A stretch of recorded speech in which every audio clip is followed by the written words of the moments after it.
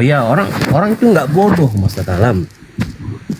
Nggak mungkin juga orang mau membubarkan orang yang lagi beribadah, tapi dasarnya awalnya seperti apa? Kalau nggak ada penipuan di situ orang nggak bakalan bertindak.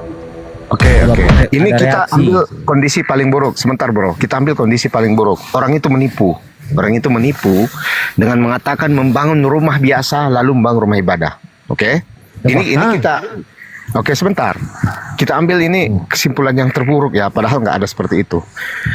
Fakta. Seandainya pun itu terjadi. Aku kasih tahu fakta. Aku di Batam loh bro. Di kampung tua Batam nih. Aku di Bengkong. Nah, terus Fakta itu.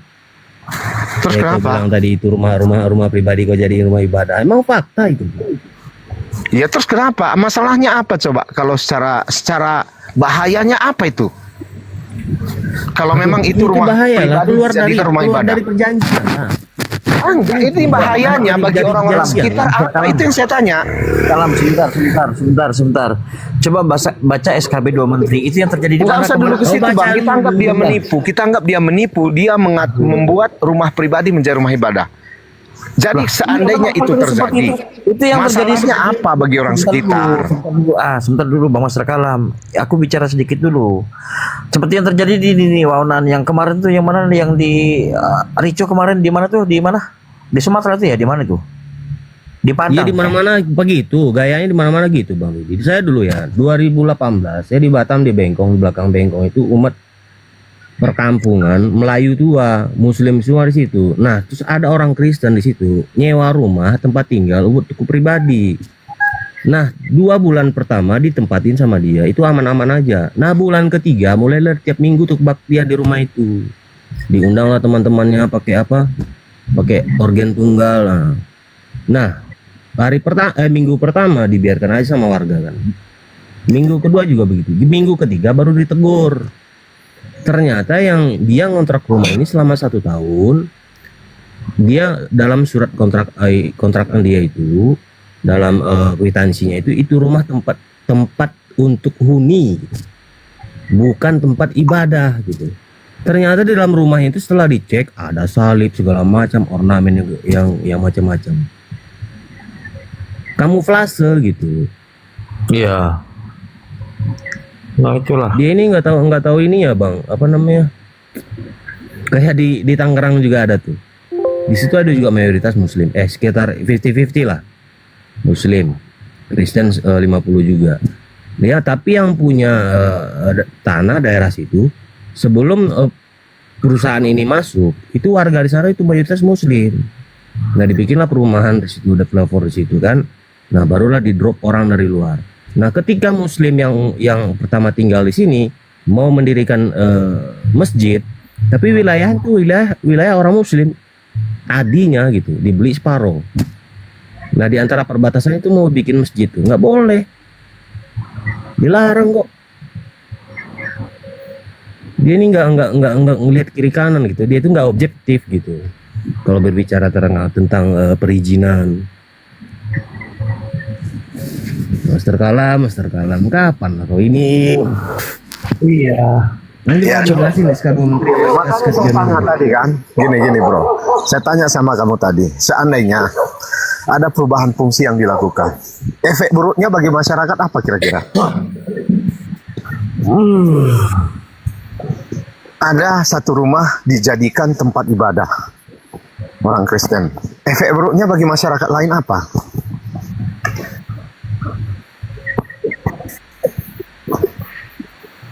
Nggak bisa dijawab kan? Ada cara baru juga pacarnya. Enggak, kalau bicara seperti itu mah itu udah ngambang itu. Kau dia. Gini ya, gua kasih ya. Teori salah, ya. Walau meskipun itu teori benar, belum tentu hasilnya itu bagus. Tapi kalau teori sudah salah, itu hasilnya udah pasti salah gitu. Nah, kau bisa nggak berpikir dari itu?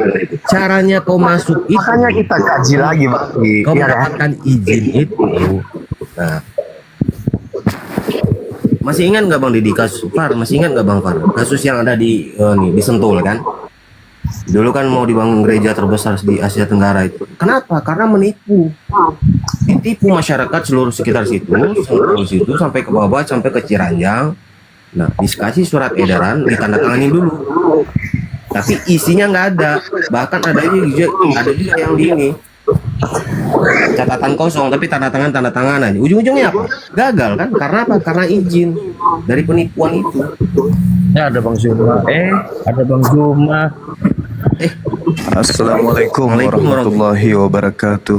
Waalaikumsalam Waalaikumsalam. Semangat pagi teman-teman sekalian. Jumpa lagi di kelas kita pada pagi hari ini untuk mengarahkan orang-orang yang otaknya tidak normal, alias orang yang beragama hanya menggunakan lubang pantat, tidak menggunakan akal. Masya Allah. Ini Islam banget ini cuma ini. Islam banget nih suaranya. Diam dulu kau Master Kalam, diam dulu kau memang otak kau ada. Saatnya kita membuka tabir rahasia yang selama ini sembunyi di balik bayang-bayang nama Yesus Kristus, padahal sebenarnya itu adalah ajaran yang dianut oleh orang Roma, Yunani, Athena. Jadi ketika kita berbicara mengenai rumah sembahyangnya orang Onyeng, itu sebenarnya kita sedang membahas rumah berhala. Itu bukan tempat penyembahan pencipta langit dan bumi, tetapi tempat penyembahan berhala. Kita lihat di dalam surat Paulus kepada jemaatnya yang ada di Korintus, di data 1 Korintus Islam 8 banget. nomor 10. Kita baca dalil. Karena apabila orang melihat engkau yang mempunyai pengetahuan sedang duduk makan di dalam kuil berhala. Jadi sebenarnya kuil berhala lah tempat mereka ini ibadah. Nanti kemudian berubah menjadi rumah ibadah, karena ibadah itu berasal dari Quran, mereka ngambil. Termasuk nama orang ini Master Kalam itu dari Quran. Jadi iblis itu memang selalu nyamar-nyamar untuk supaya dianggap benar. Bukankah orang yang lemah hati nuraninya itu dikuatkan untuk makan daging persembahan berhala? Jadi mereka ini sebenarnya berada pada rumah sembahyang, di mana rumah sembahyang mereka itu adalah tempat penyembahan berhala dan persembahan makanan-makanan terhadap berhala. Satu hal yang membedakan kemudian dengan agama Yahudi dengan agama Onyeng ini. Kita lihat di dalam Yesaya 52, terjaga-jagalah, kenakanlah kekuatanmu seperti pakaian hai Sion, kenakanlah pakaian kehormatanmu hai Yerusalem, kota yang suci, sebab tidak seorang pun yang tidak bersunat nonotnya atau yang najis akan masuk ke dalam tempatmu. Jadi Tuhannya orang Yahudi mengharamkan orang Onyeng itu masuk ke tempat ibadahnya orang Yahudi. Kenapa? Karena mereka ini tamek, mereka ini najis. Orang-orang ini najis yang haram hukumnya masuk di tempat ibadahnya orang Yahudi. Nah, kenapa kemudian ada pembatasan terhadap tempat sembahyang mereka? Karena itu tadi, mereka selalu melanggar aturan-aturan, mereka selalu menghalalkan segala macam cara untuk semakin banyak kandang yang mereka buat demi untuk mengajak manusia Indonesia menyembah kepada berhala atau agnostos theos. Ini yang perlu dipahami. Jadi jangan pernah mau tertipu dengan mereka mengatakan kami beribadah. Mereka tidak beribadah. Mereka sembahyang, menyembah kepada yang mereka kemudian sebut agnostos theos. Itu yang perlu dipahami. Saatnya kita bongkar-bongkaran supaya anak bangsa itu jangan lagi mau tertipu dengan manisnya bahasa-bahasa mereka yang gunakan, yang mana mereka menggunakan bahasa yang Islami seperti namanya ini Master Kalam. Wah, keren kali. Padahal kalam itu adanya di Al-Quran, tidak ada di Bible. Tapi karena memang agama ini adalah agama yang dipakai iblis untuk mengajak manusia anak keturunan Adam durhaka menyembah kepada setan, maka segala upaya mereka gunakan untuk berpalsu ria agar bisa menyesatkan anak keturunan Adam. Saya kira begitu sebagai penutup. Wabillahi taufiq wal hidayah. Assalamualaikum warahmatullahi wabarakatuh. Waalaikumsalam warahmatullahi wabarakatuh. Silakan Bang Master Kalam. Ini Juma ini memang di Komal ini sudah menjadi Tuhan ya. Ya nggak apa-apa. Biasa ikut Master Kalam, kau sampaikan aja. Lu biarkan aja bang, jangan dipotong bang. Iya, ini si security ini biarkan aja dulu sebentar. Gini, ya saudara Jumaya, saya yakin ini Jumaya ini sebentar lagi udah Kristen. Dari tadi nggak ada satu ayat Al-Quran pun yang dia sampaikan. Yang disampaikan melulu dari Alkitab. Saya senang dengan apa yang dilakukan saudara Jumaya. Ini adik saya ini memang mulai belajar tentang kebenaran firman Tuhan. Jadi walaupun sekarang hatinya kurang menerima, tapi paling tidak firman itu sudah ada di dalam hatinya. Gitu. Jadi disampaikanlah dari Yesaya, disampaikanlah dari perkataan Paulus. Ya, paling tidak orang-orang yang di sini 133 orang ini sudah mendengar bahwa kebenaran firman Tuhan itu pagi ini disampaikan dari mulut Juma. Artinya apa? Tuhan itu bisa memakai siapa saja untuk menyampaikan firman-Nya. Gitu loh. Walaupun seorang yang membenci Tuhan itu dari mulutnya pun bisa dikeluarkan firman. Jadi pagi ini saya sudah mendapat mendapat sebuah hal yang besar. Dinda, Dedi, Tuhan saya yang besar Ded, keluar dari mulut Juma firman Tuhan Ded, itu. bisa ke Alfamart beli tisu dulu, Dek. Ada yang nangis deh. Iya. Udah buka nih. Kebetulan dekat rumah Iya. Indomaret bang. Beli 1 kontainer ya. Sekalian bodrek ya, Bang Zuma. Sekalian bodrek nggak? Kombantrin. Pembantu.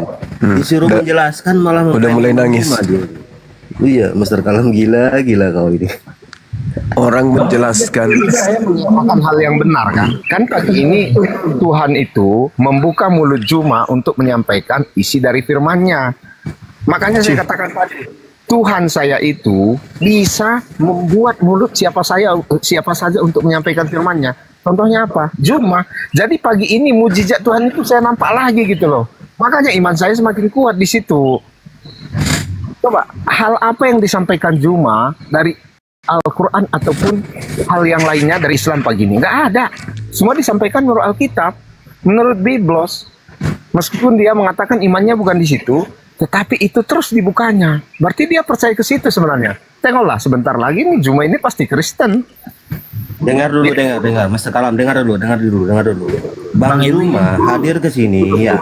Kau dengar dulu. Ini kan hari Minggu, ya kan? Bang Zuma hadir ke Komal ini untuk menginjili kau gitu. Makanya Bang Zuma hadir, kan hari Minggu ini. Kau kan nggak ke gereja. Makanya Bang Zuma hadir di sini untuk menginjili kau gitu. Paham? Makanya saya bilang tadi kan, pagi ini Tuhan membukakan mulut Juma untuk menyampaikan firman. Kan saya nggak bantah itu. Jadi Tuhan itu bisa membukakan mulut siapa saja untuk menyampaikan firman-Nya pagi ini. Gitu loh. Jadi Tuhan itu memang nyata. Gitu loh. Ya. Oke, teman-teman. Jadi ketika penyesat itu mencoba untuk membalut dirinya dengan sebuah kesesatan, bagi orang yang berakal itu akan nampak bagaimana seorang ahli mengungkap sebuah kasus ketika ada yang mencoba untuk memalsukan sebuah benda, taruhlah misalnya emas. Maka yang dibicarakan pada masa pembukaan tabir kepalsuan emas itu adalah emas palsu tersebut. Datang si penipu, keluar-keluar setelah diborgol tangannya, dia bilang, tengok aja, kalau itu emasku bukan asli, ngapain kalian bahas setiap hari? Kalau emasku itu bukan asli, ngapain kalian selidiki setiap hari? Kalian cemburu kan? Itulah bukti emasku itu asli. Itu cara setan menyesatkan manusia yang berakal lemah. Yang percaya hanya orang bodoh.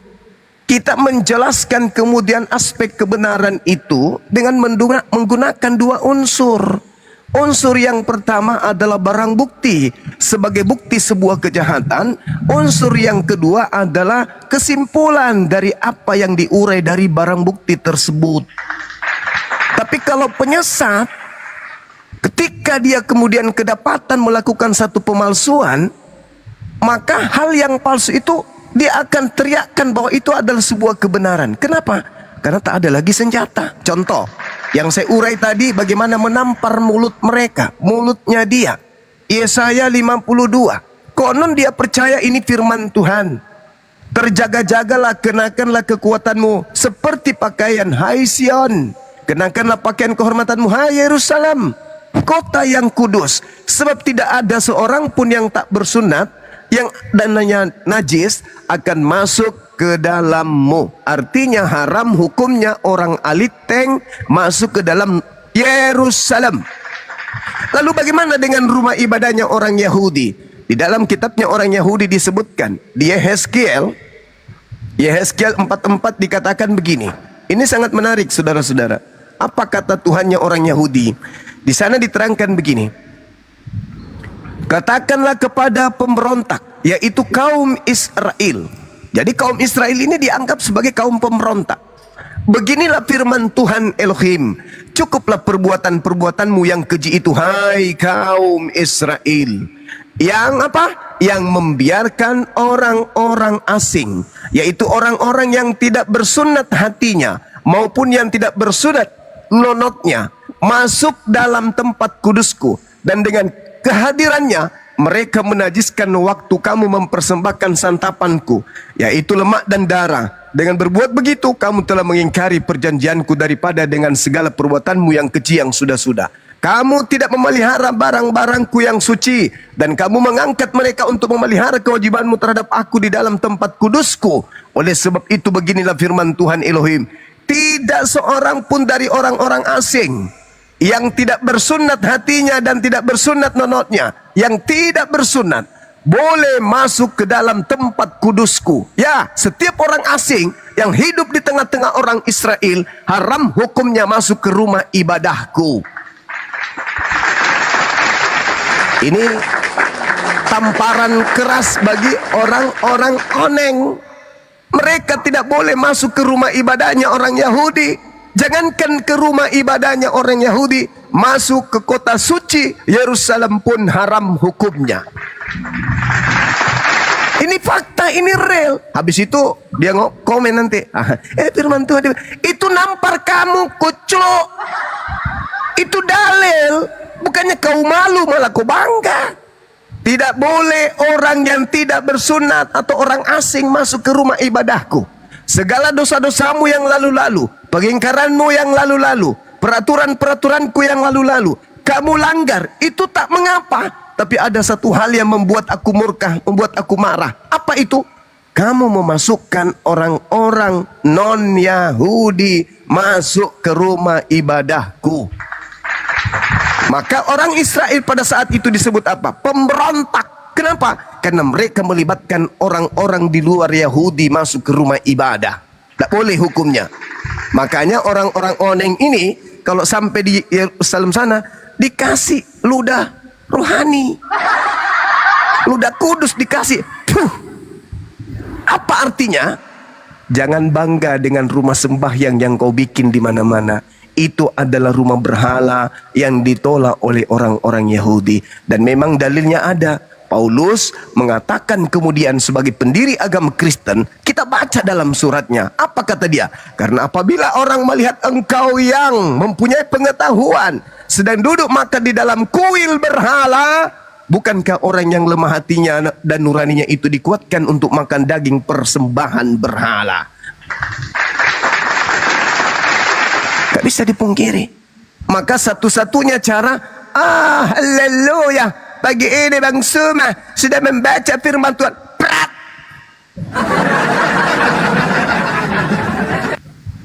Baca firman Tuhan. Terjemahan surat daripada Yesaya.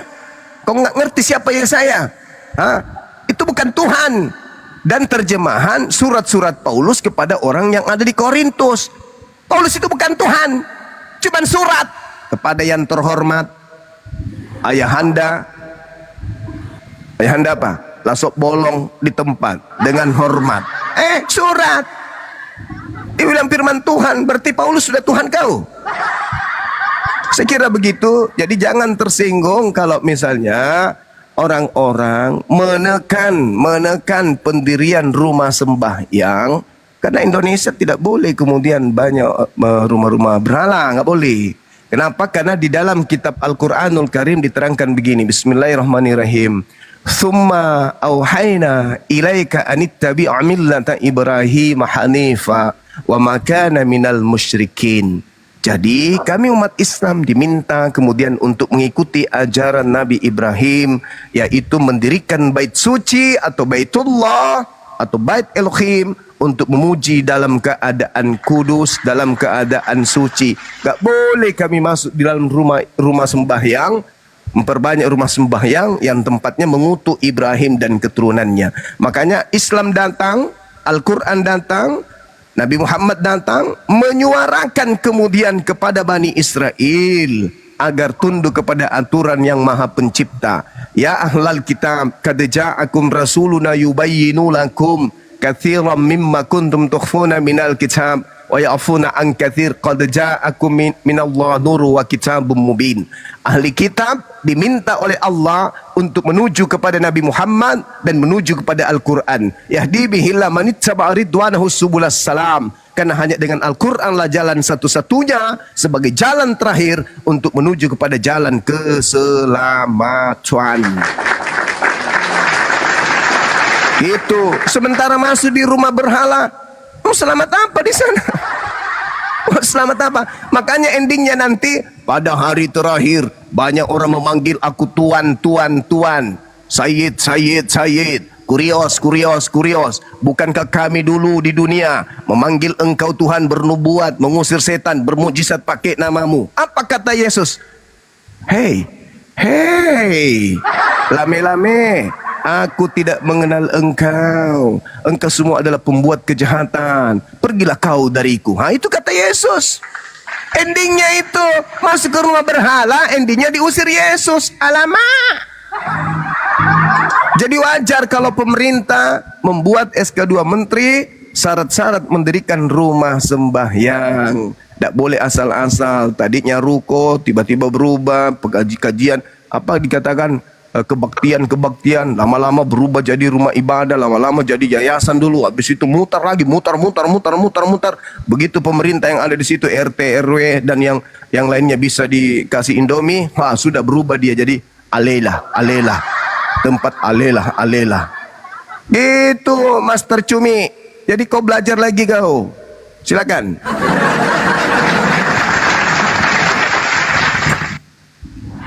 Bang Master Kalam, buka mic-nya. Iya, ini saudara saya Juma ini memang kurang mengerti sih tentang Injil. Makanya dia menginjil masih dengan cara yang salah. Ya nggak apa-apa. Tapi kita tetap hargai. Apapun ceritanya, penginjilannya pagi ini walaupun tidak tepat, sudah membukakan paling tidak ya orang diperdengarkan firman Tuhan lah pagi ini. Tapi dari tadi gini loh, saya penasaran nih. Juma, dari tadi kamu belum memperdengarkan firman dari Allah Subhanahu wa Ta'ala kepada saya gitu loh, supaya saya dapat hidayah gitu. Tuli dia. Apa kamu nggak ngerti apa yang saya tanyakan ini? Atau memang kamu nggak tahu tentang Al-Quran? Gitu loh, itu yang saya penasaran.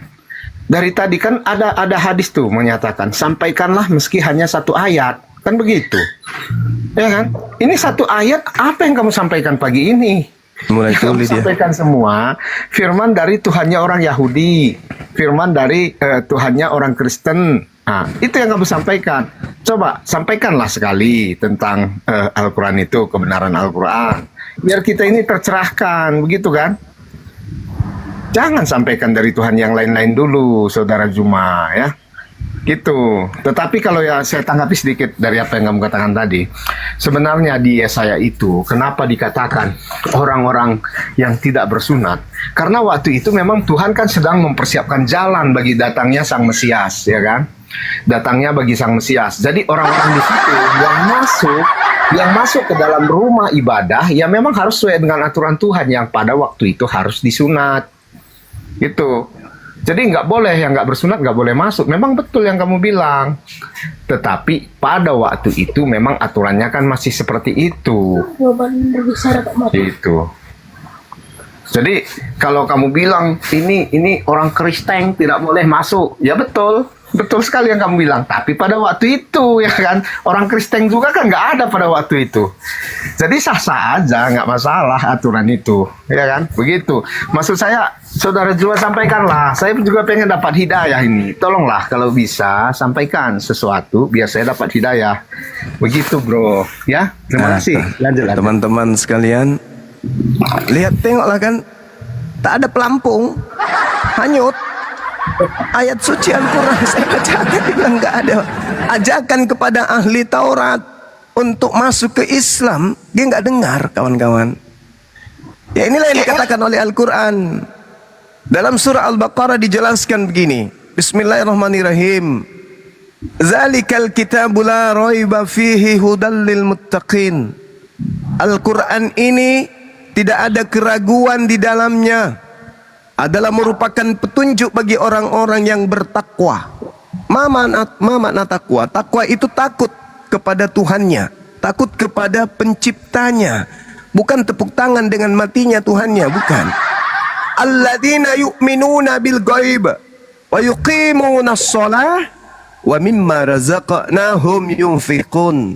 Yaitu siapa yang bertakwa? Orang-orang yang beriman kepada hal yang gaib, menegakkan ibadah solat, menginfakkan sebagian rezeki yang dianugerahkan kepada mereka. Itu orang bertakwa. Walladzina yu'minuna bima unzila ilaika wa ma unzila min qablik wa bil akhirati hum yuqinun. Mereka yang beriman kepada Al-Quran yang diturunkan kepada Nabi Muhammad dan kitab-kitab yang diturunkan sebelum Nabi Muhammad, dan mereka yakin akan adanya hari akhirat, akan adanya hari kebangkitan. Ulaika ala hudam min rabbihim wa ulaika humul muflihun. Mereka lah yang mendapat petunjuk dari Tuhannya, dan mereka itulah orang-orang yang beruntung. Siapa yang beruntung? Yang beriman. Siapa yang beriman? Yang bertakwa. Siapa yang bertakwa? Yang sholat, yang puasa, percaya kepada yang gaib, menegakkan kemudian ajaran-ajaran yang diajarkan oleh baginda Rasulullah Muhammad SAW. Itulah mereka orang-orang yang beruntung, orang-orang yang beriman. Lalu di ufuk yang berbeda kata Quran, khatamallahu ala qulubihim. Nah itu. Namun sebelum ayat itu diterangkan, hati orang-orang tertutup. Itu golongan yang mana? Golongan orang-orang kafir yang merubah ajaran Yesus. Innalladzina kafaru sawa'un alaihim a'anzartahum am lam tunzirhum la yu'minun. Sesungguhnya orang-orang yang kafir sama saja bagi mereka. Apakah engkau wahai Nabi Muhammad memberi peringatan atau tidak engkau beri peringatan, mereka tidak akan beriman. Mereka ada saja cara berkelit, seperti iblis ada cara kemudian lari dari kebenaran, menghindar dari kebenaran, memutar kebenaran dan seterusnya. Itulah yang terangkat Al-Quran. Kenapa bisa demikian? Khatamallah ala qulubihim. Karena Allah telah mengunci hati mereka, mengunci pendengaran mereka, wa ala absarihim, dan penglihatan mereka ada penutup, dan bagi mereka asap yang berat, kata Allah. Walahum azabun azim. Wa minan nasi may yaqulu amanna billah wa bil yaumil akhir wa ma hum bimu'minin. Di antara manusia ada yang berkata, kami beriman kepada Tuhan pencipta langit dan bumi dan hari kebangkitan. Padahal sesungguhnya mereka itu bukanlah orang-orang yang beriman, bukan orang-orang yang mukmin. Yukhadi'una Allah walladzina amanu. Mereka ingin menipu Allah dan menipu orang-orang yang beriman. Wa ma yakhda'una illa anfusahum wa ma yash'urun. Padahal mereka hanyalah menipu diri mereka sendiri tanpa mereka sadari. Seperti Master Cumi ini, itu sebenarnya sudah menipu dirinya dengan mengatakan Zuma membaca firman. Itu menipu dia, menipu. Dia nipu siapa? Nipu dirinya. Kenapa? Karena dia tahu itu bukan firman Tuhan. Tapi dia mencoba untuk menipu orang, seakan-akan dia sanggup menipu orang, padahal dia hanya menipu dirinya sendiri, yaitu serigala. Bukan nipu orang, tapi nipu serigala. Itu fakta. Kenapa bisa terjadi hal tersebut?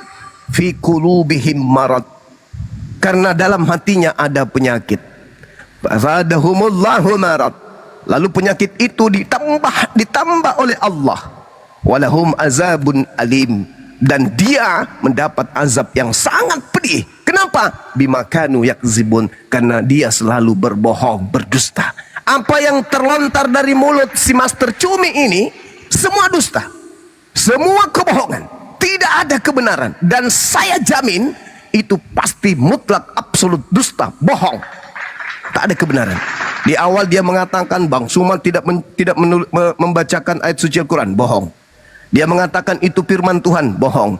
Dia mengatakan tadinya memang orang-orang Yahudi masuk ke rumah ibadahnya boleh, tidak boleh yang bersunat, tapi setelahnya boleh, bohong. Penipuan. Kenapa demikian? Fi qulubihim marad. Dalam hatinya ada penyakit. Ada penyakit. Ada penyakit dalam hatinya. Itu fakta, itu real, itu fenomena. Maka kita anak Islam, generasi Islam, jangan mau tertipu dengan akun-akun yang mengatasnamakan Islam. Master Kalam, apalagi Master Roh Kudus, Rasul. Jangan. Itu jurus jitu iblis untuk menjerat anak-anak Islam. Demikian.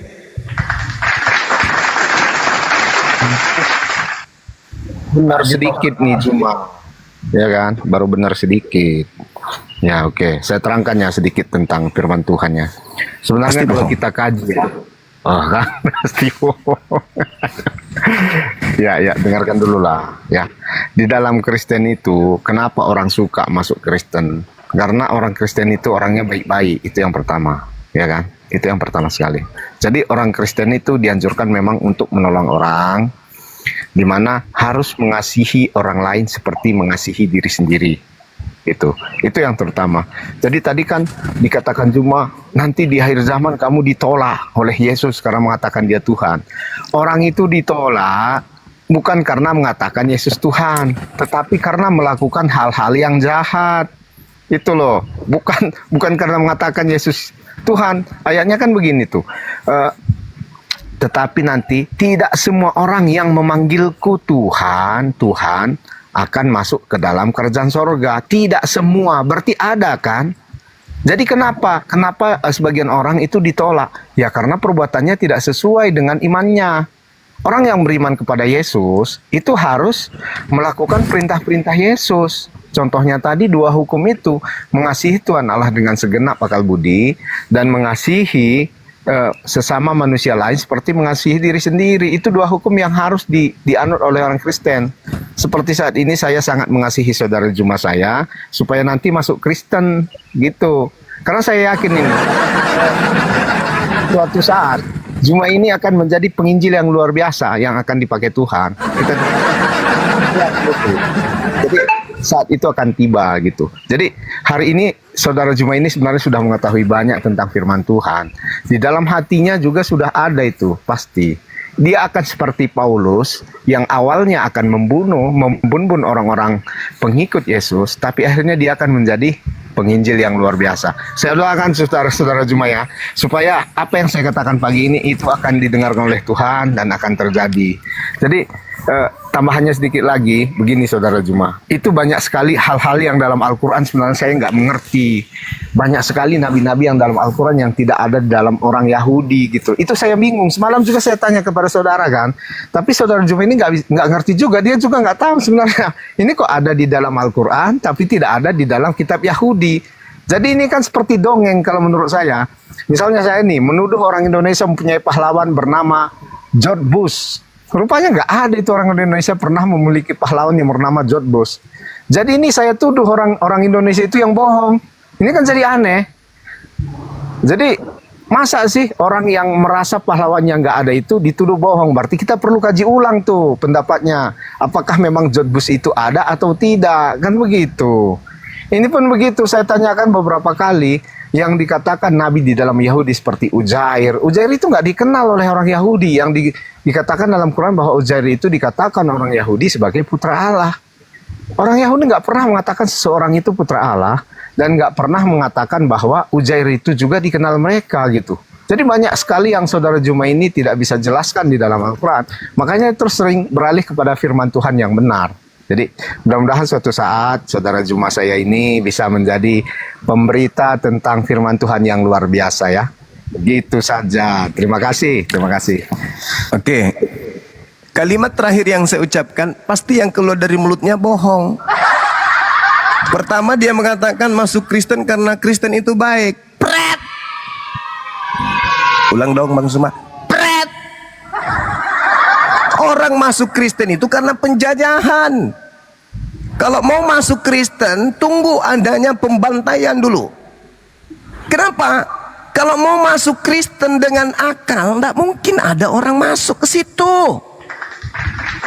Caranya untuk masuk Kristen, orang-orang di luar Kristen itu bikin dulu huru hara, bikin mencekam kondisi, bikin teror di mana-mana, lakukan pengeboman di mana-mana, lakukan bencana musibah di mana-mana, buat semencekam mungkin. Setelah mereka orang-orang di luar agama Anda itu mulai ketakutan, mulai kelaparan, mulai mencekam situasinya, tak ada tempat berlindung, tak ada tempat makan, tak ada tempat tidur, itu baru Anda datang misionaris baru berdatangan. Itu baru orang bisa masuk. Kalau dalam keadaan baik-baik saja, pret. Siapa yang mau masuk rumah berhala? Hah? Agama yang tidak laku di tempatnya. Di tempat Yahudi katanya dari sono, tapi dibuang, ditendang, dipijak, diludahin. Jadi kalau Anda mengatakan orang masuk Kristen karena Kristen aja, pret. Apa yang baik? Hah? Dia apa? Unsur apa yang bisa kita contoh di situ? Unsur apa? Unsur apa? Yang mananya yang baik? Bagi-bagi Indomie, iya kalau ada musibah. Hah? Cuman itu doang, kau bilang baik. Pret.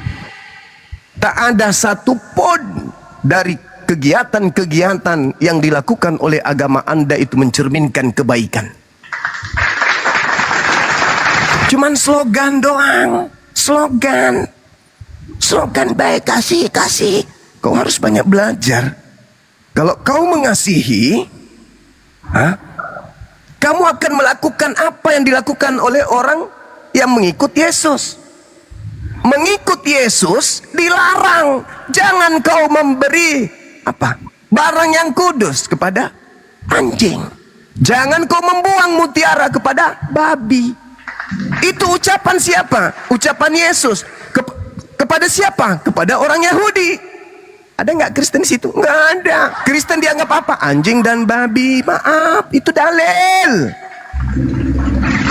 Matius 7 nomor 8. Itu dalil.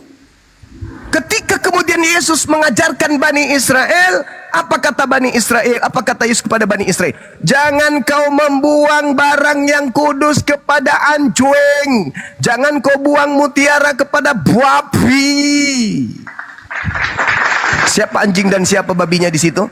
Non Yahudi yang hidup di sekeliling orang-orang Yahudi. Paham kau?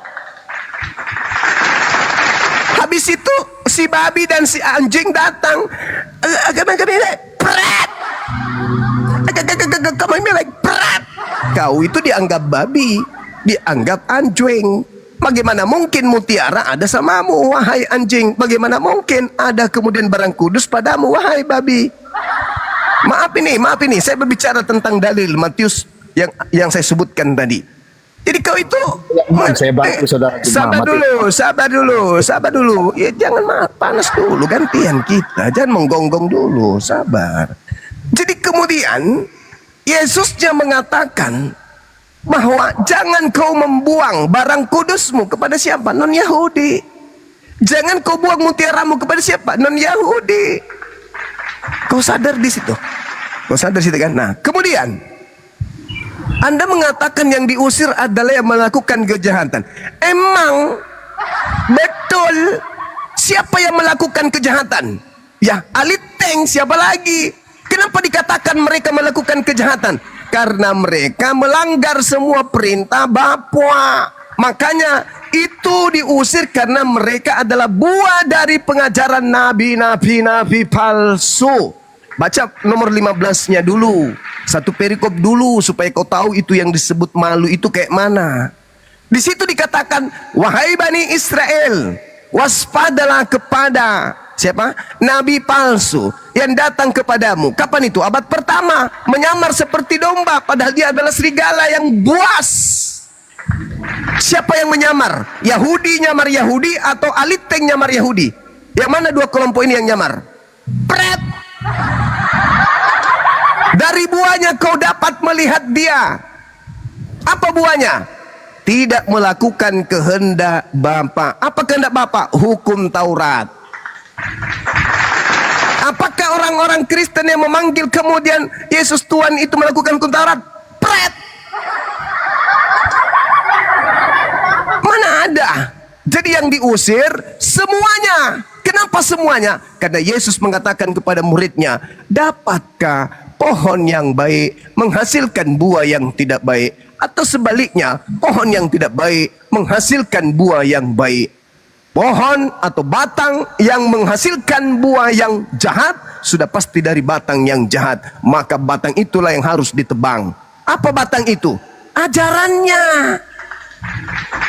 Ajarannya, batangnya harus ditebang. Lalu kemana perginya? Kata Yesus, dilemparkan ke dalam api neraka. Jadi kalau ada di antara kalian yang masih baik, oke, tapi kamu berasal dari pohon mana? Ayo, pohon mana kau?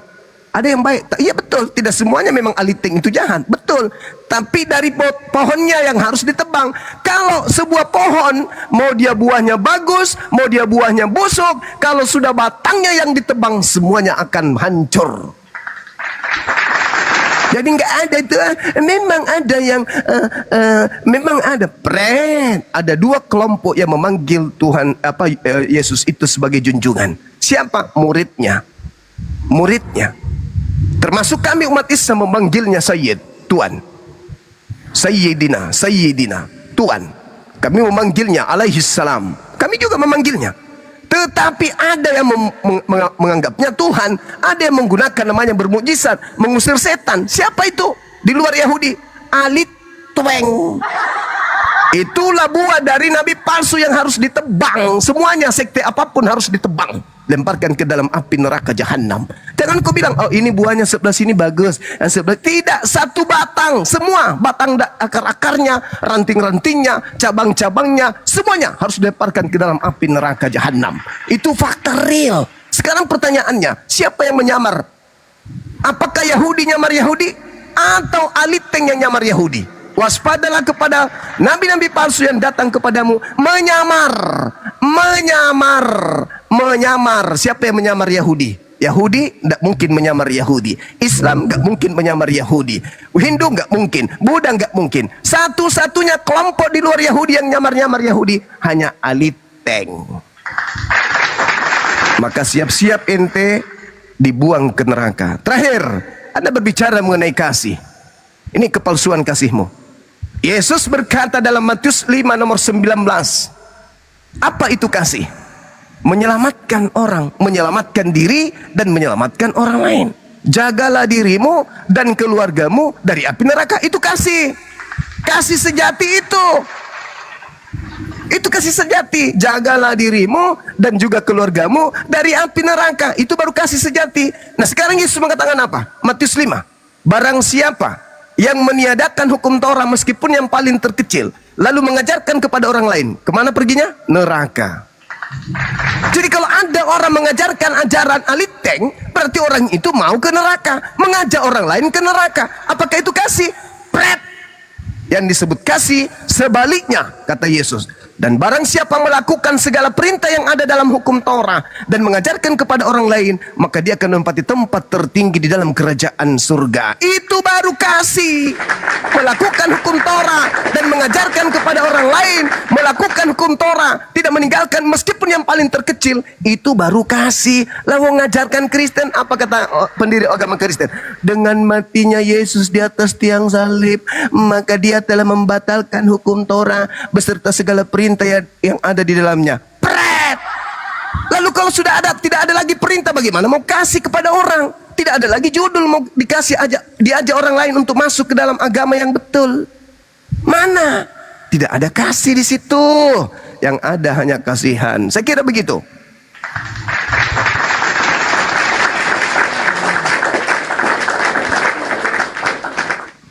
Ya, mantap sekali saudara Zumin ya. Keren. Oh iya dong. Nah, gini, saya jelaskan sedikit ya. Jadi tadi kan kita berbicara itu Matius saja, saya tanggapi sedikit tadi. Matius ya 7 ayat 6. Kan dikatakan begini ya. Yang berbunyi, Jangan kamu memberikan barang yang kudus kepada anjing, ataupun kamu melemparkan mutiaramu itu kepada babi, supaya jangan diinjak-injaknya dengan kakinya, lalu ia berbalik mengoyak kamu. Jadi, perlu dicerna ya saudara Jumaya. Jadi konteks ayat ini gini. Ini kan Yesus berada di khotbah di bukit ini. Jadi setelah Yesus mengajarkan tentang menghindari penghakiman yang munafik, seperti yang Anda lakukan tadi, Dia ingin menunjukkan perbedaan antara orang yang menghakimi dan membedakan. Orang yang tidak percaya tidak boleh menjadi hakim yang tidak adil. Jadi begini, barang siapa yang kudus dan mutiara itu melambangkan pesan kabar baik. Nanti saya bilang Injil, dibilang lagi niru-niru ya kan. Jadi barang kudus dan mutiara itu adalah pesan kabar baik, kebenaran, biblos, dan karunia ilahi yang sangat berharga. Itu yang dimaksudkan di situ. Anjing dan babi di sini dalam konteks ini bukan merujuk pada hewan, itu kamu sudah tahu ya kan. Melainkan orang yang secara terus-menerus menolak, mengejek atau menghina yang dikabarkan oleh para rasul. Para rasul itu siapa? Matius, Markus, begitu. Jadi dalam budaya kuno Israel perlu kamu tahu bahwa anjing ini dianggap menjijikkan dan bodoh ya kan. Sedangkan babi itu dianggap najis atau tidak tidak halal, yang seperti kalian katakan juga sekarang. Jadi pesan intinya ayat ini, orang percaya disarankan untuk tidak membuang-buang upaya dalam memberitakan kabar baik kepada mereka yang secara jelas-jelas tidak menerima atau menghargainya. Ya, karena itu hanya akan membuat pesan kudus itu diinjak-injak seperti yang saya lakukan ini sebenarnya sekarang ini. Pesan ini jadi diinjak-injak ini. Gitu loh. Jadi jadi begini. Jadi kalau saya sampaikan ini kepada saudara Juma, ini artinya saya saya memberikan mutiara kepada An dan Bab tadi. Gitu sebenarnya. Sebenarnya dia sendiri yang kena di sini. Jadi kalau Anda katakan itu kepada orang non-Yahudi, Anda salah besar. Itu artinya Anda tidak mengerti tentang konteks di ayat ini. Jadi maksud ayat ini membedakan siapa yang layak menerima pesan yang kudus dan siapa yang tidak menghargainya. Melainkan itu harus dibuang aja, nggak usah diberitakan ke situ gitu loh. Tetapi saya tadi masih tertarik di sini karena saudara Juma tadi kan dari tadi kan berbicara tentang firman Tuhan. Mana tahu pagi ini saudara Juma mau menerima mutiara dan hal-hal yang baik yang saya katakan pagi ini gitu loh. Tapi kalau tidak mau, artinya Anda tetap menjadi seekor An dan Bab. Bukannya itu bagi orang non-Yahudi, tetapi bagi yang tidak mau menerima firman Tuhan. Gitu ya kan. Udah. Tapi satu hal yang tidak Anda jawab dari tadi, Udah. siapa itu Ujair di dalam orang Yahudi? Udah. Kalau nggak ada itu jadi dongeng ya. Udah. Ya silakan. Oke, baik. Jadi teman-teman sekalian, kita perlu tahu bahwa ketika Yesus mengajar kepada kaumnya Bani Israel. Bani Israel terpecah menjadi dua kelompok. Yang pertama, angkatan benar. Siapa angkatan benar ini? Yang menerima Yesus sebagai rasul, utusan. Siapa angkatan jahat ini? Yang menolak Yesus sebagai rasul. Dari mana agama Aliteng? Apakah dari angkatan benar? Bukan. Agama Aliteng di Antioquia berasal dari angkatan jahat.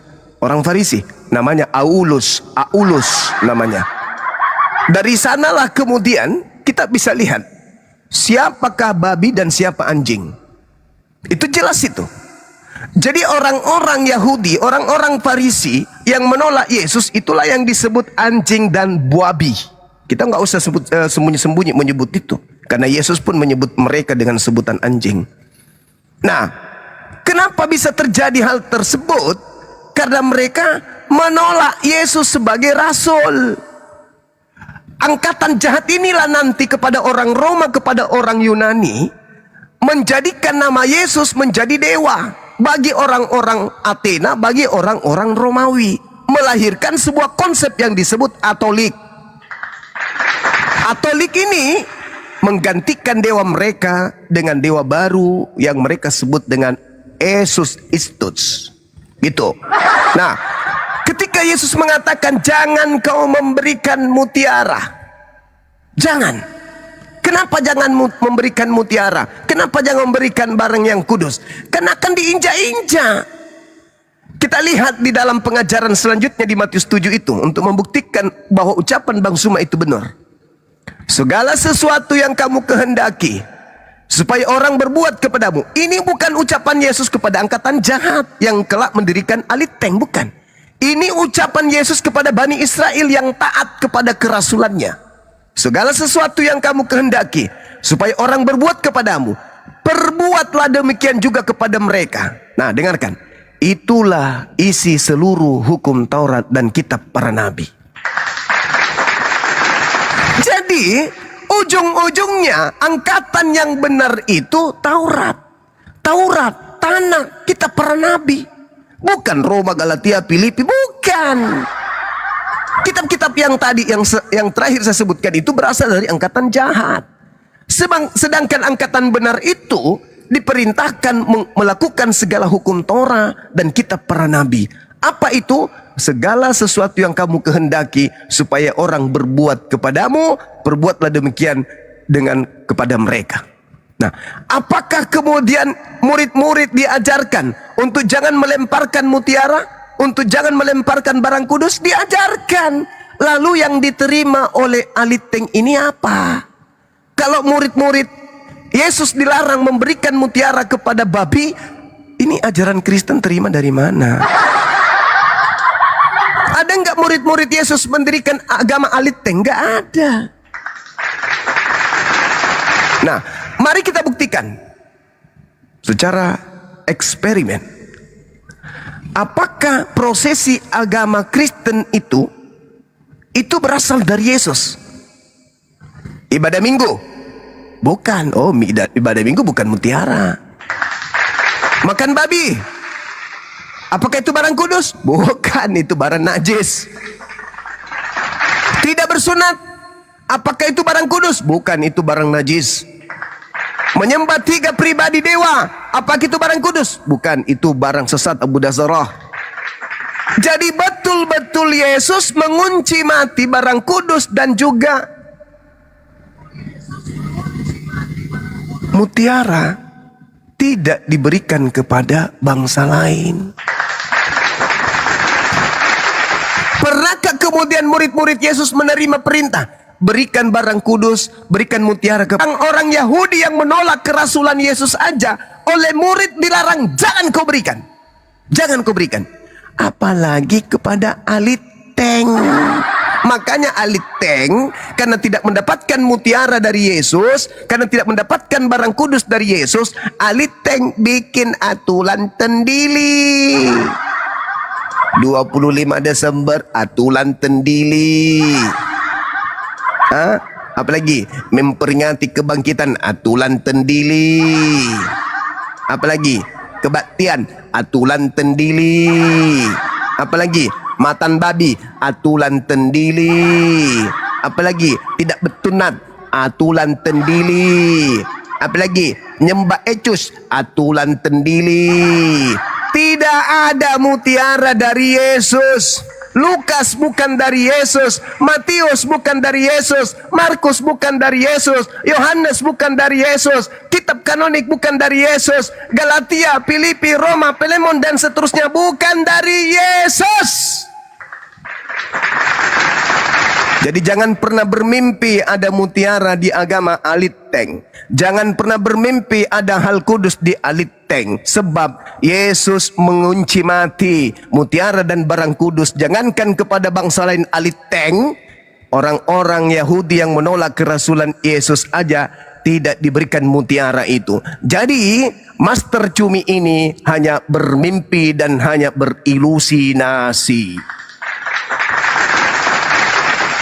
Sekali lagi saya katakan, 4 kitab kanonik, ditambah kisah para pewarta, ditambah 1 Ibrani, ditambah Petrus, 2 Petrus dan seterusnya, dan juga surah-surah Paulus 13 buku, itu bukan mutiara dari Yesus. Itu bukan barang kudus dari Yesus. Itu adalah hal yang mereka buat tendili. Mereka buat tendili. Bukan dari etut, tapi buat tendili. Buat tendili. 25 Desember itu buat tendili, bukan mutiara. Jadi mereka selamanya dianggap babi, selamanya dianggap ancueng, dan pendiri buku Petrus juga mengatakan bahwa Aliteng itu memang anding dan juga memang abi. Itu dalilnya 2 Petrus 2:19, nomor 20, nomor 21, 22 Aliteng disebut asu dan disebut babi di situ. Itu fakta real. Dalilnya jelas. Silakan. Oke, selamat pagi, Seger. Silakan Bang Mas Rakalam. Lah Cipe muncul. Selamat pagi. Jangan kau kejang-kejang dulu lah. Ada aku Bang Juma. Oke, boleh ku tanggapi tanggapan Bang Juma ini. Oke, sedikit bang Seger, biar saya katakan sedikitnya. Siap ini nanti Bang Seger. Jadi gini, ketika Yesus menyebut angkatan jahat dalam Alkitab, ia kan terutama ini merujuk generasi pada zamannya sebenarnya, bukan orang Kristen. Jadi di sini dikatakan tidak. Sabar. Ini kan sebenarnya ayat Matius ya. Pertama kita lihat nih, Matius 12 ayat 39. Jawab Yesus dan berkata, angkatan yang jahat ini tidak setia ini menuntut suatu tanda, tetapi kepada mereka tidak akan diberikan tanda selain tanda Nabi Yunus. Ini konteksnya di sini kan para Farisi kan menyaksikan Yesus nih menyembuhkan orang yang dirasuk setan pada hari Sabat. Tetapi mereka malah menuduhnya menggunakan kekuatan iblis. Jadi ketika mereka meminta tanda dari sorga untuk membuktikan identitasnya, Yesus menyebut mereka angkatan jahat karena kekerasan hati yang menolak bukti mujizat yang telah dilakukan Yesus selama itu. Ya, jadi tanggapan Juma tadi salah, menuduh orang Kristen, salah ya.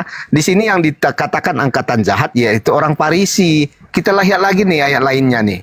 Matius 16 ayat 4, ya kan? Angkatan yang jahat tidak setia ini menuntut suatu tanda, tetapi kepada mereka tidak akan diberikan tanda lain, tanda Nabi Yunus. Lalu Yesus meninggalkan mereka. Jadi sini juga konteksnya Farisi dan Saduki datang lagi mencoba Yesus dengan meminta tanda. Lalu Yesus menegaskan mereka itu angkatan jahat. Itu ada 3 ayat ini. Satu lagi nih, ketika orang banyak mengerumuninya, berkatalah Yesus, angkatan ini adalah angkatan yang jahat. Mereka ini menghendaki suatu tanda, tapi kepada mereka tidak akan diberikan tanda lain selain tanda Yunus. Ini sebenarnya sama aja, cuman dicatatkan oleh 3 orang saksi kan. Jadi di sini juga orang-orang yang berkumpul itu adalah orang-orang Yahudi, orang-orang Farisi dan Saduki, kan begitu. Jadi kalau Anda mengatakan ini bagi orang Kristen, itu salah besar. Enggak ada itu. Jadi lawak-lawak ini Juma ini memahami Alkitab ini agak lain dia. Terus gini, prosesi Kristen itu kan tadi dibilang bahwa itu apakah berasal dari Yesus. Sebenarnya kita lihat dulu prosesi Kristen itu apa aja kan itu. Ada ibadah minggu, ada perjamuan kudus, ada baptisan, ada doa, kan begitu. Ada lagi tentang mensiarkan Injil. Nanti jangan bilang ya mensiarkan nanti pakai bahasa Arab lagi. Ada lagi persembahan. Kita bahas satu-satu nih. Yang mana sih tidak berasal dari Yesus kan begitu. Jadi ibadah minggu. Sebenarnya kalau ibadah minggu perintah langsung dari Yesus itu nggak ada. Beribadahlah kalian di hari Minggu. Tapi Yesus ada menyuruh, siapa yang berkumpul 2-3 orang dalam namaku, maka aku di tengah-tengah mereka. Jadi hal itulah yang membuat orang-orang Kristen berkumpul. Terus yang menjadikan hari Minggu itu sebagai hari hari berkumpulnya apa?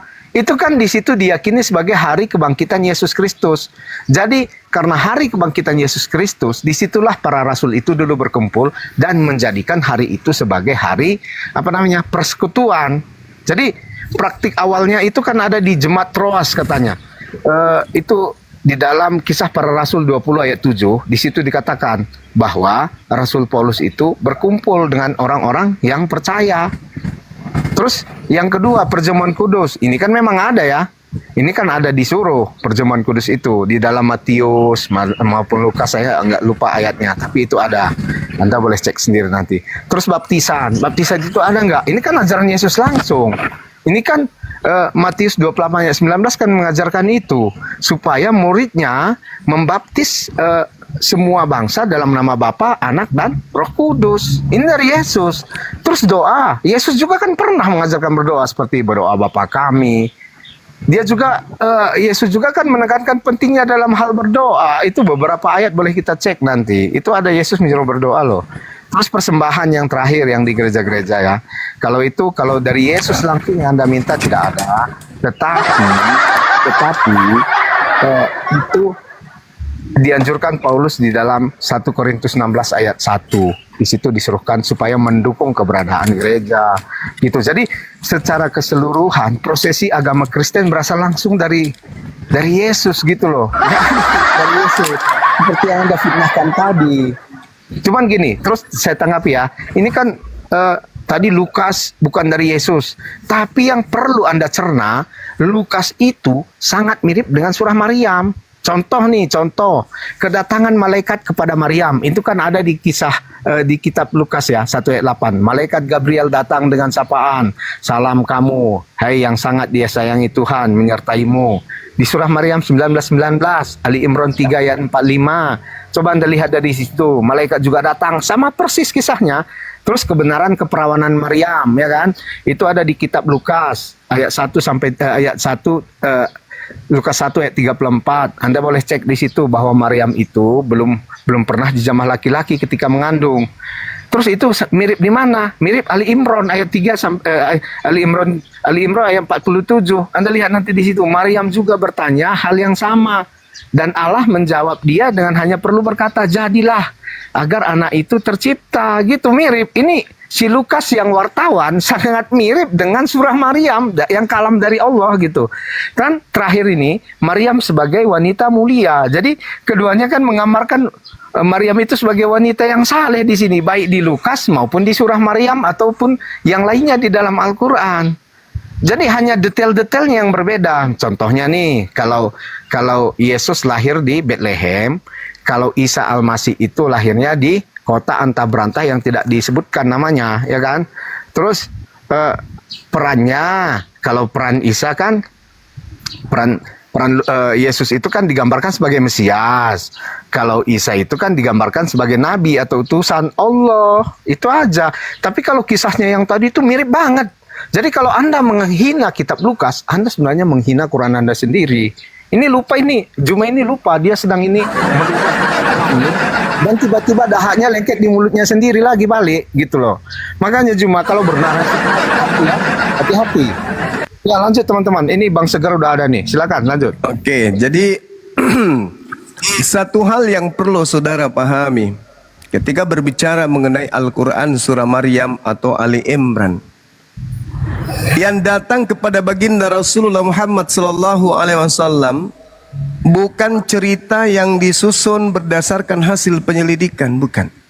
Tapi seketika pemberitaan goib yang datang kepada baginda Rasulullah Muhammad sallallahu alaihi wasallam, lalu Allah memerintahkan kepada beliau untuk menceritakan kisah itu.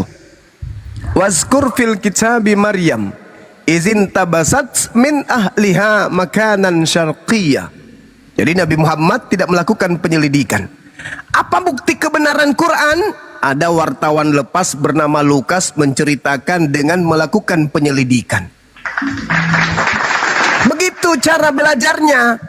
Jadi yang diterangkan Al-Quran ini betul adanya oleh orang Kristen. Kenapa? Karena orang Kristen menerima surat kabar dari oknum pewarta bernama Lukas. Cerita itu mirip dengan yang diwahyukan kepada baginda Rasulullah Muhammad sallallahu alaihi wasallam. Jadi kalau kita urut benang merahnya, Nabi Muhammad tidak ada di abad pertama, tidak ada pada masa kejadian. Abad ke-7 dia tidak melakukan penyelidikan. Seketika wahyu datang kepadanya, dan di tahun 2025 ada penikmat surat kabar dari barat yang menceritakan ada oknum wartawan melakukan penyelidikan dari kesaksian-kesaksian bahwa ternyata apa yang diceritakan Quran itu betul. Begitu cara belajarnya. Nabiku tidak melakukan penyelidikan, wartawan melakukan penyelidikan, sehingga ada benang merah yang Anda harus petik di sana. Pembedanya, kalau di Al-Quran Siti Maryam wanita suci, kalau di Bible Maria dituduh sebagai wanita pezina, lalu kemudian dikatakan dia hampir diceraikan oleh seorang laki-laki bernama Yusuf. Dia tidak suci lagi, karena hampir diceraikan oleh seorang laki-laki yang intim dengannya. Lalu kemudian Anda bercerita tentang angkatan jahat. Kalau Anda bercerita tentang angkatan jahat, Anda harus paham nih, bahwa orang Farisi yang disebut di situ, ahli kitab yang disebut di sana sebagai angkatan jahat. Hadiah yang diberikan Yesus kepada angkatan jahat itu apa? Manusia keluar dari kubur pada hari ketiga. Itu hadiah untuk siapa? Angkatan jahat. Siapa yang mendirikan agama Kristen? Orang Farisi. Siapa yang disebut angkatan jahat? Orang Farisi. Siapa dan bagaimana kemudian hadiah kepada angkatan jahat? Anak manusia keluar dari kubur pada hari ketiga. Orang Farisi ketika sampai di Antioquia, apa yang diajarkan? Kebangkitan pada hari ketiga. Sekarang siapa yang percaya kepada kebangkitan hari ketiga? Hari ini? Orang Yahudi kah? Atau orang Kristen? Orang aliteng yang percaya kepada kebangkitan hari ketiga. Cek per cek. Kebangkitan hari ketiga itu apa? Oh, ternyata itu hadiah untuk si jahat. Berarti yang menikmati hadiah untuk si jahat itu siapa? Aliteng.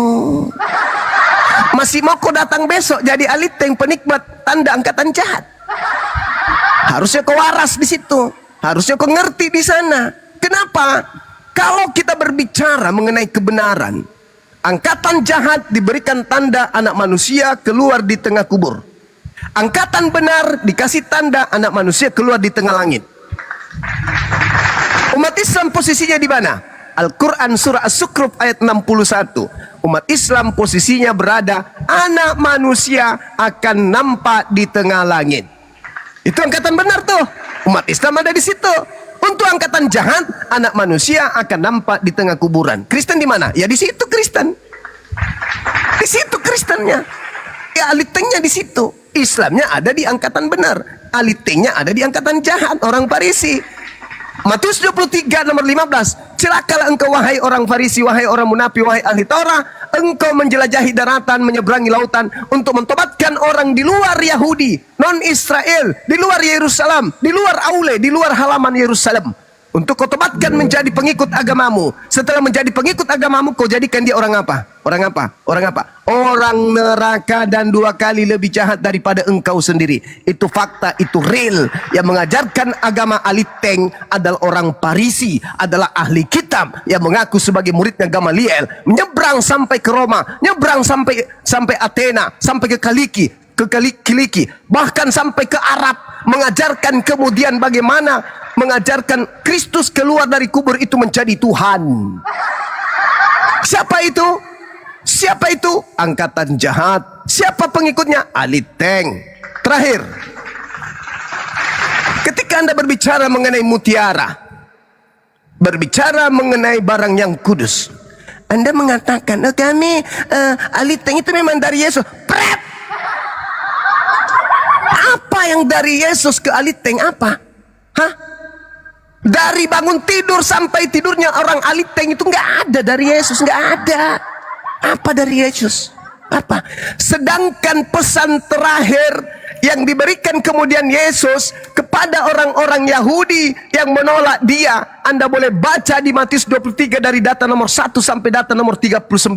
Itulah pesan Yesus kepada orang-orang Yahudi terakhir kali sebelum Yesus meninggalkan dunia ini. Pesan terakhir Yesus kepada orang-orang Yahudi, apa kata Yesus? Hai kamu ular-ular, hai kamu keturunan ular beludak, bagaimana mungkin kamu dapat melepaskan diri dari hukuman neraka? Sebab itu lihatlah aku mengutus kepadamu nabi-nabi, orang-orang bijaksana, ahli-ahli Taurat. Separuh di antara mereka akan kamu bunuh dan kamu salibkan. Yang lainnya kamu sesat di rumah-rumah ibadahmu dan kamu aniaya dari kota ke kota. Supaya kamu menanggung. Supaya kamu menanggung. Agar supaya kamu menanggung. Ini harus tergenapi. Harus tergenapi.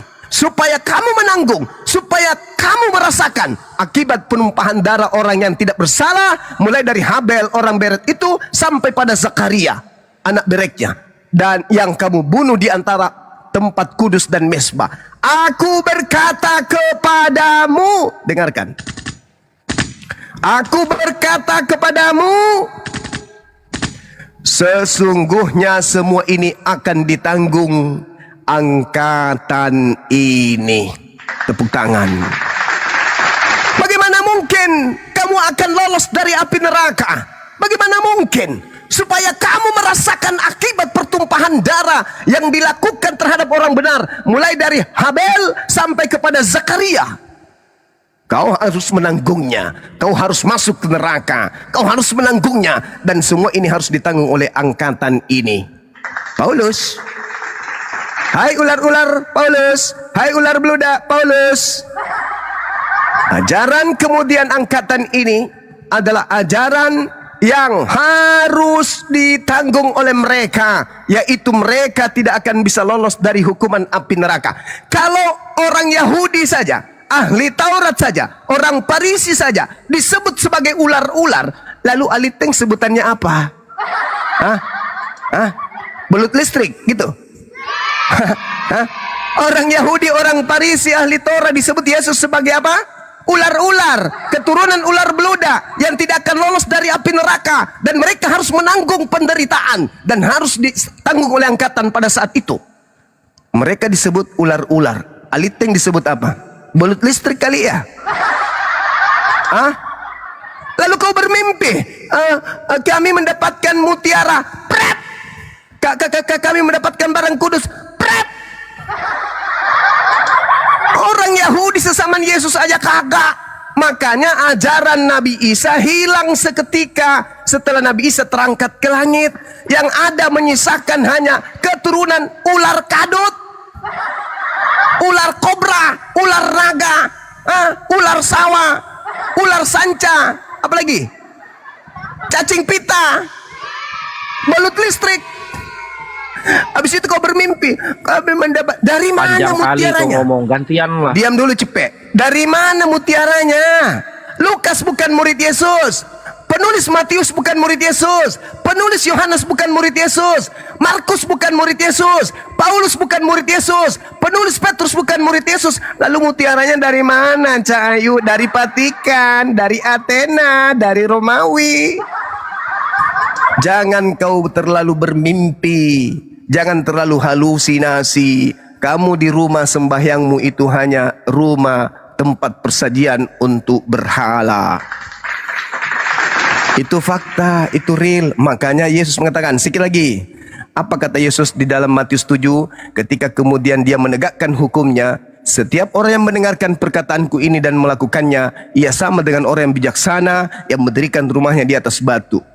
Yaitu jangan melemparkan mutiara, jangan memberikan barang yang kudus. Barang siapa yang mendengarkan perkataanku ini dan mempraktekkan, jangan memberikan kepada orang-orang di luar muridku, maka dia sama mendirikan rumahnya di atas batu.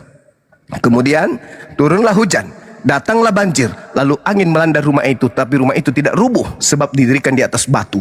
Tetapi setiap orang yang mendengarkan perkataanku ini dan tidak melakukannya, tetap saja mengajarkan ajaranku kepada non-Yahudi, terhadap ular-ular, dia sama halnya seperti orang bodoh yang mendirikan rumahnya di atas pasir. Kemudian turunlah hujan, datanglah banjir, lalu angin melanda rumah itu, sehingga rubuhlah rumah itu dan hebatlah kerusakannya. Sederhana untuk menghancurkan dan mengetahui bahwa rumah itu sudah hancur. Wahai Lacipe dan kamu Master Balao, kutanya samamu, siapa yang mengajarkan kalian ibadah pada hari Minggu?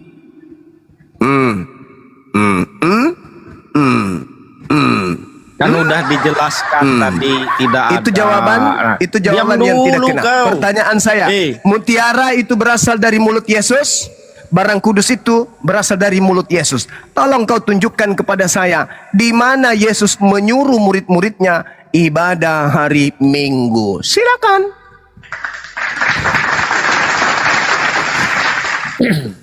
Kan udah dijelaskan Master tadi. Cuma Meriam Bambu ini terima kasih dia udah mengakui Isa itu terangkat ke surga. Nah, umat muslim ini udah tahu Isa naik terangkat ke surga, tapi kenapa mengikuti Nabi Muhammad? Kenapa nggak ikutin Isa? Logika kau begitu, Juma. Simpel balas Juma ini. Kenapa kalian? Itu pertanyaanku. Kalau masalah yang siapa yang hari Minggu tadi udah dijelaskan Bang Master. Gitu loh Juma, kau itu pintar dikit. Kau barusan ngomong Nabi Isa terangkat ke surga. Kenapa kau tidak mengikuti Nabi Isa-nya? Bahkan kau malahan ngikutin Nabi Muhammad. Itu kan longor, meriam bambu. Dari dulu kau nggak jelas, nggak konsisten omongan kau. Lantas Oke. kau bilang lagi tadi, diam Oke. dulu gantian. Nah, kau tanya saya, kan kau tanya saya kan? Iya nanti. Oh, nanti. Ya, lanjut, kau jawab. Cipe. Giliran dulu. Beriam bambu. Diam Iya, dulu Cipe. kau. Biar ku jelaskan. Lah kau bilang Lukas mengambil dari Quran ada kemiripan. Kau bilang Lah Cipe. diam dulu. Udahlah.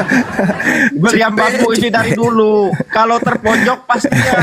Kalau terpojok dia pasti gitu. Kalau terpojok kau pasti gitu. Aku tahu dari dulu kau ini. Jambu. Udah? Nah, saya jawab. Dengarkan di bawah Cipe, Toka, dengar. Kau bangga dengan Isa alaihi salam terangkat ke langit. Buka mulutmu supaya oksigen masuk ke otakmu. Nabi Isa terangkat ke langit karena ada pencobaan pembunuhan dari para pendiri cikal bakal lahirnya agama Aliteng, yaitu angkatan jahat. Nabi Isa terangkat ke langit karena itu. Sedangkan yang kau katakan itu keluar dari kubur itu bukan Nabi Isa. Itu tanda untuk angkatan jahat yang dilakonkan oleh penjahat yang menggantikan Nabi Isa atau menggantikan Yesus, sebagaimana yang tertuang di dalam Amsal 18:21. Oke, orang benar diselamatkan, orang jahat menggantikan. Orang jujur diselamatkan, pengkhianat sebagai pengganti, sebagai penebusnya. Pahami itu. Ulangan 27:25. Terkutuklah orang yang menerima suap untuk menyerahkan orang benar agar dibunuh. Nah, siapa yang menerima suap? Yesus atau Yudas? Yudas. Berarti yang keluar dari kubur siapa? Yudas. Itulah yang kau sembah. Kemudian Anda bangga. Kenapa kamu tidak mengikut Nabi Isa? Kenapa kamu tidak naik ke langit? Sama seperti Nabi Isa, kenapa ikut Nabi Muhammad? Tuyul, Cipe. Kau dengar baik-baik. Yesus itu tidak mengalami kematian. Yesus terangkat ke langit. Sedangkan umat Islam seluruhnya terangkat juga ke langit. Mana dalilnya seluruh umat Islam setelah mati terangkat ke langit? Al-Quran surah Ali Imran ayat 169. Bismillahirrahmanirrahim. Wala tahsabanna alladhina qutilu fi sabilillahi amwata bal ahya inda rabbihim yurzaqun. Jangan sekali-kali kamu mengira bahwa orang-orang yang gugur di jalan Allah itu mati. Sebenarnya mereka itu tidak mati, melainkan mereka hidup dan dianugerahi rezeki di sisi Tuhannya. Allahu Akbar. Tak ada orang Islam yang mati. Orang Islam begitu mati dalam keislamannya, mereka tidak mati, mereka hidup. Dan mereka kemudian berada, mendapatkan rezeki di sisi Tuhannya. Itu dalil. Lalu kamu akan bertanya, beda dong, Yesus kami kan terangkat dengan jasadnya. Terangkat dengan jasad karena belum mengalami kematian. Belum terjadi pelepasan ruh dan jasad. Kami umat Islam, kalau mengalami hal yang sama, maka kalian akan pusing. Yang mana yang kalian tuhankan di antara kami? Karena kami terangkat dengan jasad. Kalian lihat, wah ini kok banyak kali Tuhan.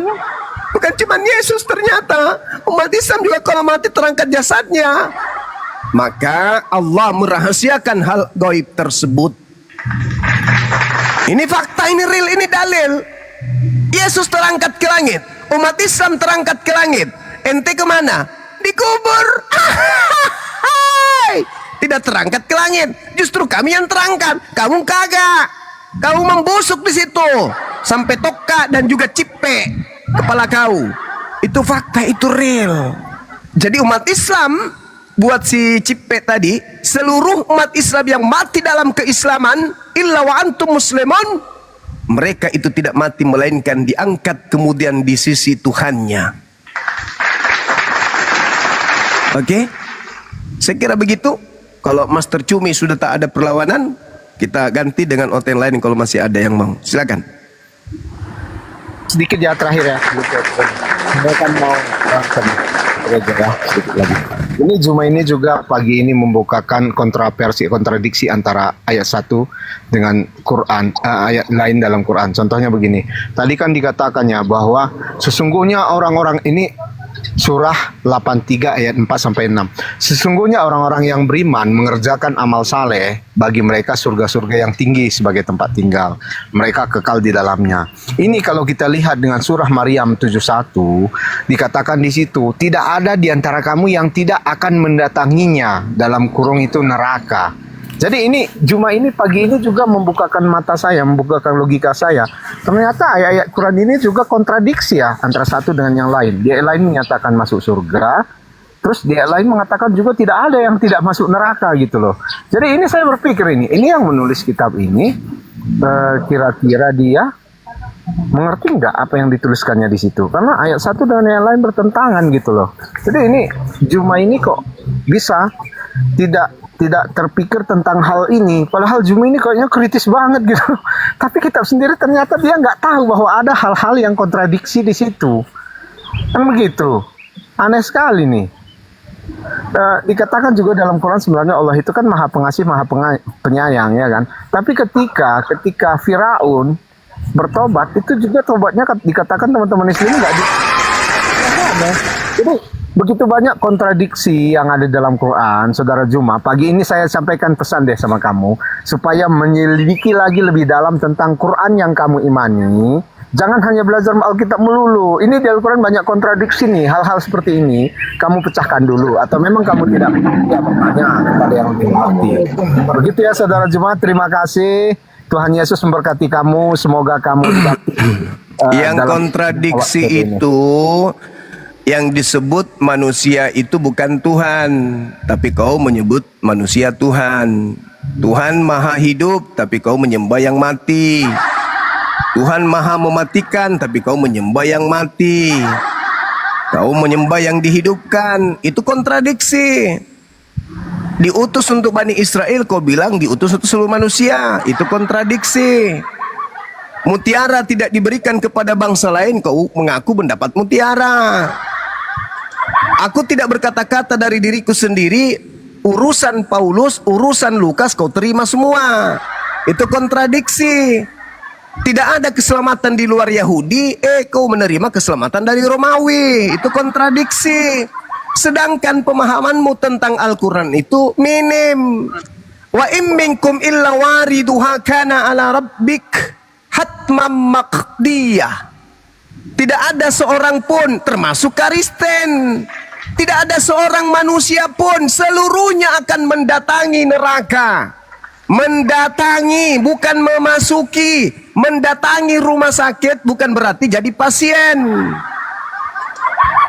Paham? Mendatangi kuburan bukan berarti mayat. Mendatangi sekolah bukan berarti siswa. Jadi seluruh manusia akan mendatangi neraka. Dan yang masuk ke dalamnya adalah orang-orang yang kafir. Summa nunajjil ladina taqaw.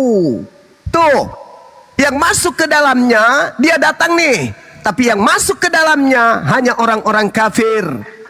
Dan kemudian orang-orang bertakwa ini dibiarkan. Summa nunajjil ladina taqaw. Allah menyelamatkan orang-orang yang bertakwa. Siapa bertakwa? Umat Islam. Di awal tadi saya sudah menjelaskan, zalikal kitabul la raiba fihi hudal lil muttaqin. Orang yang beriman kepada Al-Quran, itulah yang bertakwa, diselamatkan. Sedangkan orang kafir, wa nazaruz zalimina fiha jithiyya, dibiarkan kemudian masuk ke dalam, mereka hidup kekal di dalamnya. Kita lihat di ayat yang lain. Anda mengatakan kontradiksi karena Anda oten. Nih, saya bacakan. Fa idza ja'atit tammatul kubra, maka apabila malapetaka besar yaitu kiamat telah datang. Yauma yatazakkarul insanu ma sa'a. Pada hari itu seluruh manusia teringat apa yang telah dikerjakannya ketika hidup di bumi.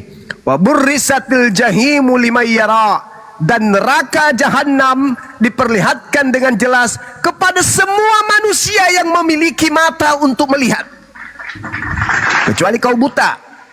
Tapi kalau kau bisa melihat, dikatakan dalam Al-Quranul Karim, wa burrisatil jahimu liman yara, siapapun yang punya mata untuk melihat akan diperlihatkan neraka jahanam kepadanya. Fa amma man toga, adapun orang yang melampaui batas, yang melihat manusia dikiranya Tuhan, melampaui batas. Wa atharal hayatad dunya, dan lebih mengutamakan kehidupan dunia, seluruh makanan yang diharamkan diambat semua. Fa innal jahima hiyal ma'wa, maka sesungguhnya neraka jahanamlah tempat tinggalnya. Wa amma man khafa maqama rabbih wa nahal nafsa anil hawa, dan adapun orang-orang yang takut kepada kebesaran Tuhannya, orang yang bertakwa dan menahan diri dari keinginan hawa nafsunya, makanan-makanan yang haram tidak dimakannya, minuman yang haram tidak diminumnya, fa innal jannata hiyal ma'wa, maka sesungguhnya surgalah tempat tinggalnya. Oke? Jangan lagi kau perbodoh dirimu, tapi memang tetap bodoh sih. Selama kau masih onyeng, pasti kau bodoh. Di situ sudah sangat jelas, berulang saya katakan, seluruh manusia akan mendatangi neraka, tapi tidak semuanya masuk.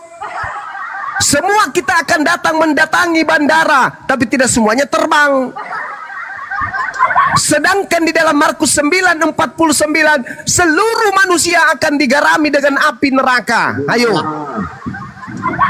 Semua manusia digarami dengan api. Hayo. Kalau di Al-Quran surah Maryam belum diapi, belum dipasapi, belum dibakar, baru mendatangi. Orang yang bertakwa cuma lihat doang. Oh, ini loh tempatnya Mr. Cumi. Dadah Mr. Cumi, saya lanjut perjalanan ke surga. Dadah, selamat tinggal. Itu maksudnya itu. Setelah kami melihat kengerian-kengerian orang-orang kafir di neraka, kami kemudian melanjutkan perjalanan ke tempat hidup kami yang kekal, yaitu jannah. Nikmatnya surga dirasakan ketika melihat ngerinya api neraka. Tapi kalian kekal di neraka. Enyahlah daripada aku, engkau semua pembuat kejahatan, aku tidak mengenal engkau. Kemana perginya pembuat kejahatan? Ke surga atau ke neraka? Ke neraka. Siapa ini? Ali Teng. Enyahlah kau daripadaku, kau semua adalah pembuat kejahatan. Apakah Ali Teng ini sadar? Apakah Ali Teng ini ngeh? Tidak. Kenapa? Karena bagi mereka tidak ada mutiara, bagi mereka tidak ada barang kudus, makanya mereka tetap sesat. Oke, saya kira cukup. Silakan Anda ke rumah berhala untuk sembahyang menyembah kepada Dewa Athena. Mudah-mudahan selepas dari sana Anda bisa sadar dan sehat bahwa ternyata selama ini Anda tidak memiliki mutiara dari Yesus dan tidak memiliki barang kudus dari Yesus. Demikian.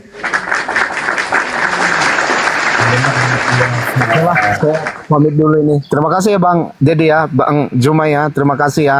Kamu Oke, masih, saudara. Lanjut.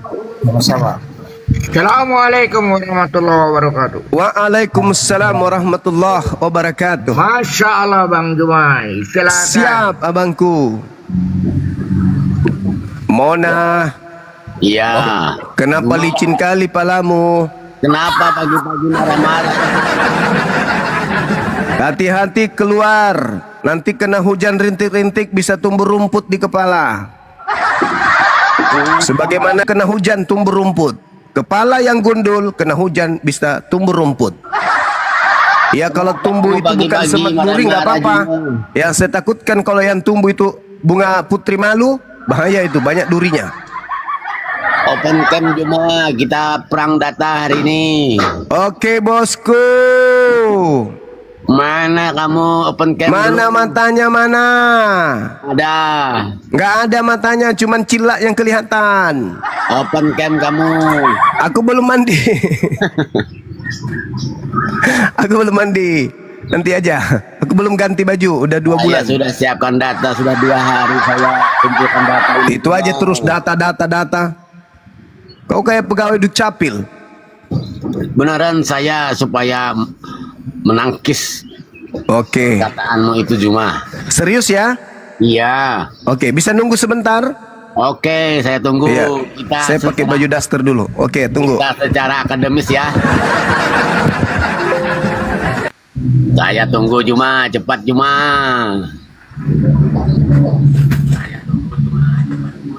Sabarlah Muna kau. Sabar. Dialog lintas teks, lintas keyakinan itu boleh. Itu hak. Kebebasan mengeluarkan pendapat ya. Dijamin konstitusional.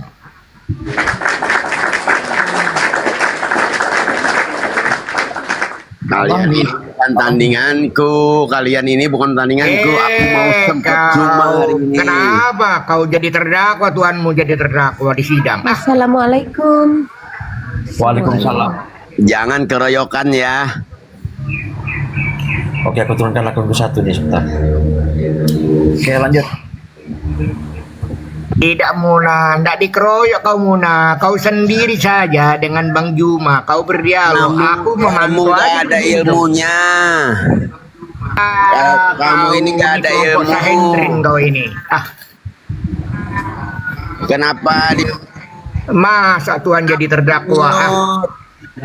Makanya di Bible saudara itu dibedakan 2 kategori, Yesus Kristus dan kenapa di Kristus Yesus. mute? Nggak boleh Apa di mute kamu? Apa ini di Kamu, mute?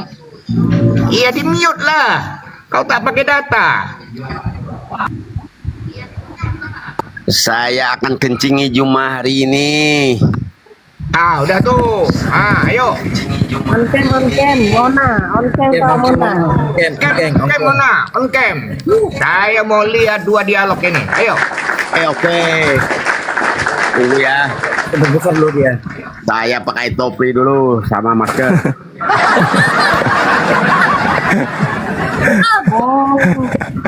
Bentar.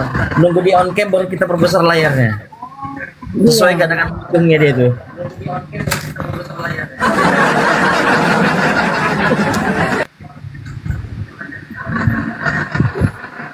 Ini kue Makassar nih, kue Makassar banyak di sini. Mantap, enak tuh. Hmm. Ini tadi kepalanya Simona ini, kepalanya Simona onde-onde. Onde-onde. Ih, tambah licin. Agak naik ke atas lah Bang Mona. Naik ke atas Bang Mona. Kenapa gitu? Mata dilihat. Lapis ini lapis. Lapis ini Ayo lapis. kamu bernarasi duluan Juma kita tentang siapa yang akan selamat di akhir zaman. Kenapa gundulnya itu yang kelihatan? Naik sedikit Bang Mona. Kau Bang Mona, kau orang mana kau? Naik sedikit lah, agak dikit, naik ke atas. Nggak perlu orang mana, yang penting kita pakai data secara akademis. Ayo Juma, apa temanya Juma? Lah, kamu yang pilih tema, saya ngikut aja. Saya kan yang ditantang. Ya, Hmm. 2 ya temanya ya. 2 temanya ya. Ya, Silakan. satu ketuhanan, 2 yang kedua keselamatan. Oke? Oke. Itu botaknya timbul tenggelam itu.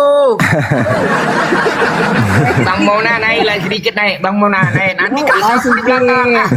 biar jelas Ini- itu mukanya. Bang Ini Zuma, Bang kursinya Zuma, pendek ini. Bang Zuma, kalau saya melihat botak ini macam ini Bang Zuma, apa? Ketembat itu loh. Bukan, aku jadi ingat Pak Oga. Yang gitu ya. Kita jangan lihat luarnya kan, kita ilmunya. Iya, betul. Abang tinggal di mana ini, Bang Mauna? Di Kalimantan dia ini kelihatannya nih. Di Indonesia. Kalimantan ya Bang Mona ya. Adil Di kata Lino, Indonesia. bak curamin kak saruga, bak sangat ke Allah Subhanahu Wa Taala harus. Di Indonesia. Tapi matanya nampak. Ini Iya. sudah nampak Bang Zuma. Nggak ada. Wah, nggak Ya, bener tunggu ini. saya pakai baju. Sedikit, Saya- sedikit. Saya pakai baju dulu ya. Iya. Oke. Ternyata nggak pakai baju dia, teman-teman. Parah Bang Juma. Parah. Parah dia pakai. Dia dari Kalimantan itu Bang Juma. Oh Ya iya. dari Kalimantan. Enggak apa-apa. Saya mau lihat, ya kan? Dari informasi. Gimana dia? Biasa itu. Mauna. Tengok perimeter turning turiman. Aku pantau. Ingat ya, 2 Januari 2026 berlaku undang-undang KUH pidana yang baru. Yang baru. Hati-hati ya, narasumber di atas. Siapapun kami jemput. Betul. Pak Turiman. Nanti kita atur jadwal Pak Turiman. Butuh nih pencerahan buat hukum nih. Nah, gitu. Boleh Pak Turiman? Ya, jadi nanti 2 Januari 2026 berlaku undang-undang hukum pidana yang baru. Kalau dulu delik aduan, ya, siapa yang lapor. Kalau nanti jadi narasumber di atas, jaga itu, jangan serang personal branding orang lain, ya. Tidak ada siapapun kami jemput karena sudah menjadi perhatian, ya, Komisi 3. Karena salah satunya binaan saya ya, Vietnam itu. Kami dukung. Putus-putus Pak Suki naik Pak Suki.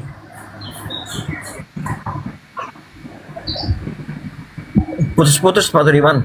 Iya, tes 1 2, tes 1 2. Lanjut sedikit Pak Turiman. Tes 1 2. Jadi 2 Januari 2006 akan diberlakukan undang-undang baru. Kalau dulu delik aduan, ya, siapa yang melapor? Nanti kalau narasumber di atas, tolong jaga personal branding dan kata-kata ya. Nah, selama pakai data boleh dialog lintas teks. Tapi kalau tidak pakai data, nasibnya sama. Ya, akan kami jemput. Ingat, siapa yang menghina orang-orang Kalimantan, tidak hanya 2 aja hukum negara dan hukum adat. Nah, adil kata Lino, bak curang yang kasar juga, bak sangat ke Allah Subhanahu Wa Taala. Berbuat adillah kamu di muka bumi, bak curamin kabar orang surga. Ingat nyawamu 24 jam di tangan yang maha kuasa. Saudara kami, etnis Dayak menyebut Jubata, yang maha menguasai. Tuhan yang Maha Esa itu disebut Jubata, mereka bukan dewa. Hati-hati yang ngomong ya. Ya, Mona. mantap. Pak Turiman, ya nanti kita atur ini ya Pak Turiman ya. Saya minta. Mona. Nanti tunggu gelar perkara dulu, Siap. Mona, siap Mona. Bang Darel selamat pagi. Pagi. Mona.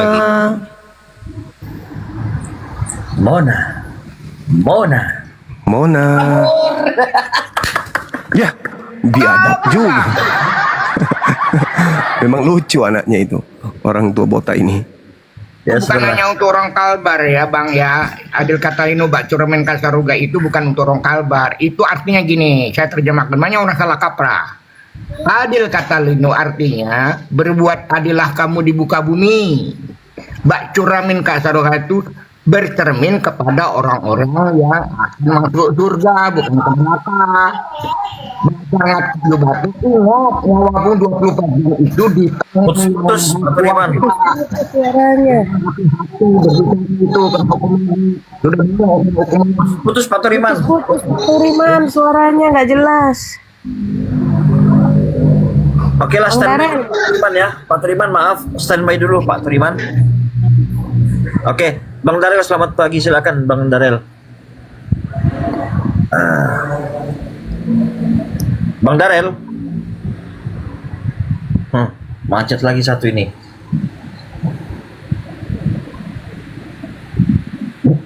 Kirim permintaan lagi. Iya. Selamat pagi, silakan Bang Darel. Iya. Bang Turiman ini apa aja? Penegak hukumnya atau kayak mana?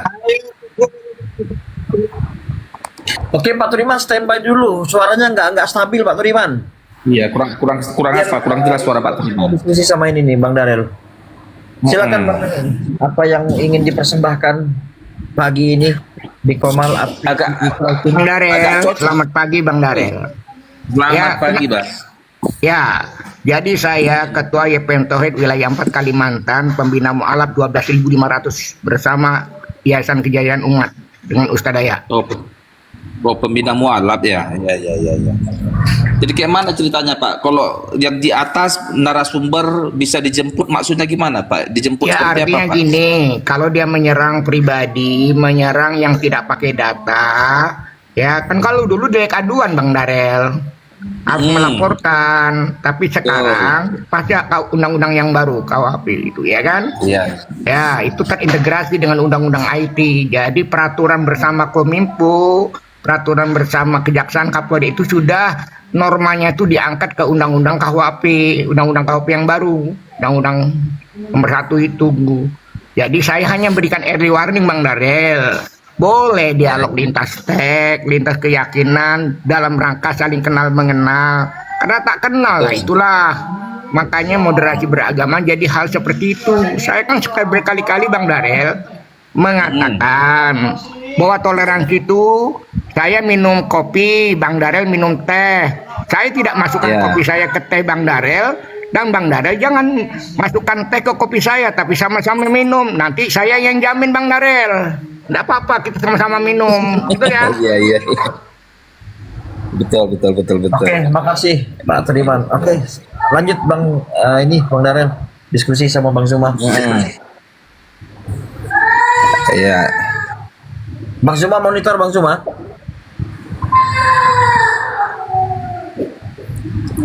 Bang Zuma. Iya.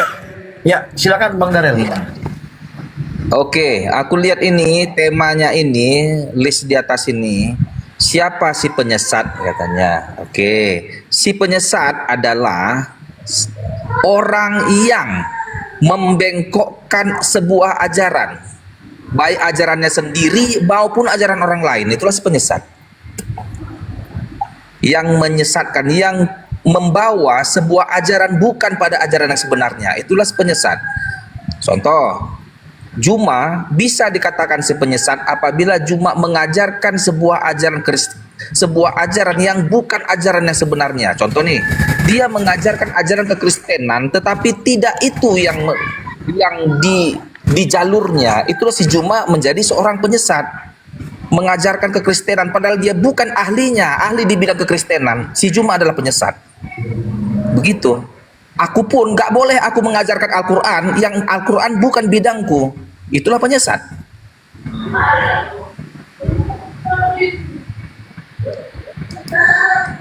Oke, sudah?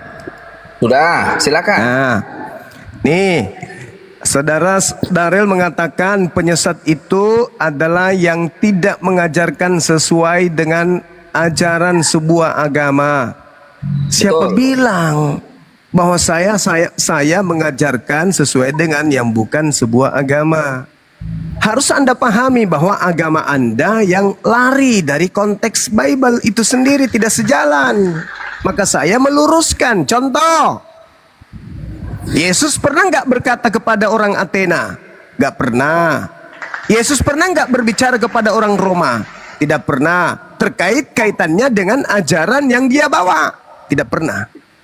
Sehingga ketika Yesus berkata di dalam kitab saudara sendiri, ini bukan kitabnya Yesus ya, tapi kitab Anda yang menuliskan ucapan-ucapan Yesus berdasarkan dari hasil penyelidikan penulis, bukan kitabnya Yesus ini. Ini kitab Matius adalah kitab yang Yesus tidak kenal. Kemudian di situ diterangkan kemudian oleh penulis Matius, segala sesuatu yang kamu kehendaki supaya orang berbuat kepadamu, perbuatlah demikian juga kepada mereka. Itulah isi seluruh hukum Taurat dan kitab para nabi. Pertama, hukum Taurat itu hanya untuk Bani Israel. Kitab para nabi juga hanya untuk Bani Israel. Nah, Yesus mengajarkan kemudian, jangan kamu memberikan barang yang kudus kepada anjing, dan jangan kamu melemparkan mutiaramu kepada babi. Kamu di sini adalah Yahudi muridnya. Siapa yang dianggap anjing di situ? Siapa yang dianggap babi di situ? Pertama adalah ahli Taurat yang tidak menerima Yesus sebagai rasul. Itu. Bagaimana dengan Kristen? Disebut apa oleh Yesus? Anda pikirkan sendiri. Karena muridnya dilarang memberikan barang kudus, dilarang memberikan mutiara kepada orang-orang Yahudi yang membenci mereka. Bagaimana dengan Kristen? Sedangkan Kristen ini berasal di Antioquia dari Paulus. Sementara Paulus ini pembenci daripada Yesus. Bisa nggak mutiara diberikan kepada Paulus? Bisa nggak barang kudus diberikan kepada Paulus? Mana dalilnya? Di mana itu murid-murid Yesus kemudian memberikan mutiara kepada Paulus? Tak ada. 13 buku yang ditulis Paulus itu Paulus tidak dapatkan dari murid-murid Yesus, tapi dia tulis sendiri. Lalu mutiara dan juga barang kudus yang diajarkan oleh Yesus, menurut Yesus, jangan kau berikan kepada anjing dan babi. Apakah ajaran kudus dan juga mutiara yang diajarkan Yesus kepada murid-muridnya bisa diberikan kepada non-Yahudi dan Athena? Silakan Anda jawab. Nah, disinilah kadang kita ya, Juma ini menyimpulkan sendiri konteks daripada kitab orang lain. Ya, jangan memberikan barang kudus kepada anjing dan mutiara kepada babi-babi. Kepada siapa itu diajarkan oleh Yesus? Jadi itu diajarkan Yesus kepada seluruh umatnya. Artinya, Darel, jangan berikan, jangan jelaskan ini kepada si Juma ini, karena mereka akan mentertawakan. Mereka Udah akan turunkan aja kalau nggak sanggup. Kalau nggak sanggup kamu turun aja. Kalau nggak sanggup turunkan aja. Turun aja. Jadi, Turun aja kalau kamu nggak sanggup hadapi saya. Kepada si Juma ini, Ucapan karena mereka Yesus akan ini mengolok-olok. kepada siapa? Ini ucapan Yesus kepada siapa? Sebentar Ini dulu, ucapan Yesus kepada Tahu siapa? tadi ngomong lama kali. Enggak apa-apa. Kalau saya menyampaikan kebenaran enggak apa-apa. Dan jangan Kamu berikan menyampaikan mutiara kepada kebodohan, babi-babi, kesalahan, agar kesesatan. mereka jangan menginjak-injak Kamu turun, turun, di bawah, di bawah. Kau duduk di bawah, ambil pulpen, saya ajarin. Gini Darel. Jangan kau main. Tunggu dulu inilah. Cipe, diam Bambu. dulu Cipe. Kau Jangan turun kau- juga Cipe, jangan kau Cipe gitu. turun juga, turun. Kalau kau tidak mau diam. Kalau kau tidak mau diam, kau turun di bawah. Dariel, kau dengarkan saya Dariel, ya. Jangan kau pakai jurus penipuan di sini. Kau seakan-akan mengatakan Kristen tidak boleh memberikan mutiara kepada Suma. Hah? Sadar itu kau? Yang saya pertanyakan, Yesus mengajar muridnya, jangan kamu ini siapa? Bani Israel. Ada nggak Kristen? Nggak ada. Aliteng belum ada di situ. Maka jangan kau berikan barang yang kudus ini kepada siapa? Kepada anjing. Jangan kau berikan mutiara kepada babi. Ini ucapan Yesus kepada angkatan pertama murid-muridnya. Siapa yang disebut anjing di sana? Siapa yang disebut babi di sana? Lari pula kau ke Islam. Ini dulu yang berhubungan langsung dengan murid Yesus, yang berhubungan langsung dengan Yesus yang dianggap anjing dan babi di situ siapa? Kamu dianggap apa Yesus? Kalau kamu datang di depannya Yesus makan babi tidak bersunat, menyembah dia, kau dianggap apa sama Yesus? Itu dulu. Lari pula kau ke saya. Kau jangan menipu di sini. Ini penulis Matius hanya melakukan penyelidikan. Artinya bahwa sang penyelidik pernah menemukan satu pemberitaan dari kesaksian-kesaksian orang bahwa Yesus pernah berkata kepada muridnya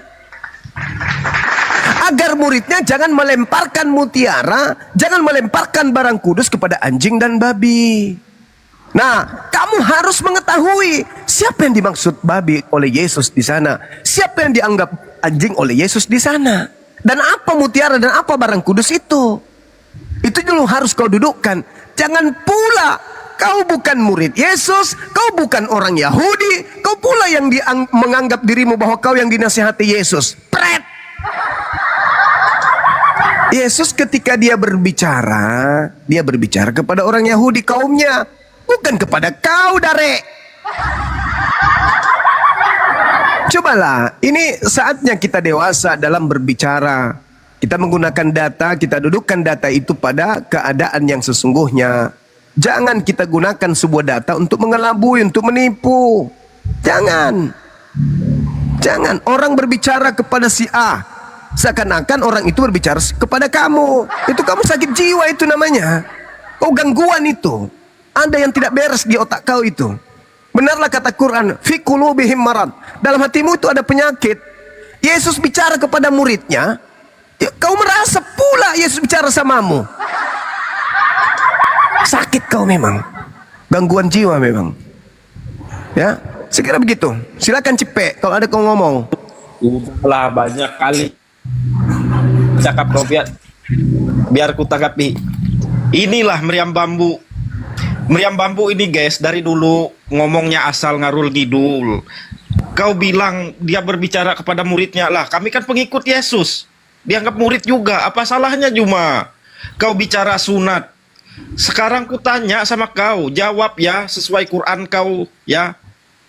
Isa itu sunat umur berapa? Itu dulu. Kau ngomong sunat tadi, orang Kristen tidak bersunat. Isa sunat umur berapa? Kau jawab ini, 900 orang di Quran dan atau hadismu, jawab. Oke. Di dalam Al-Quran, kalau ngalur ngidul artinya kau skakmat. tidak ada kemudian dijelaskan Nabi Isa bersunat di Jawab. usia berapa tahun. Tapi itu tidak menggugurkan kemudian kebenaran Islam. Kenapa? Nabi Muhammadku tidak sesama dengan Isa. Nabi Muhammadku tidak melakukan penyelidikan terhadap Isa alaihissalam. Sedangkan di dalam kitabmu yang mengatakan bahwa Yesus sunat pada hari ke-8 itu adalah Lukas. Pertanyaan saya, dari mana Lukas ngarang cerita? Dari mana Lukas ngarang cerita Yesus sunat hari ke-8? Silakan.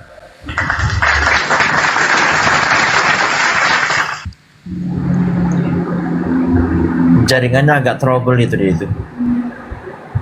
Ayo, dari mana Lukas mendapatkan informasi kalau Yesus disunat pada hari ke-8? Lukas tahu dari mana? Periksa atau dia bidannya?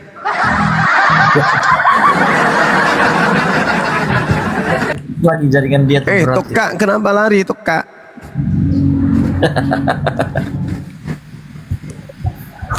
Pentol dia dari bawah gitu. Berat jaringan dia itu.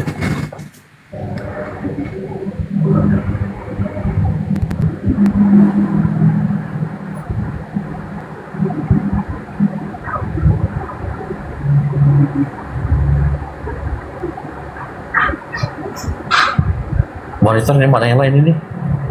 Pada tidur kan?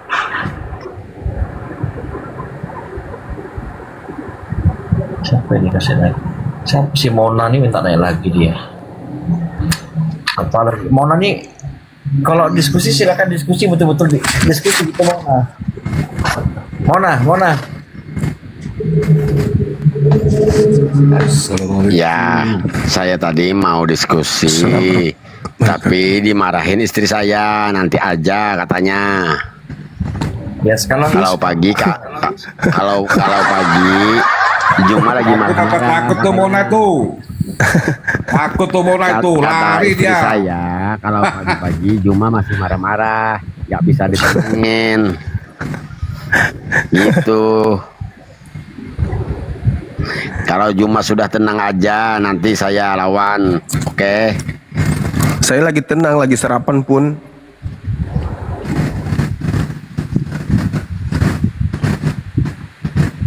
Mona, Iya, apa Jum? ayo. Tuh kali wifi mah. Tunggu, tuh kata istri saya tali wifi mau putus. Tunggu ya. Istri dia. Makanya jangan debat sambil gigit kabel. Ya, tunggu ya, saya perbaiki dulu ya. Nah, Ya, Padahal data saya sudah tebal ini ya, untuk semprot kamu, Jum. Alah, Jum, ya, Jum, Ya. kamu berani nggak sama Bang Edes debatnya, Jum? Kalau dia berani, kenapa dia kabur ke luar negeri? Ya itulah masalahnya. Hei, masolang generasi. Laki-laki itu jangan lari dong. Harus bertanggungjawabkan Tapi- apa yang kita ucapkan. Tapi itulah yang memotivasi kami, Jum. Dia itu hebat tentang Islam katanya, Jum. Kamu ini diskusi apa? Kamu berani. Saya masih sambil perbaiki kabel ini. Nanti jatuh kalau disemprotnya Juma. Betul alasan udah aku blokir aja nah, aku blokir dah. Nggak usah kesibuki kamu. diskusi lah, udah naik itu diskusi. Cuma berapa kali kesini begitu dia, jadi aku blokir aja dia. Ya kan?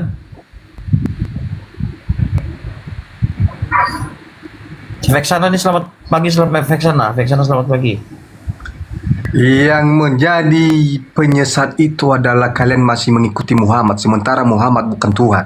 Dia adalah manusia. Kenapa kalian masih mengikuti? Pelan-pelan, pelan-pelan.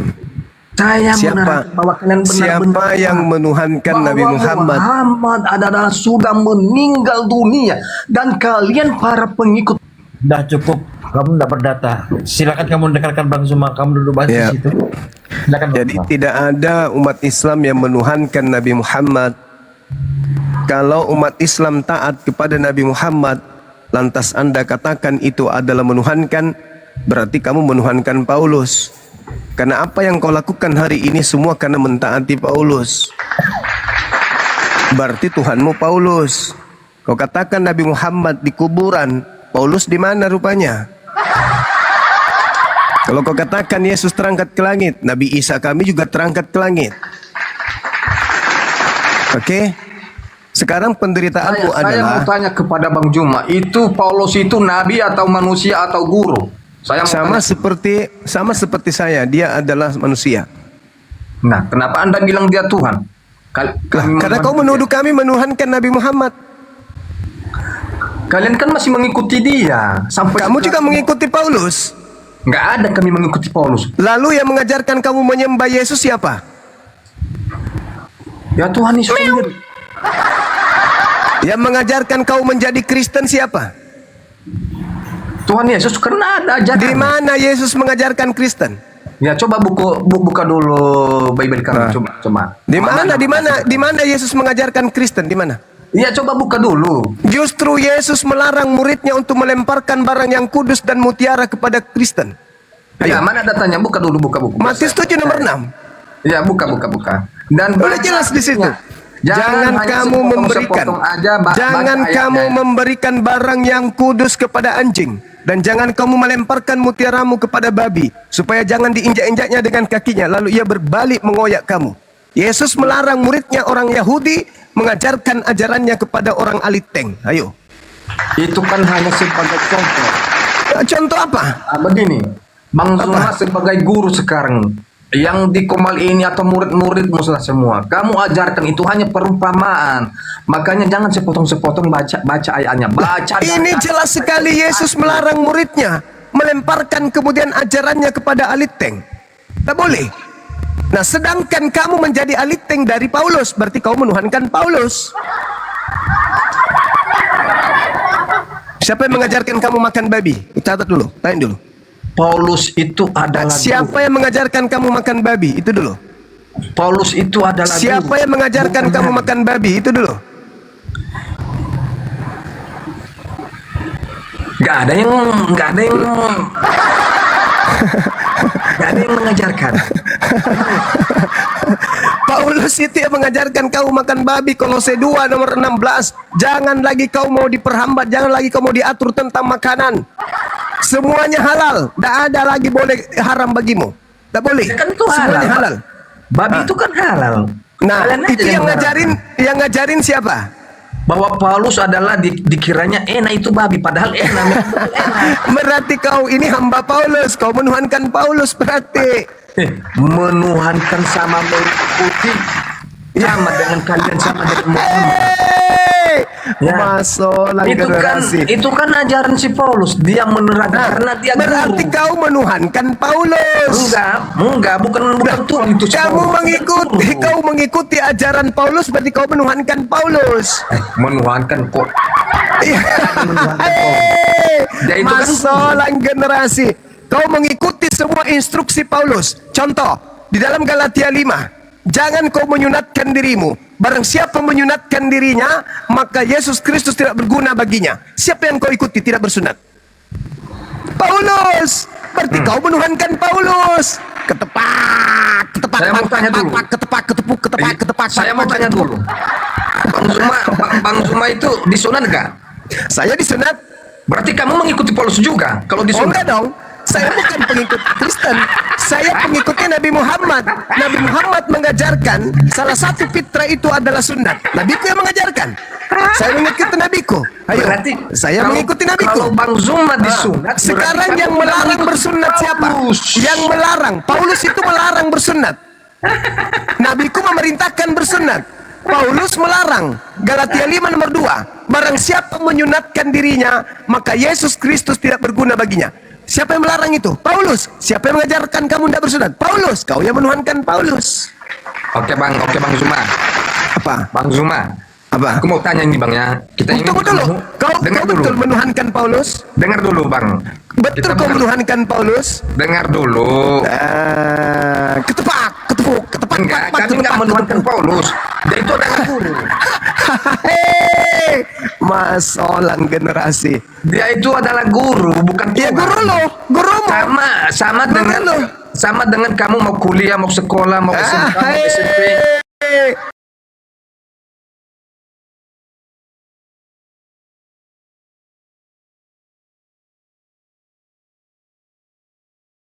Guru beda Bang Zuma. Yang mengajarkan kamu makan babi dan tidak bersunat adalah gurumu Paulus. Yang kau taati Paulus, yang mengajarkan kamu Paulus, yang kamu ikuti Kristen Paulus, maka Pauluslah Tuhan lo. Tapi kenapa daging babi enak Bang Zuma? Tapi Paulus memang mengatakan di dalam suratnya, akulah yang menjadi bapakmu. Apa bapak itu? Tuhan. Dia katakan bahwa akulah yang menjadi bapakmu. Artinya Paulus ini mengajarkan bahwasanya akulah yang menjadi Tuhanmu. 1 Korintus 4 nomor 15. Gimana baca dulu? Buka dulu kameramu. Oke. Jangan kamu baca-baca aja ayatnya Oke, kamu. sekalipun sepotong-sepotong aja. kamu mempunyai beribu-ribu pendiri dalam Kristus, kamu tidak mempunyai banyak bapak. Karena akulah Paulus yang dalam Kristus Yesus telah menjadi bapakmu oleh Bible yang kuberitakan kepadamu. Seh. Artinya baca. Pak. Sama dengan isi Al-Quran kalian itu kan ada bacaan Arabnya, ada bacaan bahasa Indonesianya, ada Paulus bacaan mengajarkan artinya. akulah yang menjadi Makanya bapakmu. kau jangan sesatkan orang-orang Yesus yang mengatakan, ada di Komal Bayang di jangan Komal kamu menyebut bapak. Jangan kau menyebut Enggak. bapak siapapun di atas muka bumi ini. Matius 23 nomor 9. Apa kata Semua Yesus? orang nggak Janganlah percaya kamu bahwa apa yang kamu menyebut sampaikan karena kamu siapapun. menyesatkan. Janganlah kamu menyebut siapapun bapak di bumi ini. Karena hanya ada satu bapakmu, yaitu dia yang di surga. Tapi Paulus mengajak pengikutnya, aliteng, sekalipun kamu mempunyai beribu pendidik dalam Kristus, kamu tidak mempunyai bapak. Karena akulah dalam Kristus telah menjadi bapakmu. Siapa Tuhanmu? Namanya siapa? Bapak Paulus. Iblislah yang menjadi bapakmu. Dan kamu mau Nggak ada melakukan itu. keinginan bapakmu. Iblis, dan kamu mau melakukan keinginan bapakmu. Bapakmu menginginkan kamu jangan bersunat. Kamu ikuti. Bapakmu menginginkan hapuskan Taurat. Kamu ikuti. Bapakmu mengajarkan kamu itu nggak tinggalkan masuk sama kudus. saya. Apa? Tinggalkan hari Sabat. Kau ikuti. Bapakmu mengajarkan halalkan babi. Kau ikuti. Bapakmu mengajarkan menyembah anak Maria. Kau ikuti. Semua yang diperintahkan bapakmu Paulus kau ikuti. Iblislah yang menjadi bapakmu. Makanya Yesus mengatakan kepada muridnya, waspadalah kepada penyesat, alias iblis yang datang kepadamu memakai namaku dan berkata akulah Kristus, mereka akan menyesatkan banyak. Paulus berkata dalam suratnya 1 Korintus 11 nomor 1, aku adalah Kristus.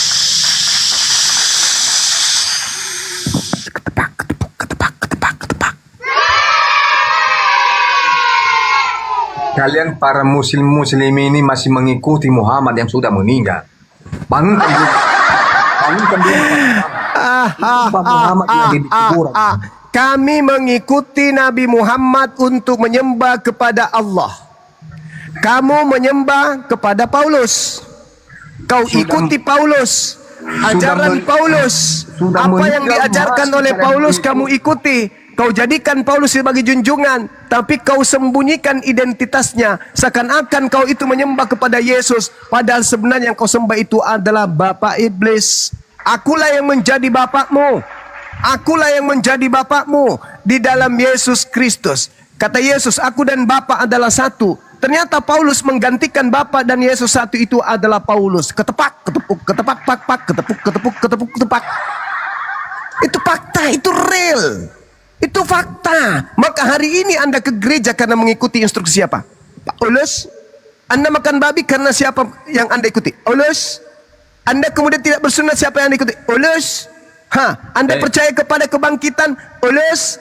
Anda percaya kepada penyaliban? Paulus. Anda percaya Yesus dikutuk di atas tiang salib? Paulus. Anda percaya hukum Taurat itu tidak berguna lagi? Paulus. Semua yang Anda lakukan itu adalah karena Om Ulus. Om Uluslah yang mengajarkan kamu menjadi aliteng. Oke? Di dalam suratnya Galatia 3 nomor 27. Kamu semua yang sudah dibaptis dalam Kristus telah memakai Kristus. Paulus melantik pengikutnya aliteng adalah sebagai alitus.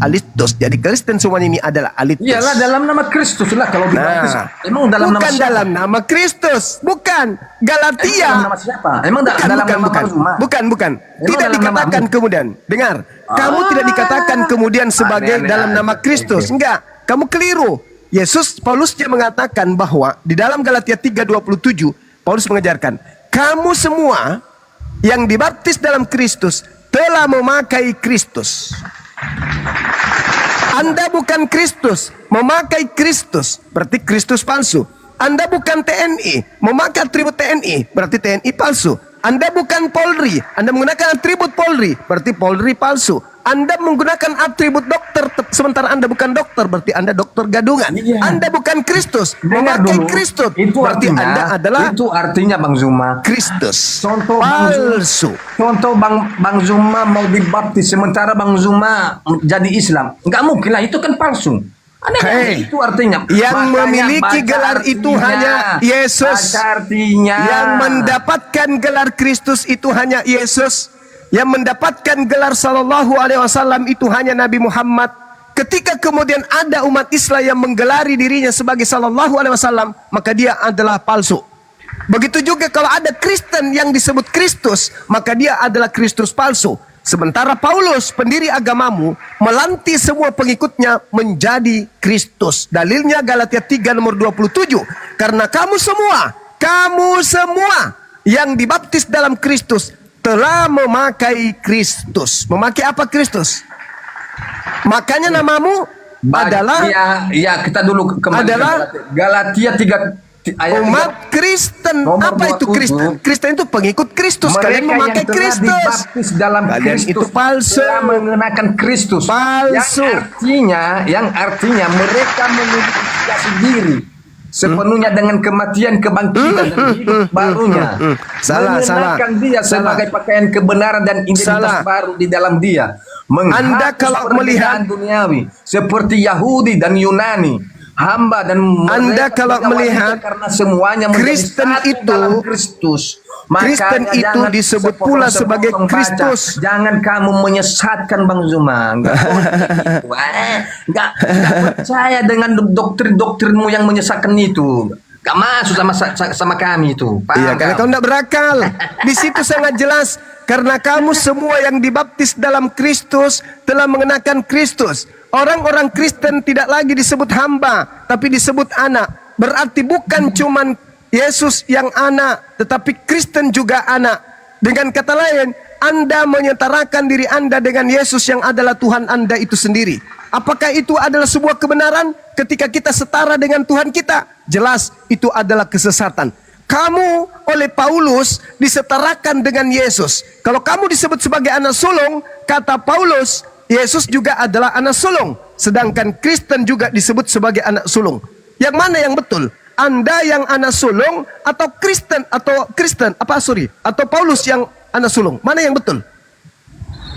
Terserah mula mana yang kamu suka aja. Oh, nggak bisa begitu dong. Tidak boleh begitu.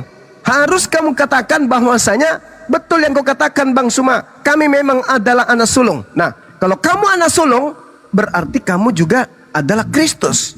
Kita lihat di dalam Kolose 1:15. Yesus adalah gambar Theos yang tidak kelihatan, yang sulung lebih utama dari segala yang diciptakan, yang sulung dari utama yang diciptakan. Yakobus 1:18, Paulus mendoktrin atas kehendaknya sendiri dia telah menjadikan Kristen oleh firman kebenaran, supaya kita Kristen pada tingkat yang tertentu menjadi anak sulung di antara semua ciptaannya. Berarti menurut Paulus, Anda dan Yesus itu sama-sama adalah yang sulung dari ciptaannya. Berarti Anda setara dengan Yesus, Anda selevel dengan Yesus. Dan Galatia 3:27 memang betul, karena kamu semua yang dibaptis dalam Kristus telah mengenakan Kristus, setara. Kamu bukan lagi anak-anak, kamu bukan lagi hamba Tuhan, tapi kamu adalah anak Tuhan, setara Yesus. Adalah hal gila kalau ada manusia setara dengan Tuhannya sendiri. Bang Zuma emang secara fisik atau secara kasat mata emang bisa lihat Tuhan? Lah, kenapa kau tanya saya? Tuhanmu itu bisa dilihat, bahkan bisa dibunuh. Tuhan kami itu dia datang di dunia itu sebagai bisa dibunuh. Paham kau? Bisa dibunuh. Dia kan menebus dosa manusia. Bisa dibunuh enggak? Tuhanmu bisa dibunuh enggak? Ya, Tuhanmu bisa dibunuh. Pengorbanan dia itulah. Saya ulang pertanyaan saya. Tuhanmu bisa dibunuh. Nah, dia kan melakukan pengorbanan. Sekali lagi. Tuhanmu bisa dibunuh. Tuhanmu bisa dibunuh. Itu kan hanya gambaran sebenarnya. Itu kan hanya gambaran. Saya ulang lagi. Tuhanmu bisa dibunuh. Nah, walaupun dia ngoceh sendiri teman-teman. Contohnya dia disiksa. Dia kan menebus dosamu Bang Zuma. Supaya kamu itu masuk surga. Makanya kamu mengikuti agama Kristen. Biar kamu paham hidup yang kekal. Ya, jangan kamu menyesatkan saja ajaranmu itu. Mutiara tidak bisa sampai ke mereka. Barang kudus tidak bisa sampai. Saya ulang lagi pertanyaannya. Kristen itu Bang Zuma hidupnya Tuhanmu bisa dibunuh? Sejahtera. Beda dengan Tuhanmu bisa dibunuh? Yang suka menghujat. Barang mutiara nggak bisa masuk ke mereka memang. Mengatakan barang suci tidak bisa masuk ke kamu memang. Nggak ada. Makanya Yesus, jangan kau melemparkan barang kudus kepada anjing. Jangan kau melemparkan mutiara kepada babi, sebab dia akan menginjak-injaknya. Saya ulang. Apakah betul Tuhan bisa dibunuh? Ya, kau injak-injak, percuma kau diajarkan, kau injak-injak ajaran para nabi. Tuhan sudah mengatakan tak ada Tuhan selain aku. Kau injak-injak dalil itu, lalu kau katakan Tuhan itu pernah jadi manusia. Dosamu itu banyak loh Bang Zuma. Malah ngaco. Masuk surga kalau kamu mengikuti Tuhan malah Yesus. Ngaco kemana-mana. Tuhan Yesus itu adalah Bapa. Kau koyak-koyak mutiara. Memang betul. Beruntunglah kemudian Yesus tidak memberikan ajarannya kepada kalian. Beruntung sekali. Kenapa? Karena betul kau pijak-pijak mutiara itu kalau kamu dikasih. Kau pijak-pijak mutiara itu. Kau katakan Tuhan turun ke bumi dibunuh manusia. Itu penghinaan yang sangat dahsyat kepada pencipta. Kau pijak-pijak, makanya Yesus mengatakan jangan kau lemparkan mutiara. Jangan kau berikan kemudian barang kudus. Kepada siapa? Anjing dan babi. Daripada kalian menambah-nambahkan huruf Allah disebut Allah Sementara dalam putusan Allah ada dengar ya Allah, Mulai. ya Allah, Mulai. padahal tulisan Allah. Mulai. Kok bisa Sudah tak ada beda ilmu. cara kalian Sudah nggak ada memanggil ilmu. Tuhan kalian itu ya? Ngotot lagi. Tak ada ilmu, ngotot lagi. Ya Allah, ya Allah. Memanglah betul mutiara tidak sampai kepada kalian, barang kudus tidak sampai kepada kalian. Karena kalau Jelas-jelas sampai di- mutiara di- itu di kalian kitab pijak-pijak. Allah. Mutiara Ada itu kalian tulisannya injak-injak. Tuhan yang maha suci kau pijak, kau bilang Tuhan turun ke bumi dibunuh oleh manusia.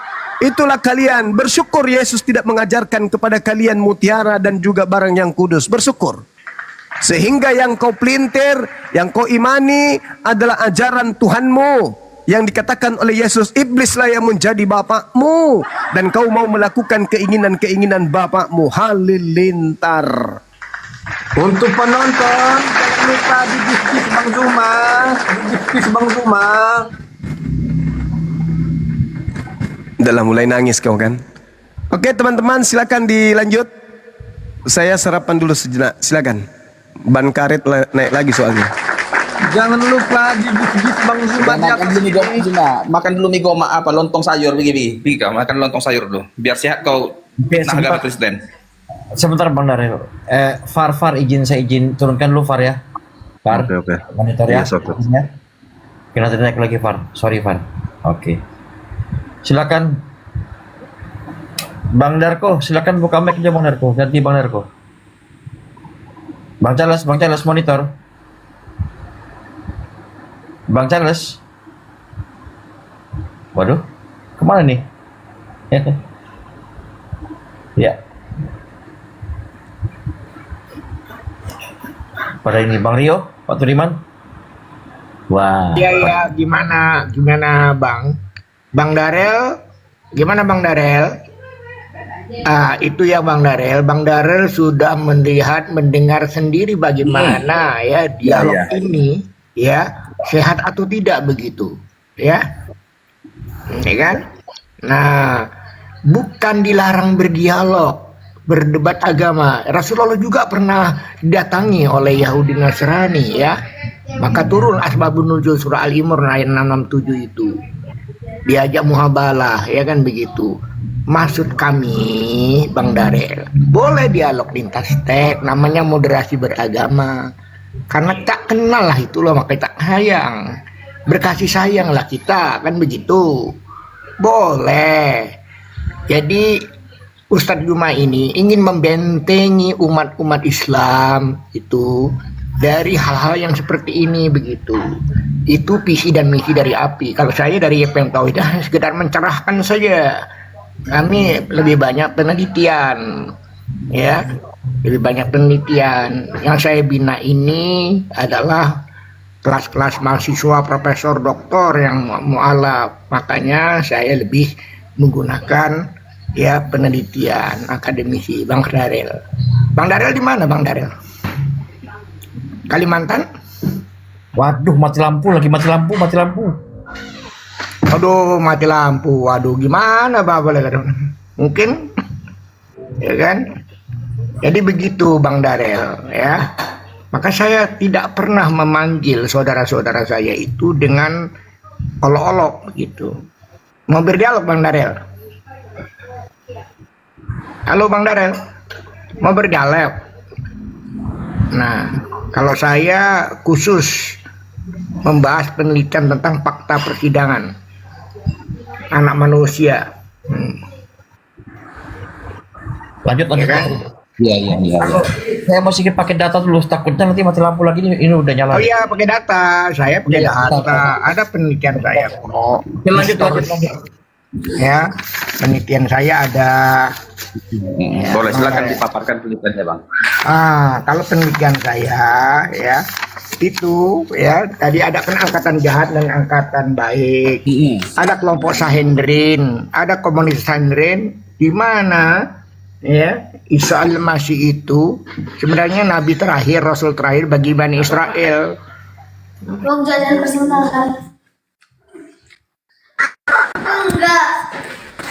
Bani Israel, Bani Yakub gitu loh. Nah, makanya ya kan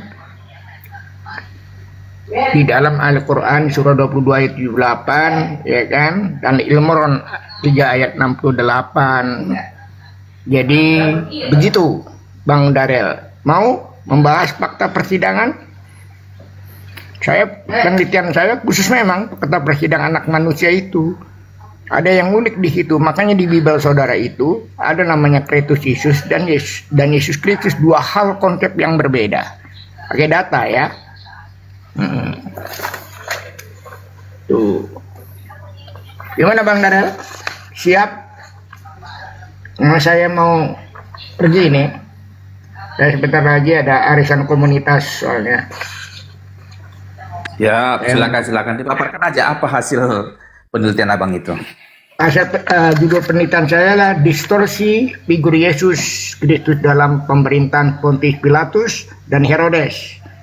Analisis konstruksi sejarah hukum, semiotika hukum, dan validasi teks Bible dan Al-Quran.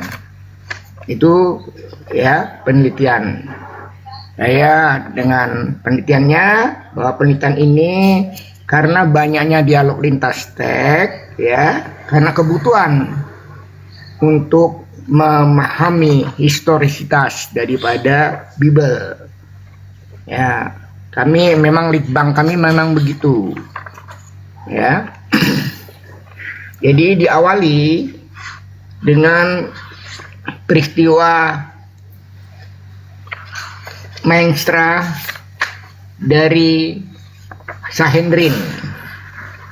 Ya, ingin menangkap, ingin memetongkan Yesus, ya. Nah, jadi imam-imam kepala dan seluruh mahkamah agama Sanhedrin itu mencari kesaksian. Matius 26:59 itu diawali dengan itu. Di Matius 26 diawali dengan itu, lalu terjadi peristiwa penangkapan. Ya. Nah, kemudian peristiwa persidangan. Nah, namun saya melakukan penelitian bahwa itu menawarkan hukum kepada kelompok-kelompok Sanhedrin dengan apa? Ya, apakah pakai hukum Taurat atau hukum Pilatus? Ternyata memilih menyerahkan. Nah, makanya di dalam Bible itu ada istilah Yesus Kristus dan Kristus Yesus. Nah, itu dimulai. Mau diawali dengan peristiwa penangkapan, Bang Darel? Silakan. Ya. Jadi peristiwa di mana Yudas Iskariot itu, ya, setelah perjamuan kan kerasukan si Bilis itu. Nah, mereka menemui siapa? Menemui kelompok-kelompok Sanhedrin begitu, ya kan? Akan menangkap, akan memetongkan Yesus, kan begitu, sebagai manusia. Maka terjadilah peristiwa penangkapan yang kemudian perikopnya ini namanya ciuman maut, begitu ya. Nah, namun ketika Yudas ingin menangkap Yesus itu, dia memanggil rabi, begitu loh. Nah, dia memanggil rabi. Matius 26:49. Ketika Yudas Iskariot mencium Yudas dalam penangkapannya, menyapanya dengan kata, "Salam Rabi." Kita tahu ya, itu gelar kehormatan. Kok jadi berubah menjadi kode pengkhianatan begitu? Dengan ciuman maut, simbol kasih itu berubah menjadi tanda penyerahan untuk penangkapan. Makalah terjadilah peristiwa penangkapan itu. Nah, jadi pertanyaannya kan, dari peristiwa penangkapan, siapa yang menjadi konspirasi pengkhianatan itu?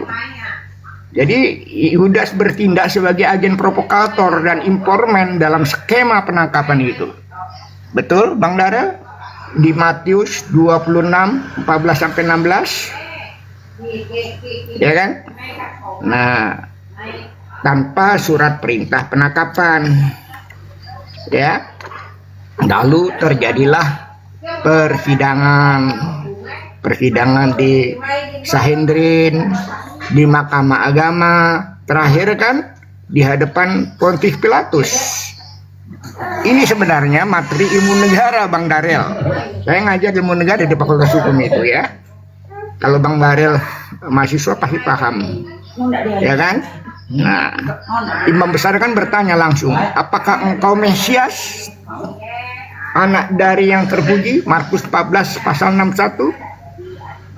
Namun Yesus di dalam persidangan itu, akulah dia, dan kamu akan melihat manusia duduk di sebelah kanan yang maha kuasa dan datang dari awan. Markus 14:62. Lah dia lagi di sidang, Bang Darel. Kok tahu dia melihat bahwa anak manusia duduk di sebelah? Apakah yang di sidang itu melihat ke langit gitu loh?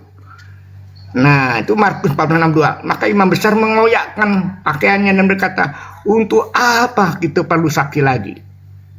Kamu sudah mendengar hujatnya terhadap Allah. Bagaimana pendapatmu? Maka mereka semua memutuskan bahwa ia harus dihukum mati. Markus 14:63-64. Ya kan?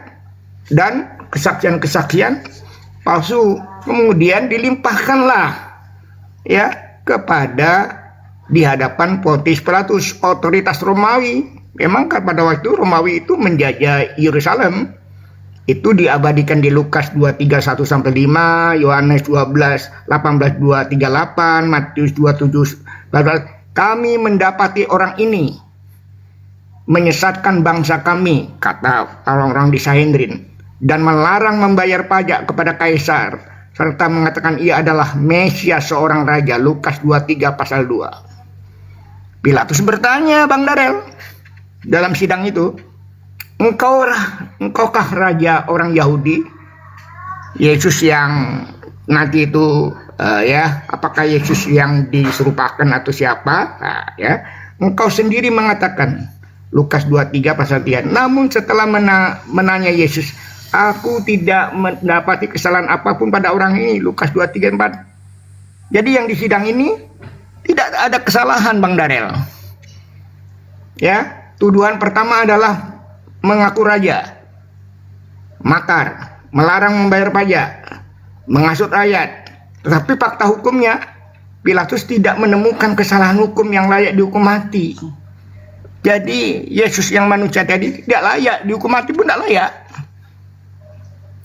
Nah, tidak selesai, Bang Darel, dilimpahkan ke Herodes Antipas. Mana dalilnya? Pas Lukas 23:6-12. Begitu kan, Bang Darel? Pilatus mengirim Yesus ke Herodes karena ia berasal dari Galilea. Ketika Herodes melihat Yesus, ia sangat gembira. Memang kepingin ketemu ya. Ia mengajukan banyak pertanyaan kepadanya. Tetapi Yesus tidak menjawab apa-apa. Lukas 23:8-9. Herodes dan para pujaan menghinanya, mengenakan pakaian indah, dan mengirim kembali ke Pilatus. Jadi tidak ada tuduhan baru. Herodes hanya mempermainkan Yesus. Kembali lagi lah ke Herodes, ya dikembalikan lagi ke Pilatus. Ya. Nah, disitulah mulai Lukas 23:6-12. Ya, kita lihat nomor 6-nya. Ketika Pilatus mendengar itu, ia bertanya, apakah itu seorang Galilea? Kan awalnya gitu, sebelum dilimpahkan ke Herodes. Ayat 7-nya, nomor 7-nya, dan ketika ia tahu bahwa Yesus seorang dari wilayah Herodes, wilayah hukum Herodes, ia mengirim dia kepada Herodes karena bukan wilayah hukumnya yang pada waktu itu juga ada di Yerusalem. Begitu, Bang Darel, hasil penelitian saya ya. Nah, halo Bang Darel. Oh. Ya. Kemudian nomor 8-nya, ketika Herodes melihat Yesus, ia sangat gembira sebab sudah sejak lama ingin melihat dia. Rupanya Herodes ikut kepingin, mungkin berita-beritanya sudah menyebar kan, karena ia telah mendengar tentang dia dan berharap melihat suatu tanda mujizat yang dilakukannya. Nomor 9, Lukas 23 nomor 9-nya, ia mengajukan banyak pertanyaan kepada Yesus, tapi Yesus tidak memberi jawaban apapun. Ya, nomor 10, sementara itu imam-imam kepala dan ahli Taurat berdiri yang bergabung di Sanhedrin itu sangat keras menuduh dia. Nomor 11, saya tidak tambah, tidak tafsir ini Bang Daril. Saya hanya membacakan aja. Maka Herodes dan tentaranya mengolok-olok dan menghinakan dia. Ia mengenakan jubah kebesaran kepadanya, lalu mengirim dia kembali kepada Pilatus.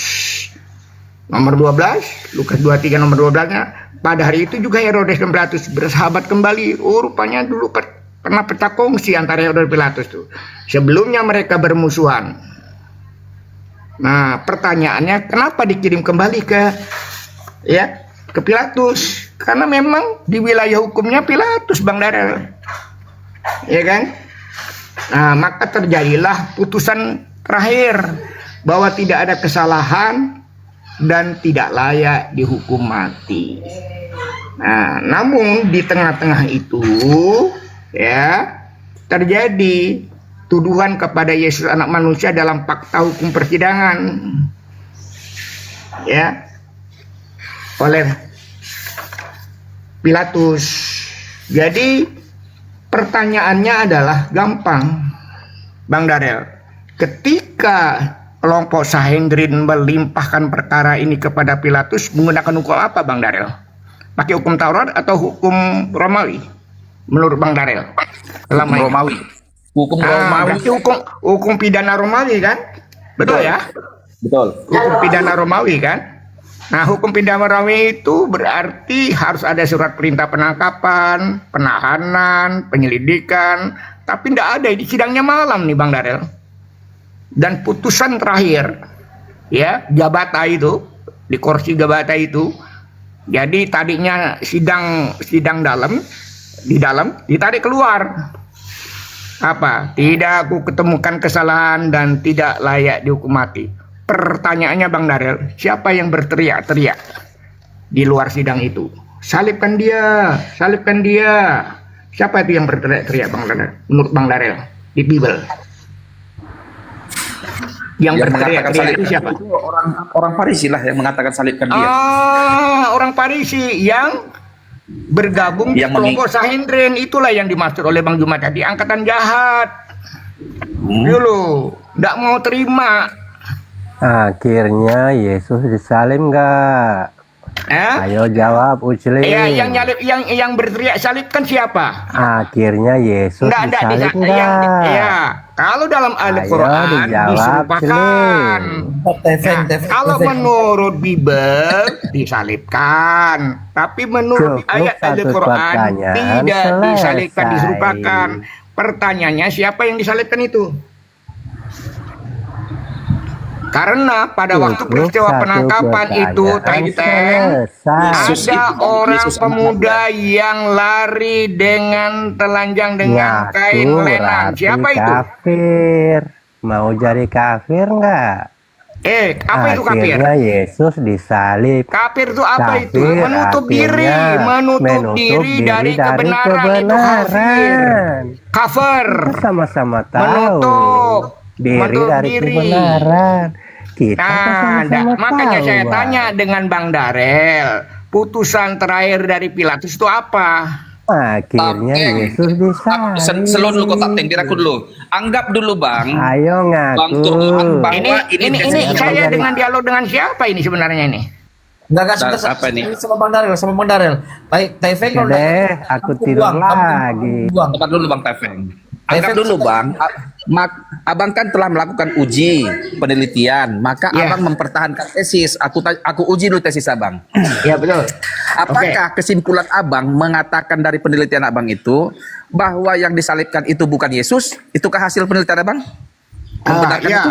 Ya, karena di tengah-tengah persidangan di pertengahan persidangan Pilatus, mereka mengatakan begini, ya, akulah dia, dan sejak sekarang anak manusia duduk di kanan Allah, sedangkan dia sedang disidang di muka bumi. Pertanyaannya siapa yang duduk di sebelah kanan Allah itu yang dilihat oleh Yesus yang jadi terdakwa itu Bang Darel. Saya mau klarifikasi dulu di tengah-tengah sidang itu fakta persidangan. Itu siapa sebagai itu, Bang? itu sebagai data kunci abang bahwa Yesusnya telah berada di surga gitu ya. Bukan, berada di Uranon, langit. Berarti Oh, di langit. artinya yang udah diselamatkan kan gitu. Sudah naik Yes. gitu. Ya. Sebentar, aku Jadi pastikan sekarang yang di sidang itu ya Siapakah yang di akulah sidang itu? dia. Ya kan? Yang Ah. duduk di sebelah kanan. Tuh, dia kan sedang disidang di situ, Bang, oleh Pilatus. Akulah Ya. dia. Nah, siapa itu dia? Akulah dia itu. Nah, akulah Yang- dia itu siapa? Itu proses penangkapan tuh bang. Oh bukan, peristiwa penangkapan udah lewat. Ini peristiwa persidangan. Oh persidangan. Nah, Yang Darel. mensidang siapa? Yang mensidang siapa? Yesus sebagai terdakwa, anak manusia. Iya. Di persidangan Pilatus atau Herodes. Nah, pertama kan di Kayapas, kemudian di Sanhedrin, lalu kan dilimpahkan kepada Pontius Pilatus karena kesaksian-kesaksian di Sanhedrin, kelompok Sanhedrin kan palsu. Itu bang, jawaban saling Yesus bertentangan. akulah dia Lalu itu di persidangan dilimpahkan. siapa itu? Nah, ketika dilimpahkan kepada Pilatus kan bertanya, mau pakai hukum Taurat atau pakai apa? Di Matius 36 itu. Matius 31 nomor 36 itu. Nah, tapi kelompok Sanhedrin itu memilih silakan pakai hukum Romawi. Ingin lepas tangan nih, tidak pakai hukum Taurat karena di dalam Taurat tidak boleh membunuh orang yang tidak bersalah, betul, Bang Dara? Tidak boleh membunuh orang yang Yang tidak bersalah, betul? Iya betul. Betul. Makanya imam besar bertanya langsung kan, apa engkau Mesias? Ini saya Anak bacakan Allah ya, yang saya Maha tidak Tinggi. tafsirkan. Apa Oke, baca ayatnya. Nanti dulu, Apa yang jangan dipotong ditanyakan? Bang Darel. Saya mau bacakan Bible saudara ya. Oke. Ya. Apakah engkau Mesias, anak dari yang terpuji? Markus 14 nomor 61. Apa jawaban Yesus sebagai terdakwa? Akulah dia. Dan kamu akan melihat anak manusia duduk di sebelah kanan yang maha kuasa dan datang dalam awan-awan di langit. Markus 14:61. Ya kan? Dia sedang disidang nih bang. Tapi dia yang disidang itu mengatakan gini, akulah dia. Aku nih.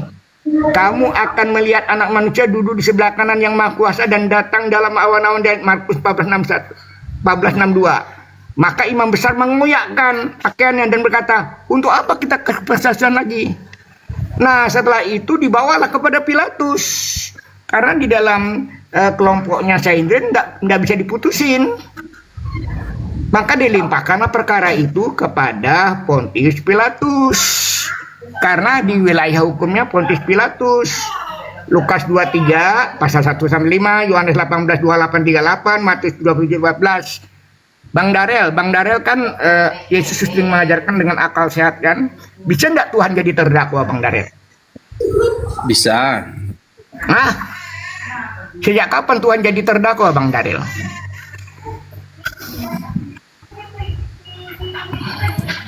Kenapa? Sejak kapan Tuhan itu kan Sejak menjadi kapan manusia? Tuhan jadi terdakwa disidang oleh manusia ya pakai oleh Pilatus itu sejak kapan?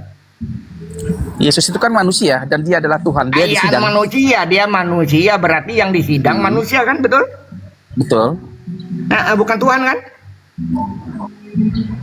Yang Kenapa? sejak peristiwa penangkapan yang ditangkap itu manusia atau Tuhan Bang Darel? Yesus itu kan manusia, Tuhan dan juga manusia. Di mana dalilnya itu Bang Darel?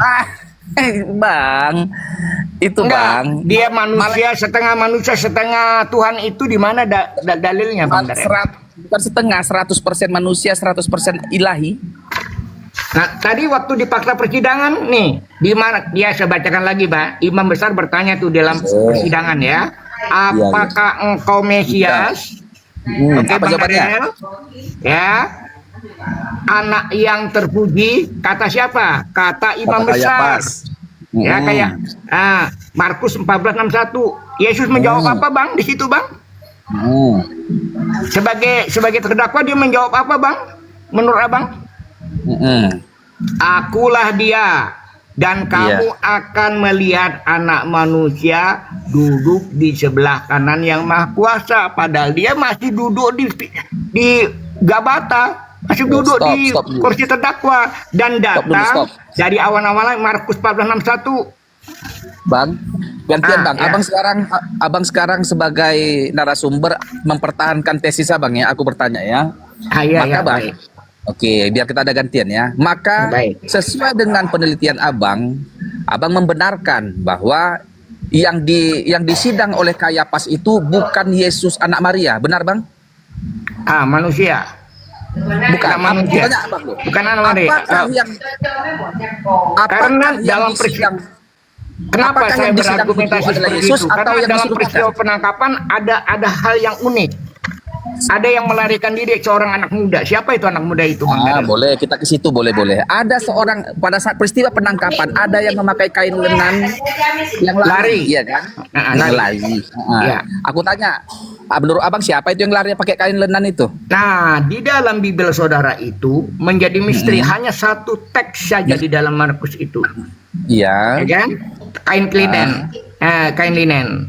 Kain linen. Yang perjamuan terakhir itu pakai kain linen itu, ya siapa itu yang kemudian Yesus prediksi bahwa di antara kalian akan berkhianat. Hei Petrus, kamu juga akan menolak, akan ditandai dengan 3 kali ayam kokok. Tapi Yesus yang asli itu tidak membuka misteri siapa yang akan jadi pengkhianat. Padahal Petrus itu di samping Yesus waktu perjamuan terakhir itu. Nah, lalu saya tanya dengan Bang Darel, setelah perjamuan terakhir di mana Judas kemasukan Sibilis itu menemui siapa, Bang Darel? Saya tanya dengan Bang Darel, jujur Bang Darel, dengan suara hati. Boleh. Setelah itu menemui siapa? Dia menemui para ahli orang-orang Farisi yang ingin menangkap Yesus. Betul, pinter Bang Darel, menemui para kelompok Sanhedrin yang sejak awal sudah punya mainstream yang ingin menangkap dan membunuh dia. Betul. Lalu Yesus yang asli kemana, Bang? Yesus yang asli Bergeser ya. kan, Bang? Dia berdoa kan, Bang? Di Taman Getsemani, benar, betul. Lalu si Yudas Iskariot menemui kelompok Sanhedrin itu, ya kan? Lalu minta upah itu, lalu yang menangkap bersama-sama dengan kelompok Sanhedrin itu siapa? Si Yudas. Yudas. Waktu menangkap itu, dia memanggil Yesus apa? Rabi. Rabi, guru. Guru, Tuan Guru, Rabi, ya kan? Ya. Nah, setelah itu semua murid-muridnya berlari kan, Bang Darel? Ya. Iya, terjadilah persidangan di Imam Kayapas. Persidangan Dulu, pertama. sabar. Jangan dulu tunggu dulu, jangan dulu balik ke Kayapas. Lalu ada yang pemuda juga lari pakai kain linen. Iya kan? Ya. Sebentar, Bang. Sebentar, Abang Ya, bertahan dulu situ. betul, Bang Darel. Saya Sebentar dulu. sependapat dengan saudara. Ada anak muda dalam peristiwa penangkapan lari dengan telanjang kain linen, lari ya, yang di dalam Bible itu tidak ada. Saya sudah klarifikasi dengan beberapa literasi siapa sebenarnya ini. Sebentar Bang, biar kita telaah lapangan, telaah TKP kita dulu. Di TKP itu ada tentara Romawi, ada orang Farisi, ada Yudas di kelompok penjahat ini, kelompok negatif ini yang ingin menangkap Yesus ini. Di kelompok kedua, di kelompok sebelah ini ada Yesus, ada murid-murid, dan diduga ada seorang pemuda pakai kain linen. Nah, ini ada seorang pemuda, ya kan? Lalu Yudas mencium Yesus dan berkata, "Guru, ini." Dia kasih kode bahwa inilah Yesus yang harus ditangkap itu, ya kan? Memberi kode kepada siapa, Bang Darel? Kepada ahli tarot dan orang Romawi ini, biar ditangkap ini tangkap ini, kan kayak gitu tuh. Ya, yang aku cium kan, kau tangkap kan gitu. Iya. Betul. Nah, stop dulu Bang, biar aku telaah dulu lapangan TKP ini. Setelah itu ditangkaplah si Yesus ini, murid-murid lari dan ikut juga ada lari juga pemuda yang pakai kain linen ini lari, tetapi Yesusnya tinggal di TKP dan jadi ditangkap, kan begitu. Iya, oke, dibawa kan? Bentar dulu, Bang. Yesusnya ditangkap, Yudasnya juga ikut juga bersama-sama dengan Yesus dalam penangkapan ini. Gimana dalilnya, Bang Darel? Tunggu dulu. Jadi Jadi Yudasnya kan akhirnya menerima uang dari apa itu? Menyesal Itu kan dia. awal sebelum peristiwa sebentar, penangkapan sebentar, itu sebentar. Bang Darel. Jangan Maaf Bang ditanya Darel, maaf Bang Darel, saya potong, maaf ya. Jadi Yudas Betul, Iskariot betul. setelah Ya, perjamuan terakhir Yesus menemui siapa? Tapi kan saya tanya dengan Bang Darel. Sebentar dulu Bang. Oke, biar aku dulu Bang. Aku dulu. Menemui kelompok Sanhedrin kan? Betul. Oke, benar. Sebentar, aku dulu, tenang dulu Bang. Nah, ada dua pelaku Bang. Satu Yesusnya digerek, ini ditangkap. Ada juga pemuda pakai kain linen lari. Ya kan? Kan begitu nih. Ada Yesus yang kena tangkap digari tangannya, ada pemuda yang kain linen lari, cabut cicing dia pakai kain linen. Nah, pertanyaannya, maksud abang si kain linen ininya Yesus asli dan Yesus yang ditangkap ini Yesus yang disuntikan? Tidak, itu misteri. Misteri. Ya, jadi- Sampai hari ini saya baca literasi dari Vatikan, dari Abang nggak boleh misteri Bang. Kesimpulan tidak boleh misteri, langsung aja abang harus buat X atau Y. Tidak bisa. Saya berdasarkan literasi, Bang. Literasinya Listrik, bukan ya. dari Islam, Bang. Literasi maaf bukan dari Islam, Bang. Yang saya baca literasinya bukan Islam, Bang. Karena saya meneliti bersama profesor di sini, ya. Ya, ada sebentar Bang ya. Ada yang ditangkap, ada yang lari pakai kain linen. Yang ditangkap ini adalah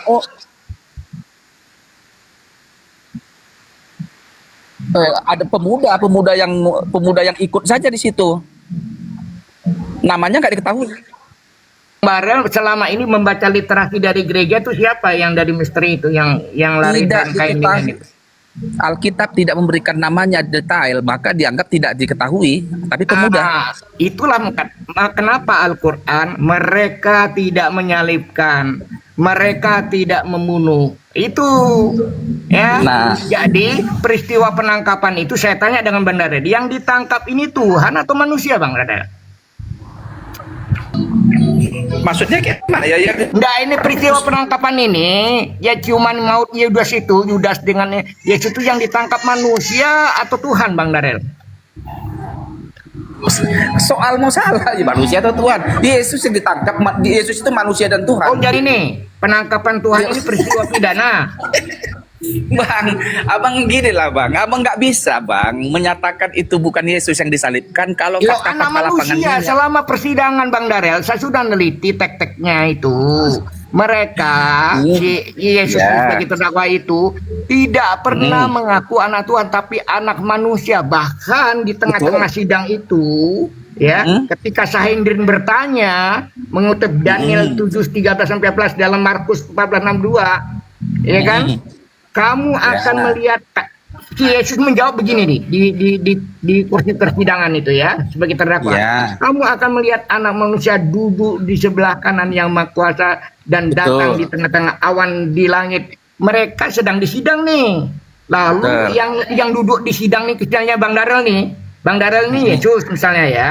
Ya, saya Sanhedrin nih. Saudara Darel. Ya. Apakah kamu Mesias? Kan begitu Bang Darel. Lalu Bang Darel menjawab di bibir saudara itu, kamu akan melihat anak manusia duduk di sebelah kanan yang Maha Kuasa dan datang di tengah awan di Islam. Padahal Bang Darel masih di kursi terdakwa. Bang Darel melihat kemana itu? Ya kemana Melihat ya? langit. Menghadap kepada mereka, kepada Sanhedrin itu, si kurang asam itu. Enggak, saya tanya klarifikasi dengan Bang Darel nih. Saya pakai analisis klarifikasi hukum. Betul. Yesus itu kan di sidang, ditanyain sama Sanhedrin. Ya, dalam fakta persidangan nih ya, dalam konteks Yesus ya, di dalam fakta persidangan ketika dihubungkan pernyataan Yesus sebagai terdakwa ya, di hadapan Sanhedrin. Ya kan? Kan ditanya oleh Sanhedrin, apakah kamu seorang Mesias? Kata si Sanhedrin kan. Pilatus kan hakim nih. Ya kan? Lalu Yesus itu menjawab, itu dikutip oleh Daniel 7:13-14 dalam Markus 14:62. Lalu dia jawab nih, si Yesus si anak manusia tadi itu, kamu akan melihat anak manusia duduk di sebelah kanan yang Maha Kuasa dan datang di tengah-tengah awan di langit. Betul. Ini pernyataan siapa menurut Bang Darel? Pernyataan Yesus. Dia sedang terdakwa kan? Betul. Di persidangan terdakwa kan? Betul. Lalu dia yang dia lihat anak manusia duduk di sebelah kanan itu pernyataan Yesus. Lalu dia melihat ke langit atau melihat terdakwa? Oke. Ayo. Melihat ke langit atau melihat terdakwa? Enggak ada dikasih tahu di Alkitab itu dia melihat siapa? Ada Melihat ke kiri atau ke kanan? makanya ini saya bacakan teksnya ya. Saya tidak tambah, tidak Biar aku kurang. terangkan aja, Bang. Biar aku terangkan aja, Bang. Kamu akan melihat Aku aja anak terangkan, aku aja terangkan. manusia. Kamu Iya. melihat anak manusia. Itu kata Yesus sendiri nih. Iya, Bang. Biar aku terangkan aja sama Abang. Terserah Yesus asli atau Yesus palsu ya. Kamu akan melihat anak manusia duduk di sebelah kanan yang maha kuasa. Satu kategori. Yang datang di tengah-tengah awan, di tengah langit. Itu kan. Nah, mendengar pernyataan Instruksi yang mulia, instruksi yang mulia. Interupsi. Di situ tidak dikatakan engkau akan melihat anak manusia, bukan akan, tetapi di situ kata non dalam bahasa Yunani. dalam terjemahan LAI itu melihat tuh Bang Juma. Artinya begini yang mulia.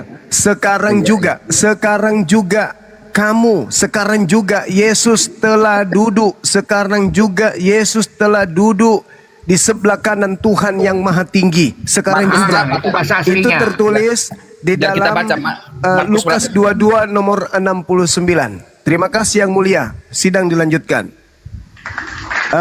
Yang mulia Lukas 22:69. Lukas 22:69. Silakan Bang, Ya, dibaca itu di sana. bahasa Silakan. aslinya begitu. Tapi di dalam LAI akan melihat anak manusia. Dari mana terjemahan akan melihat itu, Bang Darel? Berapa tadi, Bang? Biar kita buka teksnya. Bang Juma, tadi itu. Ya, silakan Bang Juma. Tadi teksnya itu. Ya, kalau di dalam Lukas LAI, 22. Lukas 22 nomor 69. Si buka Bang terdakwa Darel, silakan Bang mengatakan Darel. sekarang juga Yesus sudah duduk di sebelah kanan.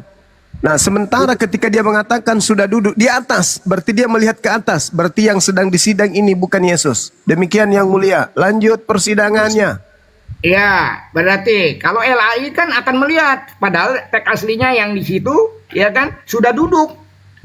Bang Darel sudah duduk melihat ke atas, Bang Darel. Makanya kesimpulan dalam literasi bahwa yang disidang ini siapa sebenarnya, gitu loh.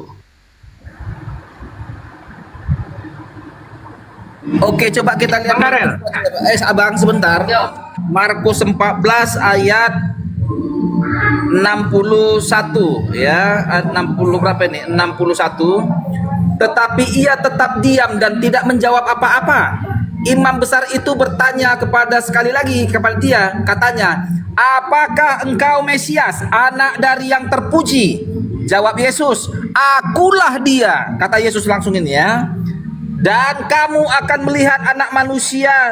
Nah, Ini itu terjemahan LAI, Bang Darel. duduk dia di sebelah Aslinya kanan sudah yang duduk. maha tinggi dan datang di tengah-tengah awan langit. Maka imam besar itu mengoyakkan pakaiannya dan berkata, "Untuk apa kita perlu saksi lagi? Udah dia ngaku sendiri kok. Salibkan aja ini." Kan begitu konsepnya itu. Iya, tapi LAI itu menerjemahkan akulah dia dan kamu akan melihat anak manusia. Asli bahasa aslinya Juma, itu sudah duduk. kau Juma, pandai-pandaian kau. Lukas berapa tadi Juma? Lukas berapa tadi? Tunjukkan sama aku Juma. Lukas berapa tadi ayatmu tadi? Biar jangan kau bilang aku hanya sepihak dari Markus saja. Juma mana? Markus 62. Di Juma tadi masih Si terdakwa ini mencoba untuk menipu persidangan. Tidak ada kata di dalam Biar Lukas jangan aku hanya ngambil 22. Markus saja dari Lukas. Mana Lukasmu itu? Lukas Tidak berapa? Biar ada kita di dalam Lukas 22 saat persidangan oknum tersebut mengatakan Lukas akulah dia. 22, nggak Dia apa-apa. mencoba untuk melakukan kebohongan. Jadi- Mohon supaya dituntut pasal berlapis yang mulia. Udah pusing si Juma Lukas ini dikasih 22:9, Darel. Lukas Tidak ada 22. kata akulah dia di situ. Buka, Itu Darel. penambahan.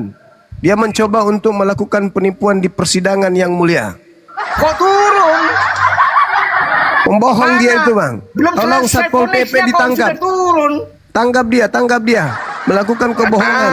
Ya, oke. Nanti yang mulia, ya, baik, saudara Juma, ya, yang mulia. Sudah, saya mau sidang belum ponis ini. Aduh, udah turun.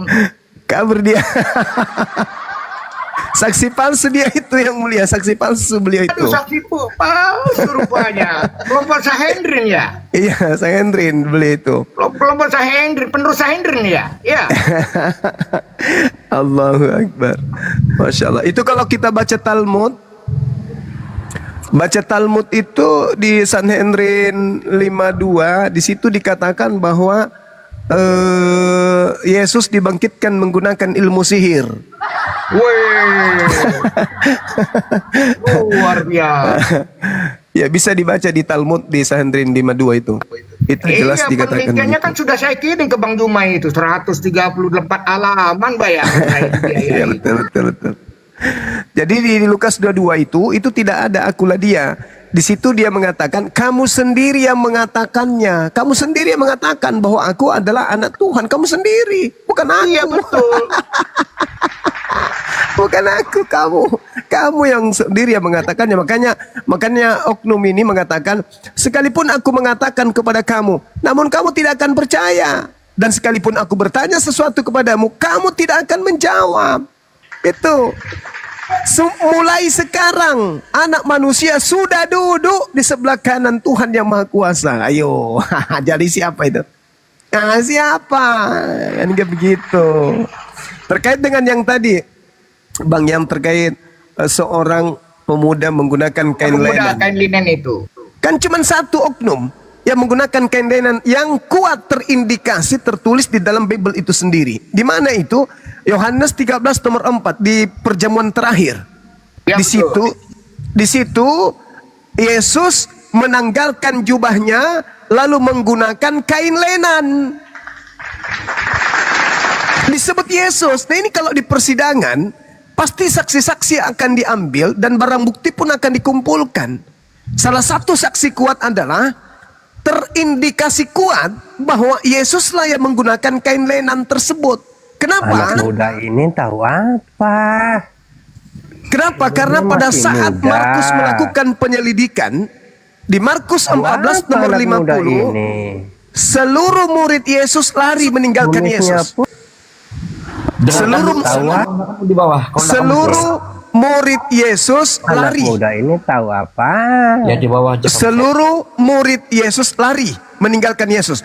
Berarti tinggal ada dua nih. Siapa itu? Yesus dan Yudas. Murid semuanya lari. Markus 14 nomor 50. Semua murid Yesus lari meninggalkan Yesus. Berarti tinggal dua. Bertiga dengan tentara-tentara Romawi. Tentara Romawi 1, Yudas 2, Yesus 3. Sekarang ketika ada 2 atau 3, kira-kira di mana dan siapa di antara 3 golongan ini yang kabur? Yesus, Yudas, atau tentara Romawi? Pertanyaannya, kalau yang lari adalah tentara Romawi, buat apa dia lari? Kalau Yudas yang lari, buat apa Yudas lari? Sementara Yudas adalah persekongkolan terjadi antara dirinya dengan tentara Romawi, buat apa dia lari? Satu-satunya kandidat kuat yang lari dengan alasan-alasan yang dibenarkan hanya satu, Yesus. Kalau Yudas lari buat apa? Kan bukan dia yang mau ditangkap. Tentara Romawi lebih gila lagi kalau tentara Romawi yang lari. Sibuk sendiri berarti satu-satunya yang bisa lari di situ hanya Yesus. Yesus, betul. Dan satu-satunya yang terinformasi menggunakan kain lenan hanya Yesus. Dan ada yang lebih janggal lagi. Ketika penangkapan, apa itu? Ketika orang-orang Roma dan Yudas datang bertanya, siapa yang ditanyai, siapa yang engkau cari?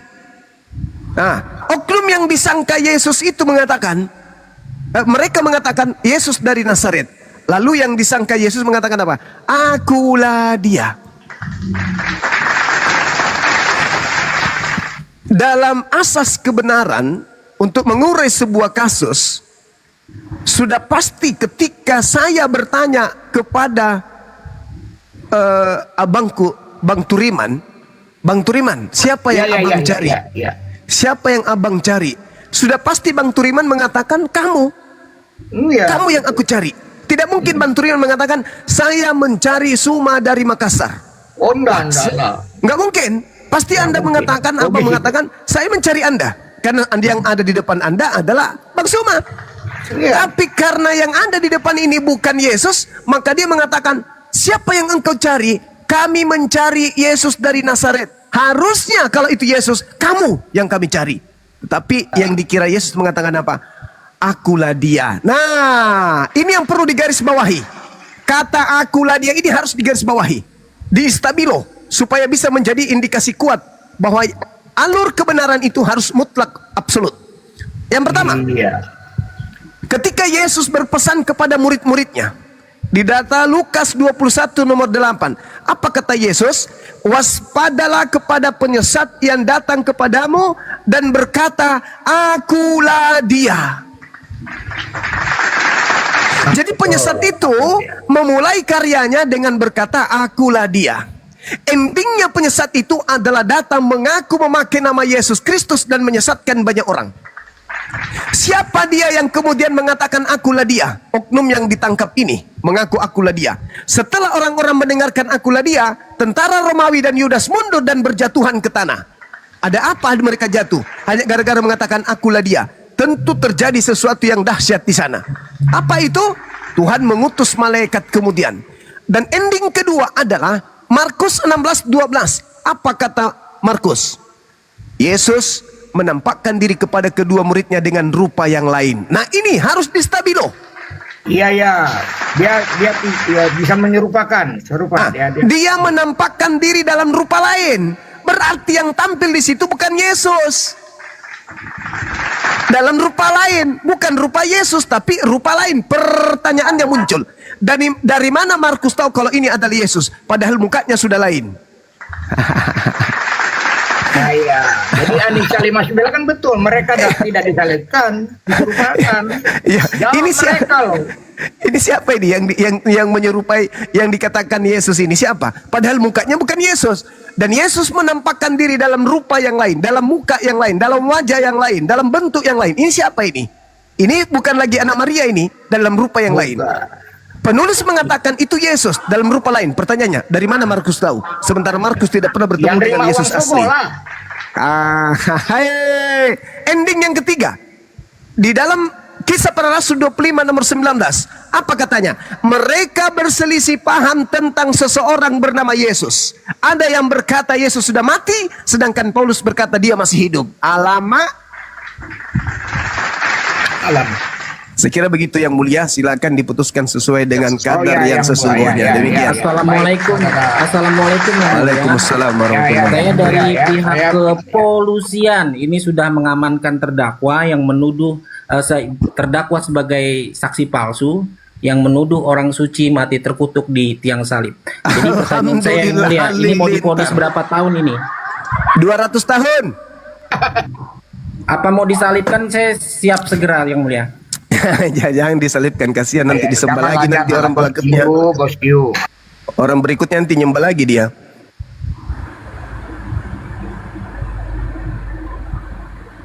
Jadi begini Bang Coba, saya lakukan penelitian ini bersama mualaf loh.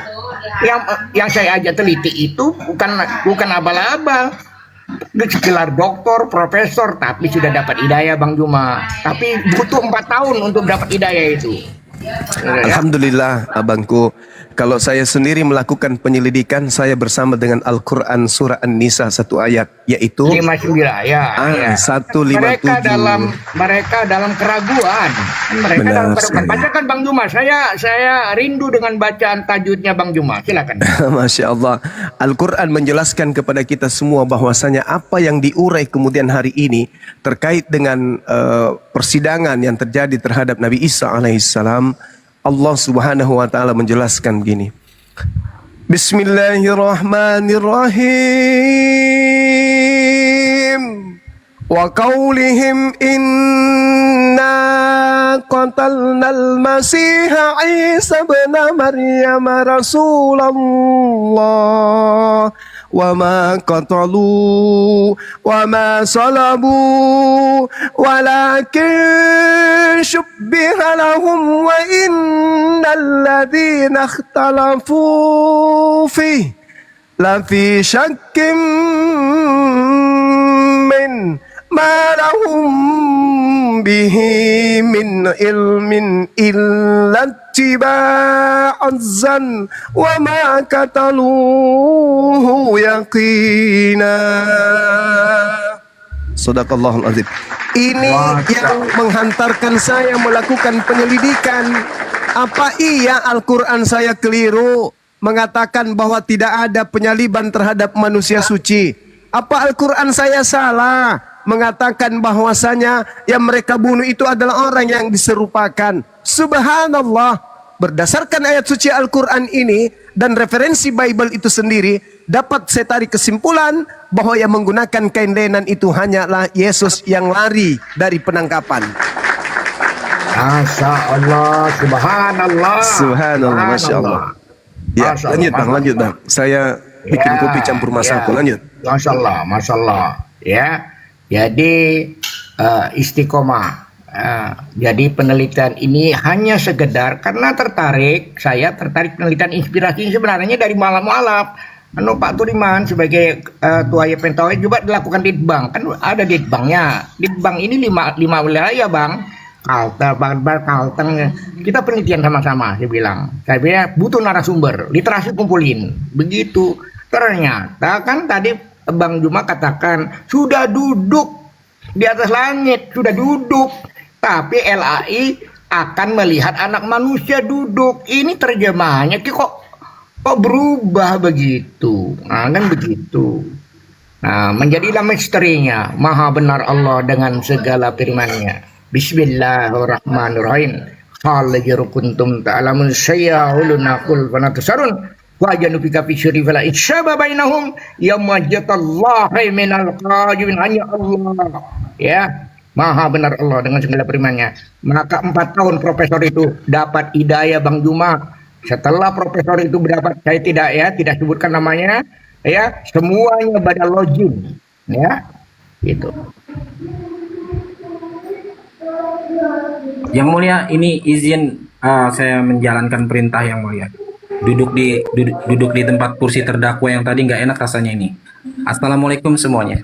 Waalaikumsalam warahmatullahi wabarakatuh. Bung Rambe. Alhamdulillah. Persidangannya sudah selesai apa belum? Yang tersangka lari tadi, Bang Ada. Bang Juma terlalu keras ketok.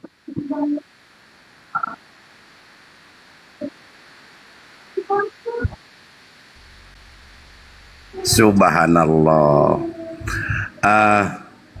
Untuk para netizen di bawah juga, karena saya menekuni di dunia pendidikan di bidang hukum, kepada oten-oten selalu saya pertanyakan, nggak ada yang satu pun bisa menjawab. Pertanyaannya sangat sederhana, yang mestinya harus dia tahu dan harus dikuasai, benar-benar diketahuinya sebagai oten. Pertanyaannya Bang Turiman, sejak kapankah di dunia ini dikenal dunia peradilan? Nggak ada yang bisa jawab itu. Nah, datanglah narasinya Bang Juma. Selalu mengatakan yang di Bible itu nggak pernah dijamah, apalagi dikatakan oleh mereka hanya jadi hiasan barangkali. Sedangkan di Bible mereka sendiri sudah tertulis jelas ada mahkamah agama. Nah, itu saya perdalam dengan kata-kata yang tadi yang kalian lakukan barusan ini. Itulah pertama kali dikenal dunia badan peradilan di dunia ini. Gitu, makanya saya tertarik naik ke atas, juga sudah kangen sama Bang Turiman, sama Bang Juma. Bertepatan posisi ada lagi di Balikpapan ini soalnya Bang Turiman. Assalamualaikum warahmatullahi wabarakatuh. Abangku sehat terus. Waalaikumsalam warahmatullahi wabarakatuh. Amin. Allahu Akbar. Kapan lagi makan coto kita ini dia nih. Mungkin nanti awal 2026 barangkali makan coto Makassar gitu. Insya Allah. Amin. Amin. Iya. Pemute Pak Turiman. Ya, soto Makassar tuh bagian kakinya yang saya suka itu. Iya iya iya iya iya. Iya. Tapi Bang Juma sudah 27 tahun ini umur, mungkin sudah nggak bisa lagi menikmati coto Makassar. Sudah ada lampu hijau dari lampu merah dari dokter. Ya, betul Bang Juma. Segera cari pasangan Bang Juma. Iya iya iya iya iya iya. Jadi Masya Allah. umur 27 itu udah stop katanya. Kalau bisa dikurangin sekali-sekali sih boleh. Mungkin nanti kalau datang ke Makassar, ya bolehlah sekali makan coto Bang Makassar. Rambe, Kuahnya saja, kuahnya. Bang Rambe, Bang Juma, kalau kami makan soto, maka kami pulang ke rumah makan namanya minum air serbat, namanya air yang dari tumbuh-tumbuhan yang saudara kami etnis Dayak, namanya air pengusir untuk menetralkan itu kolesterol, ya kan? Jadi kami seperahat di istana itu, ya kalau Sultan sudah minum air serbat warna merah, itu tandanya berhenti. Itu diteliti air serbat itu yang dari tumbuh-tumbuhan itu untuk menetralkan itu begitu. Tapi ada juga yang makanan yang lebih dahsyat lagi abangku. Kalau itu kita makan, kita bisa jadi Tuhan. Ikan goreng. Iya. Yang tadinya dikira hantu, begitu makan ikan goreng jadi Tuhan dia. Saya baru tahu Bang. Luar biasa. Bang Juma, sebentar saya potong dulu. Siap. Kita tadi pagi ngobrol di Komal ini dengan Bang Dedi. Mungkin akhir tahun ini kita ada kopdar di sini. Kalau bisa Bang Juma tolong diagendakan ya. Di Kalimantan, Bang. Iya, di Balikpapan atau di Samarinda. Kalimantan. Desember Januari saya ini ya bangku. Akhir Desember saya sudah mulai pengambilan gambar dengan Januari juga. Nanti mungkin akhir bulan Januari bisa. Pokoknya berarti sebelum Ramadan lah ya. Nah, sebelum Ramadan bisa. Dengar gak tuh Bang Dedi? Ya, iya siap Opung. Nah, Opung 2 hari nih mencari Bang Charles sama Mora. Baru ini nih buka Mac nih. Bandel juga nih Bang Charles nih. Ini Charles ini wah lagi sibuk dia di lapangan kali. Jadi kalau gitu tolong diagendakan nanti segala sesuatu anunya biar menjawab. Bang Dedi. Assalamualaikum. Tulang. Waalaikumsalam warahmatullahi wabarakatuh. Hari tanggal 11 aku pulang ke Balikpapan Tulang. Ketemu Balikpapan kita. Tanggal 11 saya besok udah pulang ke Jakarta, bere.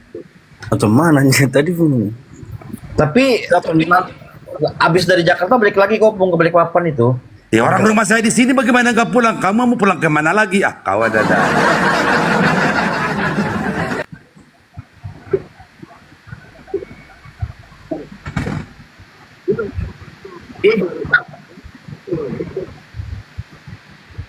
Kota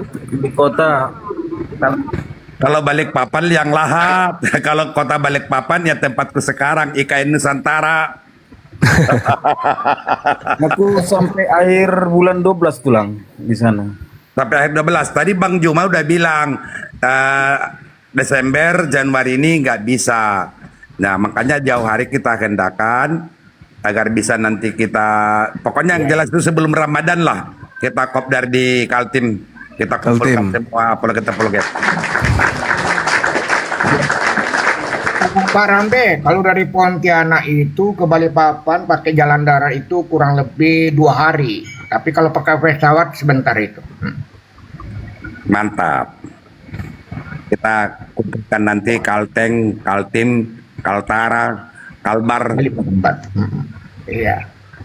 Belum tembus jalannya, Trans Kalimantan dulu tembus. Ada satu lagi karena itu jalannya lewat perusahaan sawit, jadi belum tembus itu. Mudah-mudahan kan Pak ya, tembus. Mana itu? Mana yang belum tembus itu? Di Ketapang. Oh, di Ketapangnya. Oh iya. Karena itu jalan perusahaan, dia belum serahkan kepada negara gitu loh. Iya. Hanya tinggal 100 km. Ya, betul, betul, betul. Jadi mulai dari sekarang, Charles diatur sama Bang Dedi ya. Siap pulang. Ya, kita mengambil tempat di mana. Mana lebih enak di Samarinda apa di Balikpapan? Enak Balikpapan loh, Pung. Di Balikpapan aja lah. Balikpapan aja. Balikpapan loh, Pung. Kuat memang Bang Charles. Juma, kalau ada pertemuan api, lebih baik di Balikpapan, di tengah-tengah. Kami dari Kalbar bisa ke sana, ya kan? Dari mana tengah, titik tengah di situ tuh. Nah, Balikpapan, iya. Saudara saya ada juga di sana, Bang. Kenapa Di, Bang?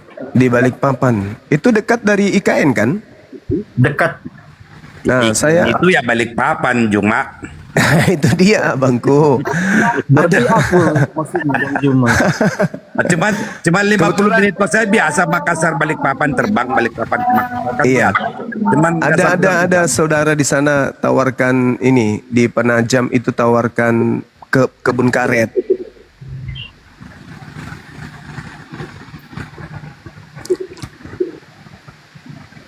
Kebun karet. Kebun karet. Borong Bang Juma. Kebun karet. Itu bisa perumahan di situ, Bangku. Oh, boleh lah. Oh, siap. Siap. Ini jadi gini Bung Juma, saya informasikan ya. Jadi Suaranya timbul hilang Pak Tudiman. Lingkar 4, ada lingkar 4. Nah, lingkar 1, lingkar 2, lingkar 4. Lingkar 4 itu yang memang kebun karet itu ya, begitu. Borong kalau ada di situ. Ada alhamdulillah di situ nggak salah berapa hektar itu kurang lebih 4 apa 5 hektar tadinya. Jadi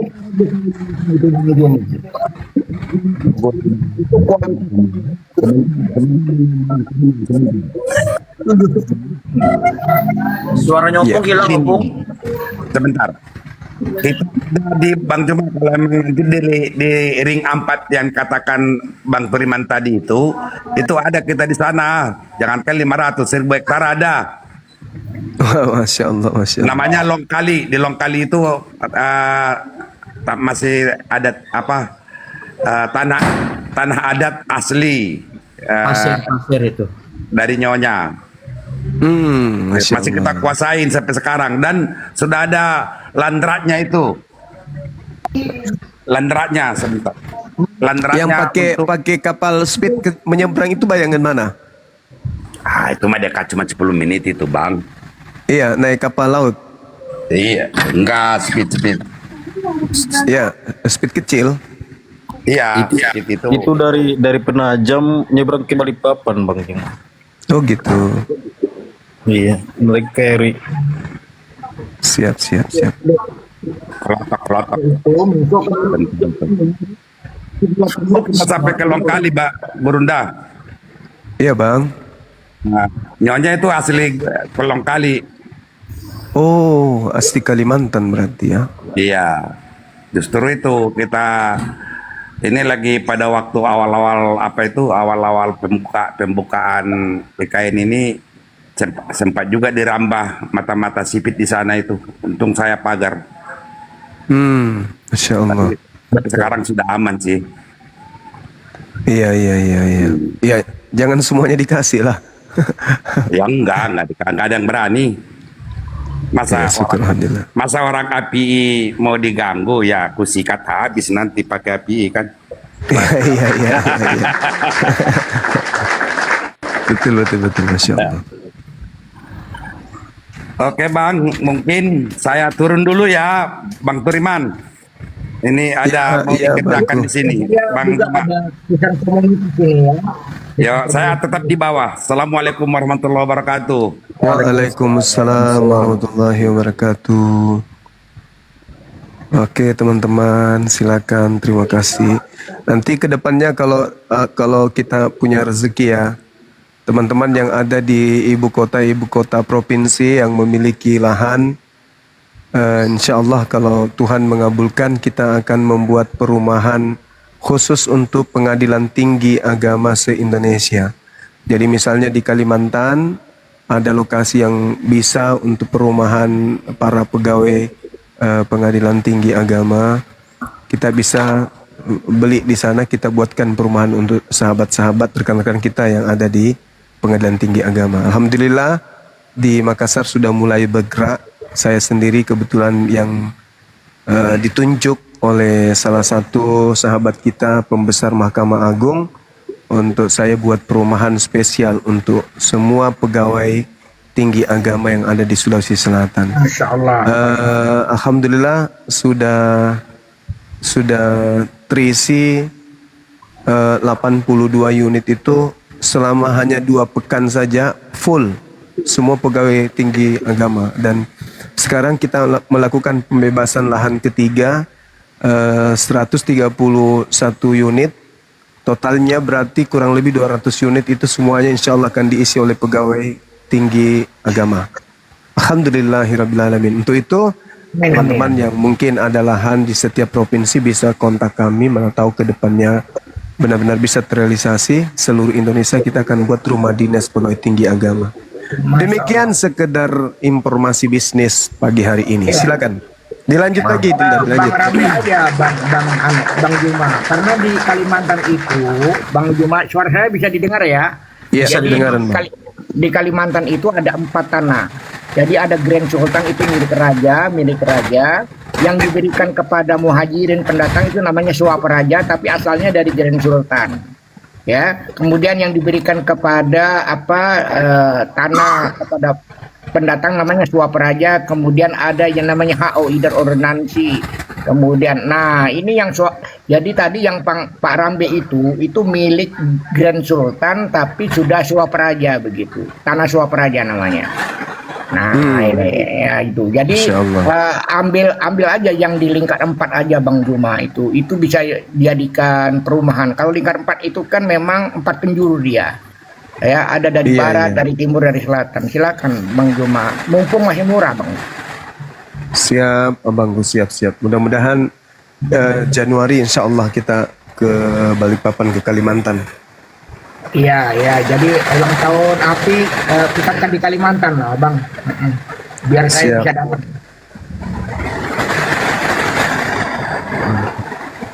Ini ada noise. Lanjut lagi kajiannya Pak Turiman. Iya, lanjut hujan deras di sini, silakan. Sudah ada ini ahli tanknya gimana? Tadi sudah turun, ngambil saya sumpah tadi. Ambil sumpahnya sudah turun, Bang. Iya, si Daryl langsung kabur tadi, memang benar lagi langsung kabur dia. Iya, karena saya memang penelitiannya tentang fakta persidangan. Itu sebenarnya pelajaran ilmu negara semester 1 itu Fakultas Hukum. Saya kan dosen. Cuma saya dapat gelar baru Bang Juma, dosen TikToker, dosen YouTuber. Enggak apa-apa lah. Gimana harus ngajar sambil nge-live kok? Saya lihat Pak Turiman.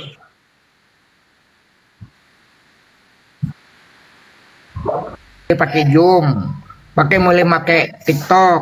Saya memilih pakai TikTok karena kalau TikTok orang tuanya bisa lihat.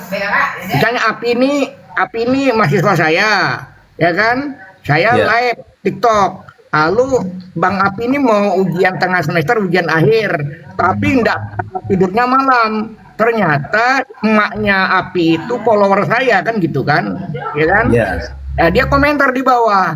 Itu Pak Turiman tolong Api itu nama Api siapa nih nggak tahu dia ya kan aslinya Darco lah misalnya, Darco Cimamura ke Edelweiss kan, itu tadi malam nggak tidur jam 12 gitu loh, tolong ditegur ya Pak Turiman. Saya tinggal bacakan komentarnya kan di bawah TikTok itu kan, ini mak kau nih negur kau dia bagus ngapa. Pernah klarifikasi, saya pernah klarifikasi satu mahasiswa ada jadi bintang TikTok itu. Rupanya begitu besoknya mau ujian semester itu dia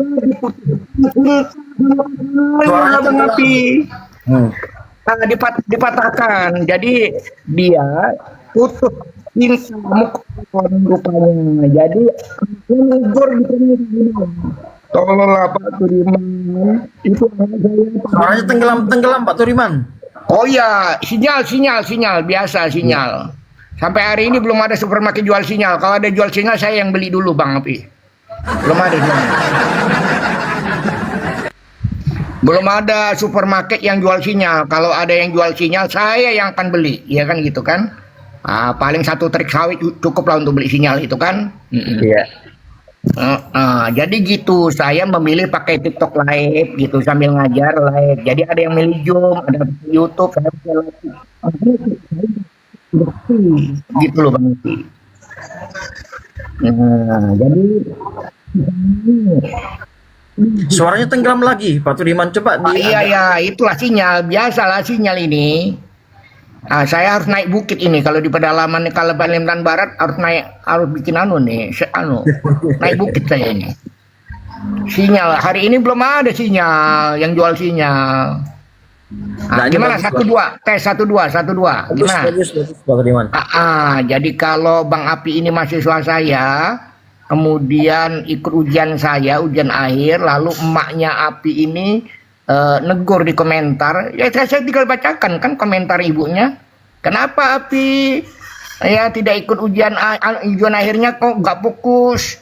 Kata emaknya tidur tadi malam sampai jam 2, rupanya Api patah hati, diputuskan sama pasangannya, pantas nggak fokus. Itulah salah satu kelebihan dari TikTok Live, begitu Bang Api. Oke, izin Pak Tudiman, ini ada si Josun. Josun ini dari Kristen. Selamat pagi atau siang? Selamat pagi lah. Selamat pagi Josun. Oke, kita kembali ke laptop, kembali diskusi dengan Bang Zuma dan teman-teman semua yang ada di sini.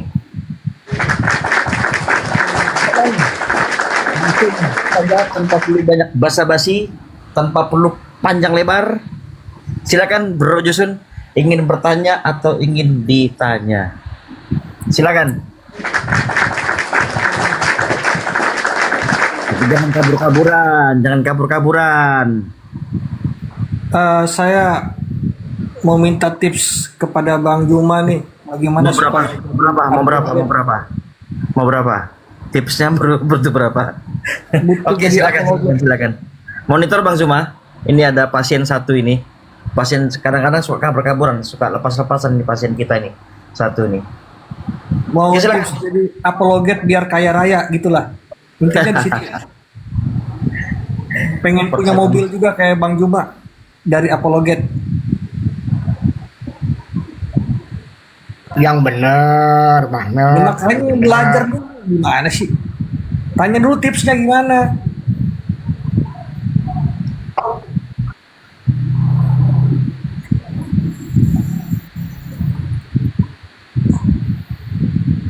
Mulai kumat lagi dia tuh Josun itu. Lagi mana emang? Kenapa orang nanya gitu? Enggak, mulai macet-macetan lagi tuh. Bang Mamut, jadi kalau mau jadi debater, jadi itu kayak Bang Juma itu, jangan salah download aplikasi ya. Itu aja ya. Bang Turiman, pengen kaya kayak si Juma. Iya, makanya jangan salah download aplikasi gitu loh. Ya. Jangan salah download aplikasi. Edis bisa Edis bisa dapat apa sih uang apa untuk buat rumah apologet ya kan? Juma bisa beli mobil. Pengen kayak mereka gitu, gimana caranya? Saya bilang resepnya jangan salah download aplikasi sih bilang. Error nanti. Juma monitor. Udah diskusi aja terkait. Iya, gue diskusinya gitu, gue pengen kayak si Juma masih Edis, kayaknya gimana gitu. Kau pasang dulu otak mobil gimana cara? Gimana mak? Iya gue tahu. Pertama otak kayak Zuma sampai Edis, terus kedua gimana? Gini, saya kasih resep kamu ya. Nanti kamu renungkan ya. Nanti kau tidur di rumah ya. Berpikir benar itu baik. Berpikir tepat itu lebih baik. Maka lebih baik lagi, sangat lebih baik berpikir benar dan tepat. Karena berpikir benar dan tepat, berpikir dengan mata hati. Kalau mata dengan hati tidak connect, itu konslet namanya. Makanya jangan salah download aplikasi. Gue pengen kayak si Edis kan, kaya raya nih. Gila. Udahlah, kamu tuh ngomongin yang penting-penting lah. Ngapain ya itu penting lah. Ngapain sih kita cuma jadi penonton, kita juga harus jadi pemain lah. Kaltim, apa sih namanya dulu? Host. Rezeki orang tuh beda-beda, rezeki orang beda-beda. Iya, gue tahu, tapi kan gimana sih, kita udah tercebur nih, Bang. Ini di dalam Al-Quran itu surat 17 Al-Isra ayat 84, sesungguhnya manusia itu berbuat berdasarkan keadaan masing-masing. Sekarang gini aja dah. Personal branding gitu loh. Gua nggak mau kayak gitu dah. Gini. Lu sekarang nih ada penonton nih, ada 755 nih. Kan di apa namanya, kan di share di YouTube nih. Coba di apa namanya? Tolong di apa namanya, ke koin ke gua nih. Coba diarahin sekarang. Gue juga pengen kayak Edis, kayak sama si Zuma. Nggak bisa. Kalau sudah terkutuk itu nggak bisa ngapa-ngapain itu brother. Mampus kau. Yakin nggak kamu tuh kalau kau itu terkutuk?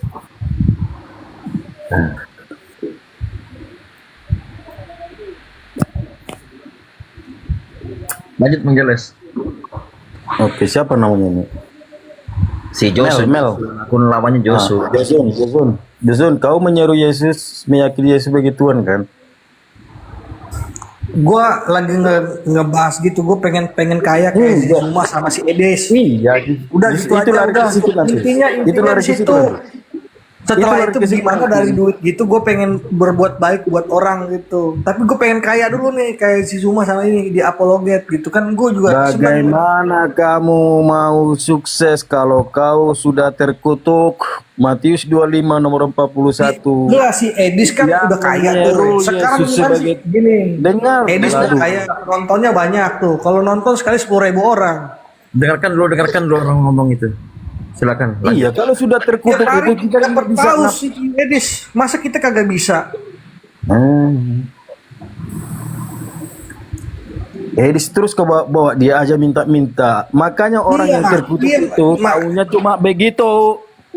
Iya, dalam Matius 25 nomor 41, ya, orang yang menyeru Yesus sebagai Tuhan itu sudah dikutuk oleh Yesus, akan dibuangnya ke api kekal. Kamu nyeru Yesus sebagai Tuhan atau enggak? Unik juga sih, maksudnya kita pakai dengan modal agama bisa kaya raya tuh, enak juga ya. Sudah terkutuk itu tidak bisa dibantah lagi. Kau mau ngapa-ngapain nggak bisa. Enggak, terus lu pada nih kaya belum? Kagak, gue tanya, lu pada udah pada kaya belum nih gara-gara ngebahas ini terus nih? Dengar, ya pagi siang sore malam, pagi siang sore malam, lanjut lagi pagi, lupa ke masjid, lupa ke gereja.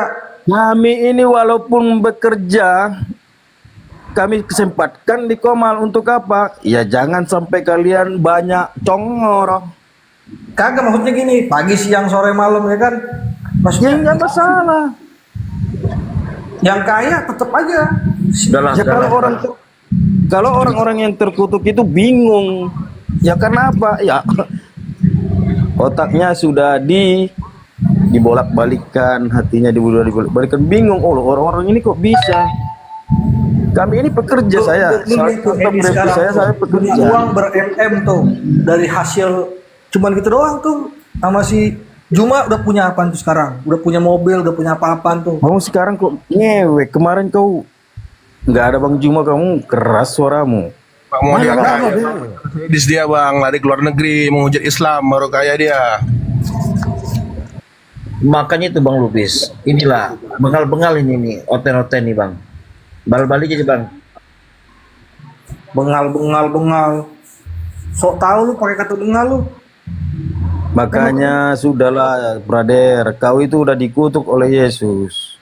Matius 25, yang menyerunya sebagai Tuhan, kau udah terkutuk. Sekarang tuh, bro, yang penting kau orang-orang yang terkutuk, engkau akan dibuang ke api yang kekal, seperti tempat yang disediakan kepada iblis dan para malaikatnya. Oh, ini yang paling banyak Juma, lu pada nih 27 berapa ini? 31, 41 kayak gitu-gitu aja, kagak ada lebih-lebihnya. Gua aja cuma doang. Kau yang di otak ini orangnya di bawah aja. Udah. Bang Logika sehat, selamat pagi. Selamat pagi. Ya, silakan diskusi Bang. Ada Bang calon ngomong gitu. Diskusi lah kalian. Nama Charles apa lagi yang aku mau lihat oten-otennya keracunan doktrin. Kalau sama Charles sudah tahu kita posisi masing-masing. Oten yang keracunan doktrin yang kita tunggu. Charles, sudahlah. Udahlah, Tuhannya Yahudi itu aja kau imani. Iya Charles, imani juga lah, itu yang betul. Kita mau lihat oten-oten yang keracunan doktrin, kayak si RK, kayak si Miron, kayak si Albert yang selalu harus Tritunggal. Kamu bukan Oten. Kamu bukan Oten Herman.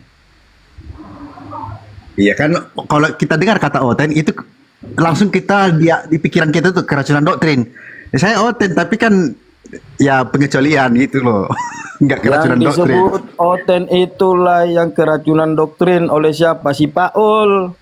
Oh, berarti aku Nasrani lah Charles. Aku Nasrani. Bisa nggak Charles? Bagaimana Nasaro. kau bisa dikatakan Nasrani? Nggak bisa juga. Kau dari Bani Israel. Berarti apalah pengikut Yesus lah bilang. Nggak usah pakai istilah-istilah khusus. Pengikut Yesus saja. Pengikut Yesus apa? Kristus. Kristus itu pengurapan atlet. Menurutmu kau atlet apa kau? Oh inilah jemaat HKBP. Jemaat HKBP aja lah Charles. Bisa Charles? Kristus itu dalam Jemaat HKBP. Jemaat HKBP yang nakal. Dalam bahasa Yunani itu artinya pengurapan atlet, Brother Herman. Oh berarti aku muridnya apalah? Siapa itu namanya? Martin Luther. Muridnya Martin Luther lah aku bilang. Bisa Charles? Nggak bisa juga. Turun laku Charles. Bukan gitu aja kerjaanmu. Iya, oten ini ternyata sampai si Miron keracunan doktrin harus Tritunggal dibawa, harus Tritunggal kan pusing kepala. Bukan cuma Muslim, Kristen aja pusing dengar Tritunggalnya itu. Harus setara katanya. Orang yang kita tidak setara. Pertama kali didirikan gereja kafir itu di Antioquia. Kau nggak mau ngaku-ngaku. Jadi kamu ngapa sih? Kenapa kau bilang kafir? Nah, saya tunjukin datanya. Boleh host? Mereka itu kan umat Yahweh. Kalau mereka bukan umat Yahweh baru kafir. Walaupun di Antioquia dia. Hanya masalah tempatnya itu. Oke lah, udah penuh ini. Pak Hos. Nanti tempat hotel yang keracunan doktrin nggak ada. Aku Belum kelar. udah masih Charles apa mau di tinggal nunggu bertobatnya ini si Charles ini. Butuh proses dia. Ya, Ini oke, coba. Hotel yang keracunan doktrin loh. Ya jangan mewek. Kau beritakanlah. Coba. Ayo. Kamu mau menyadarkan? Aku mau memberitakan kalau Oten itu keracunan doktrin. Ya. Terus katanya sepertinya di balik mereka mengatakan saya Tritunggal, saya Kristen. Sepertinya ada kesombongan rohani di balik pernyataan itu. Kenapa kau selalu mengatakan sada Charles? Caramu menyadarkan aku apa kau pakai? Kan udah ku bilang kemarin apa? Cuman kalau samamu udah ku sampaikan kemarin, cuman ya kau enggak ini belum mungkin sekarang, mungkin nanti. Ya saya doakan. Saya mau bantah kamu langsung turun. Ayo jalan kamu. Aku nggak perlu pakai aja rokmu di situ loh. Aku mau mengatakan oten-oten yang keracunan doktrin itu aja betapa menyedihkannya mereka, ya kan? Ini bukan masalah harus Tritunggal. Ini bukan masalah doktrin. Ya, kamu kan menyeru Yesus sebagai Tuhan kan? Enggak lah, Tuhan yang kita pakai di sini bahasa apa Charles? Bahasa Indonesia kan? Ya tidak lah, Yesus bukan Tuhan. Jadi bingung. Ya Mesias, Tuhan, my Lord. Kamu yakin nggak dia mati di tiang salib? Ya yakin lah, Les, itu kan logis. Namanya orang kau termakan doktrin orang korup. Charles, kalau kamu kayak gitu manusia karet ini. Charles itulah. Bertobat kau Charles. Ngomong sama abang kok kayak gitu. Charles. Udahlah, turunlah kau. Udah kalau longor-longor kan orang pintar. Ya memang gak gitu terus kau itu.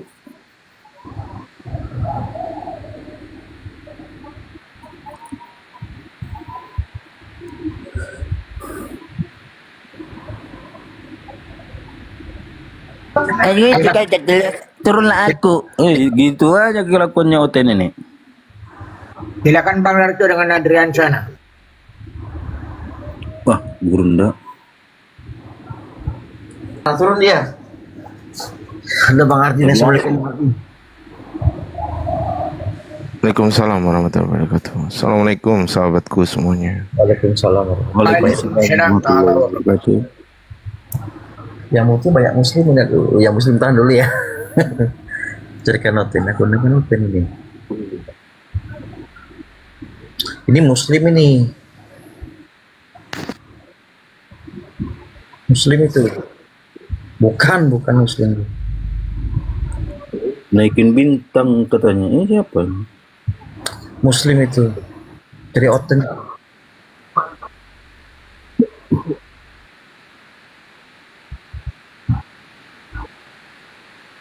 Ya. Waalaikumsalam warahmatullahi wabarakatuh. Salam. Ini 2 slot buat Oten lah. Yang muslim tahan dulu. Iya. Ini hari Minggu kan biar banyak tahu Ten. Ketik 3 ya Ten, biar ketahuan RTV gitu. ini baru on ini RTV ini si Erik Rumpe. Iya Erik Rumpe kenapa nih? Ya lupa aku. Bang Bintang Muslim. Kalau Bang Bintang Muslim lebih baik apa yang mau disampaikan di bawah Bang? Diketik aja Bang.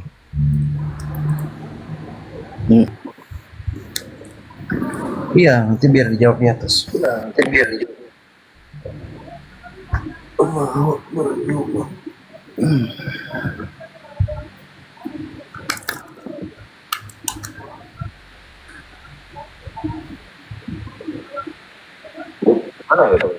ada kok tadi. Barusan Tadi ini. kata hujan. Hujan di sana. Oh, hujan. Oke.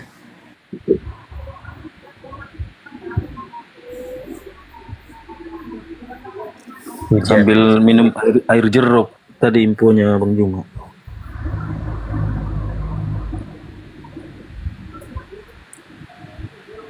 Udah dapat berapa otan ini pagi ini? Bang Ardi? Belum. Tadi saya minta naik di sini lumayan lama sih, cuman mungkin bukan penuh. Mungkin nggak Iya, tadi. ngalahin kakek itu loh. Mandiin ganti pepes segala. Kakek kan sakit di rumah itu Bang Ardi. Saya berdua aja tinggal di sini. Tadi mandiin ganti pepes segala macam.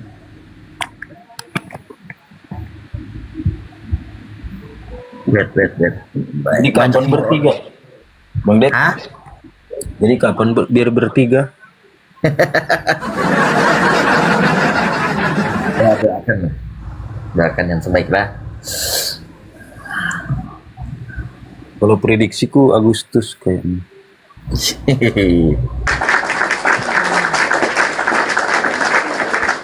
Semoga prediksinya tepat. Amin. Iya kan Bang Rio. Ini Bang Rio ini macet. Sabar Bang Ardi. Oten itu ya, kemarin ada Bang Suma di sini ngintip-ngintip kayak tikus itu loh. Tikus ketemu macan tuh Bang Ardi. Ngintip-ngintip dia. Bang Suma turun, naik tuh 5 di sini. Cakar-cakaran mereka. Sama Oten. Iya kemarin. Dia bilang loh, ini ada Bang Suma nggak mau naik mereka. Di bawah tuh ada tuh si David Batman tuh di bawah aja. Ada Bang Suma turun, gak lama dia naik. Kan kampret. Ya, tadi saya undang juga tadi kan dia. Terus sekarang para debaters ya, Kristen debaters ya, bukan yang jemaat-jemaat biasa ini ya, yang debaters itu nggak berani naik ke Komal Muslim manapun juga. Misal contoh Erben, Elia Miron, terus siapa lagi Kiamat penghujat sih, nggak masuk. Erben, Elia Miron, terus siapa lagi RK, Edi, siapa lagi yang ngaku-ngaku debaters, apalagi dubur berdarah, pokoknya klan gusi berdarah itulah. Itu nggak ada yang berani loh naik ke Komal Muslim, nggak ada teman-teman. Tapi yang heran, kenapa ada orang Islam yang naik ke room sana? Saya tuh heran gitu loh. Yang orang Islam yang baru-baru belajar diskusi lintas agama ya. Maksud saya Mbok ya nggak usah naik ke room sana, dipantau aja dulu di room Muslim bagaimana sih mereka itu kan begitu kan. Ya dalam arti gini ya teman-teman ya, Bang Ardi dan teman-teman tuh bukan ngelarang dan kami juga tidak bisa melarang kalian ya, cuman menghimbau saja gitu loh.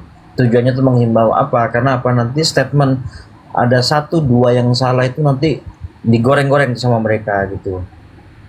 Mending kita berjamaah sama teman-teman yang biasa berdiskusi, poin-poinnya apa yang bisa dicatat silakan dicatat. Nah itu tuh tepatnya begitu. Kalau saya sih begitu. Ya, betul karena ketika Anda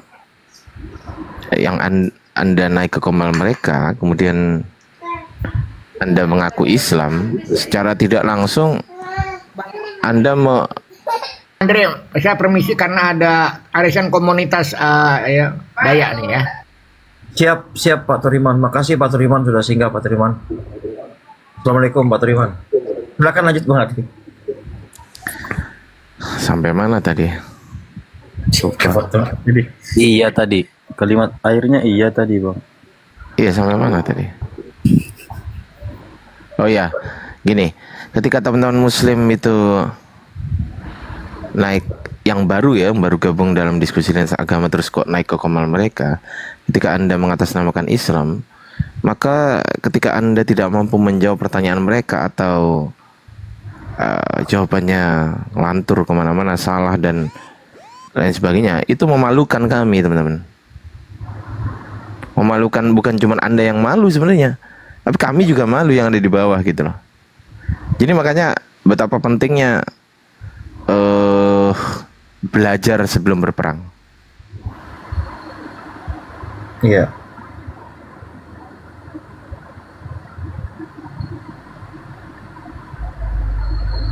Betul Bang Ardi. Bang Jambrong. Pagi Bang Jambrong. Ini Muslim ya. Bang Jambrong. Ya pagi-pagi. Assalamualaikum warahmatullahi wabarakatuh. Saya Muslim Mas. Oh, turun permintaan. Iya, waalaikumsalam warahmatullahi. Wah, langsung dulu. Mau kutanya apa yang mau disampaikan?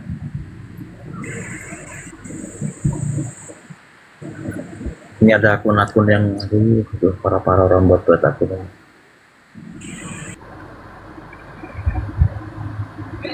Tema apa diskusi sekarang Bang? Temanya saya cabut itu. Buat tema apa nih Bang Ardi ya? Bingung buat tema-tema ini. Orang nggak dikasih tema aja oten takut, apalagi dikasih tema gimana?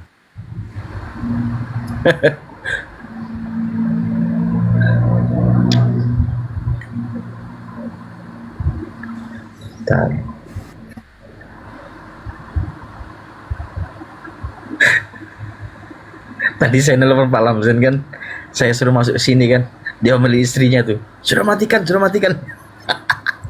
Pak Lamsen. Oh, Pak Lamsen. Iya, saya telepon dari beliau tadi itu.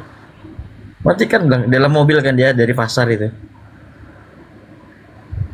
Kapok kayaknya dia. Iya loh, diskusi sama ini, Bang Darko sih Mamora tuh Bang Ardi dikerjain. Nurut aja dia. Masa disuruh baca dari mana ke mana sampai wahyu gitu. Diterusin sama dia. Nah, saya juga kaget kan. Loh, ini kok terus-terusan satu perikop itu. Bukan satu perikop, satu buku. Satu buku ya, satu perikop. Dikerjain nih. Sampai dia ngaku yang menuliskan Bible itu memang orang-orang penjahat, pencuri. Mana VT-nya di post lagi lah VT-nya itu. Aku lihat Coba temanya kita kasih apa teman-teman? Saya ada usulan. Tema yang pertama, apakah Bible legal garis miring ilegal menurut Yesus? Ini pertanyaan ya. Yang pertama itu, yang kedua buktikan Yesus disalib, itu yang kedua, yang ketiga Apa kira-kira? Kalau Yesus disalib itu ready ya. Dia sudah coba ya ini ya. Dikocok juga begini. Kocak ini. Oh bisa ini. Aku nggak kepikiran judul ini.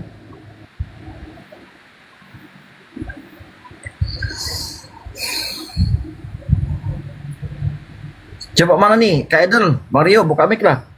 Ngobrol coba aku mau begini. Ada Oten di bawah sebenarnya. Tetapi tadi ada di bawah. Siapa namanya tadi ya, saya lupa. Jabut namanya. Ngeri kali namanya tuh.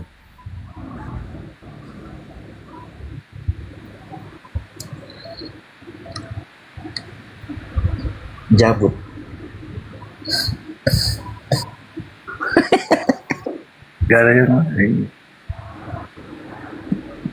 Ini pertanyaan,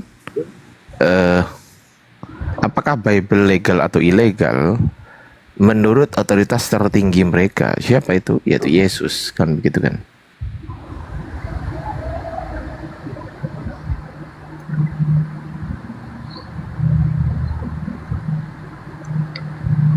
Iya, yang foto akunnya bang, tak diangkat lagi. Siapa yang bikin fotonya bang? Johnny Boy, siapa? Johnny Boy, selamat pagi. Kita dem, ini sakit dan di sini dem. Kuku udah iso cukup pulau. Korisan itu udah lama pulih. Kayaknya nanti baru dibahas. Jadi boy. Mungkin dikasih naik ribut lagi. Jani boy, Jani.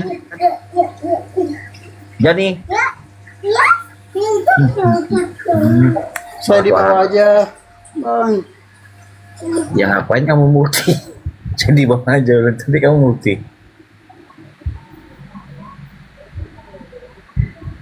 Master Kalam.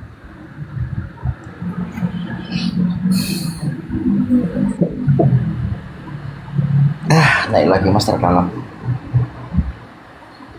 Ya, selamat malam. Selamat siang Bang Master Kalam. Ya, selamat siang. Assalamualaikum buat teman-teman semuanya. Selalu sudah itu. Ini Kibinirin ini. Kibinirin. Judulnya ini Bang Master Kalam, apakah Bible legal atau ilegal? Itu pertanyaan tuh. Ya, itu tergantung yang memandang. Ada yang memandangnya legal, ada yang memandangnya ilegal. Tergantung orangnya semua itu. Bukan, itu pertanyaan lebih khususnya ditanyakan kepada orang Kristen, kemudian disandarkan kepada pendapat Yesus. Apakah menurut Yesus Bible itu legal atau ilegal? Menurut Yesus itu. Ya, kalau menurut Yesus ya itu legal dong kalau menurut Yesus yang Nah, kalau legal kita bahas pelan-pelan kan gitu. Ya, kok ada yang bahas Yesus yang bilang legal, ada yang bahas ini kan udah agak lain ini sebenarnya. Gitu yang membahas itu bukan berarti ya tampilkanlah menghakimi, kita kan membahas. Iya, maksudnya maunya ada Yesus di sini kan, biar kita ngomong langsung. Enggak, bukan itu. Siapa yang bilang gitu? Loh. Iya dong. Saya tanya, menurut Yesus itu legal atau tidak? Iya kan? Nah, kalau menurut Yesus legal, sebentar. Gantian ngomongnya. Ngomongnya gantian, bisa nggak? Oh ya, silakan. Ah, gitu dong. Ini kan diskusi. Diskusi itu Anda boleh nggak sepakat dengan saya, boleh.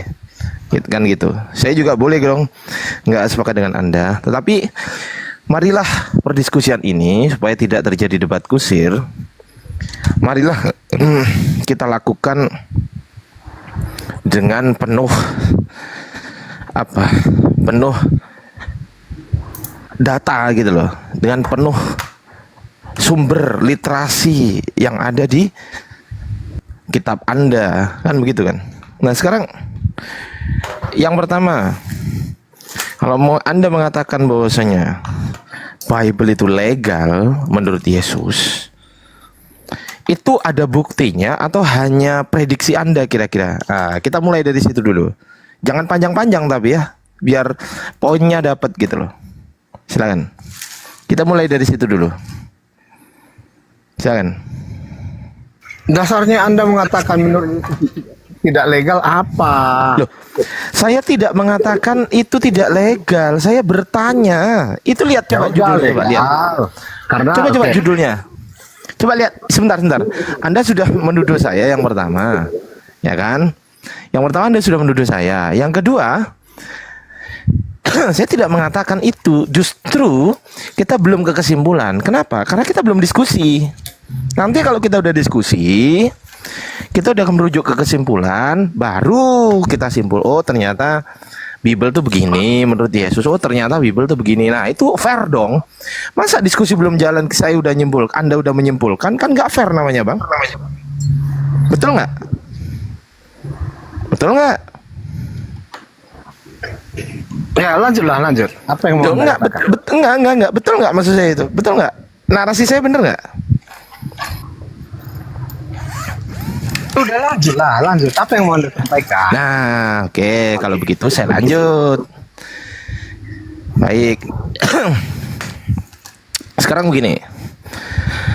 Kalau memang Bible pelan-pelan, ya teman-teman, pelan-pelan. Ini pelan-pelan banget ini teman-teman ya. Kalau memang Bible itu legal menurut Yesus. Nah, sekarang coba kita berbasis data deh. Coba saya ingin tahu datanya. Di mana Yesus? Ini yang kita bahas hanya yang murid Yesus saja ya. Maksudnya yang dikenal-kenal aja, kitab yang dikenal-kenal aja ya, yang kanonik aja. Karena kan nanti kalau dibahas yang non kanonik terlalu lebar gitu kan, terlalu panjang. Kita bahas yang kenal-kenal aja lah. Nah, sekarang kalau menurut Anda bahwasanya kitab ini legal menurut Yesus, coba deh, saya ingin tahu Bang, di mana Yesus memberikan legitimasi terhadap penulisan kitab Markus, Matius, Lukas, Yohanes. Itu dulu deh. Kalau ada katakan ada, tidak ada katakan tidak ada. Simple itu. Oke. Matius, Markus, Lukas itu semua itu pemuritan dari Yesus. Jadi kalau muridnya mengajarkan apa yang diajarkan oleh gurunya, itu udah pasti legal. Ini logika sederhana. Jadi kalau seseorang yang dikatakan muridnya dan mengatakan sesuatu itu berasal dari gurunya, itu wajar dan itu sudah pasti legal. Itu nggak usah terlalu capek kali mikirinnya. Ini yang simpel-simpel aja udah dapat jawabannya. Oke, udah clear ya. Yang lain lagi temanya, ayo ganti. Loh, kok udah clear? Clear menurut Anda? Menurut Anda? Iya, kalau menurut Anda. Menurut Anda iya. Kan saya belum nanggepin. Sebentar. Jadi begini. Yang saya tanya adalah, ya, di mana Yesus?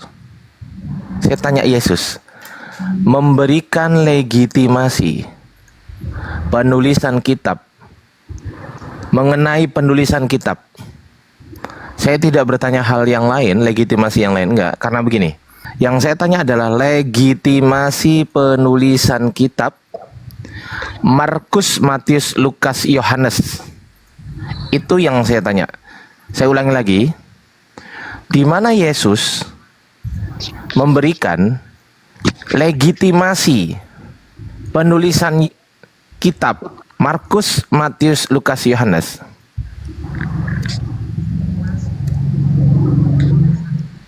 Oke, Yesus kan berkata nih, pergilah, jadikan semua bangsa muridku, baptislah mereka dalam nama Bapa, Putra, dan Roh Kudus. Dari perintah itu berarti Yesus sudah memberikan sesuatu kepada murid-muridnya. Makanya mereka disuruh memberitakan itu kepada seluruh dunia. Itu. Jadi ini sederhana, ini logika yang sangat sederhana. Dari Ya, jadi ribet kan gimana toh? Baik. Oke, saya ikutin Anda dulu. Saya tidak membantah. Kenapa? Kalau nanti saya mainnya keras, saya yakin nggak ada yang naik, termasuk Anda. Jadi sabar dulu. Ancaman-ancaman. Sabar. Dimi dulu. Anda yang nggak sabar dengan ngancam-ngancam orang. Kok ngancam? Ancam-ancaman lah diskusi yang bagus. Siapa yang ngancam? Loh, Anda katakan emosi. kalau saya bicara keras nanti pada turun itu kan ngancam. Ya udah, Anda diem. Oke, di-mute dulu host. Anda ngerti Bisa kan kan host? ancaman? Ngomongnya Diawan. Dulu Bisa bang kan? logika, standby dulu bang logika. Oke. Ya, makanya atur Bang Dedi, jangan Iya, ada saya ancaman-ancaman atur di sini. ini. Nah, kau Bang, diam. logika, iya. Kebanyakan bang, jangan kalau orang kayak gitu jangan dianu bang, jangan disuruh. Abang aja yang nge-mute. Diem, kau diem dulu. Jangan dibuka mute nu. Tunggu sampai selesai, baru. Bang Dedi, suruh dia minta. Nah, kau diem dulu, tuh kan, kabur kan? Ini gara-gara kau nih. Tuh, kabur dia. Kesempatan Ya, buat dia kabur. Ya, kabur lah karena diancam. Ya kesempatan buat dia ngeles. Karena ada Kesempatan buat dia ngeles. Iyalah, saya mute lah sampai kau kabur. pengecut kamu. Nggak apa-apa. Kenapa rupanya? Nggak terima? Ya, nggak apa-apa. Undang lagi dia. Kenapa nggak terima? Apa sih ngerusuh loh bang logika ini masuk-masuk.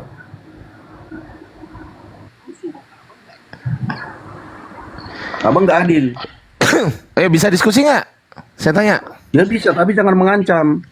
Loh, kalau saya keras, ada orang yang memang takut dengan suara yang keras seperti suara saya. Kalau Anda enggak ya, Iya, ya karena Anda udah. kan sudah mengeluarkan ancaman. Bukan ancaman itu, kucluk. Udah itu ada mengeluarkan kata-kata kucuruk aja udah nggak bagus. Emang kucluk. Kenapa rupanya? Ya itu Abang Dedi ya, coba gimana? Saya pernah nggak ngucapin Emang gitu kucluk kok. sama Abang Dedi. Aduh, gimana mau Aduh, apalah kau ini. Yang mau diskusi nggak? Yang mau diskusi nggak? Kalau nggak mau turun. Ya turun. Nah, bagus. Ya begitu memang, Bang Dedi. Jangan dinaikkan lagi, gitu diblokir kalau bisa orang-orang kayak gitu. Itu diblokir. Saya udah blokir berkali-kali di komal-komal yang lain-lain. Hanya saya teman-teman nggak ngerti apa maksud dia. Maksud dia itu hanya untuk membuat situasi komal menjadi nggak nyaman sehingga teman-teman Kristen turun. Emang kayak gitu dia. Ini nggak bisa diskusi. Jadi keancaman-ancaman. Gimana ada ancaman? Botol kali bah dia.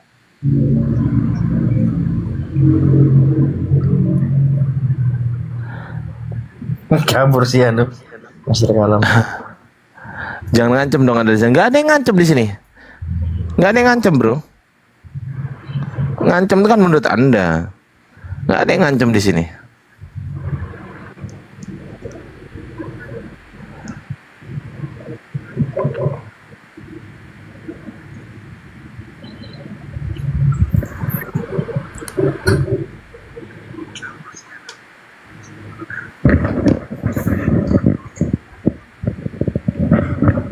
Di bawah ini muslim semua. Penontonnya. Ya kecek satu-satu yang muslim semua.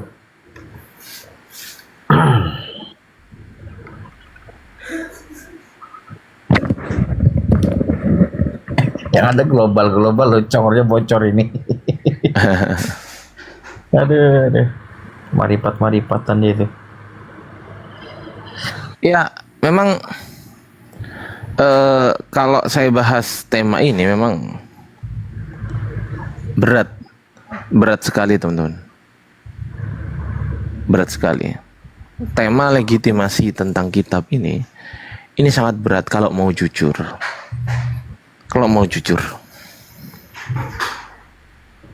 Nah tuh ada ya Rabbi itu di bawah itu hanya berani typing di bawah itu kamikaze itu.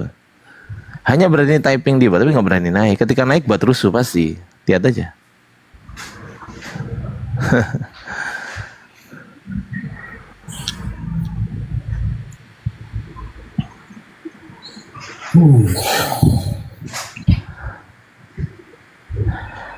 Jadi berhubung saya ini sedikit banyak melakukan penelitian gitu kan.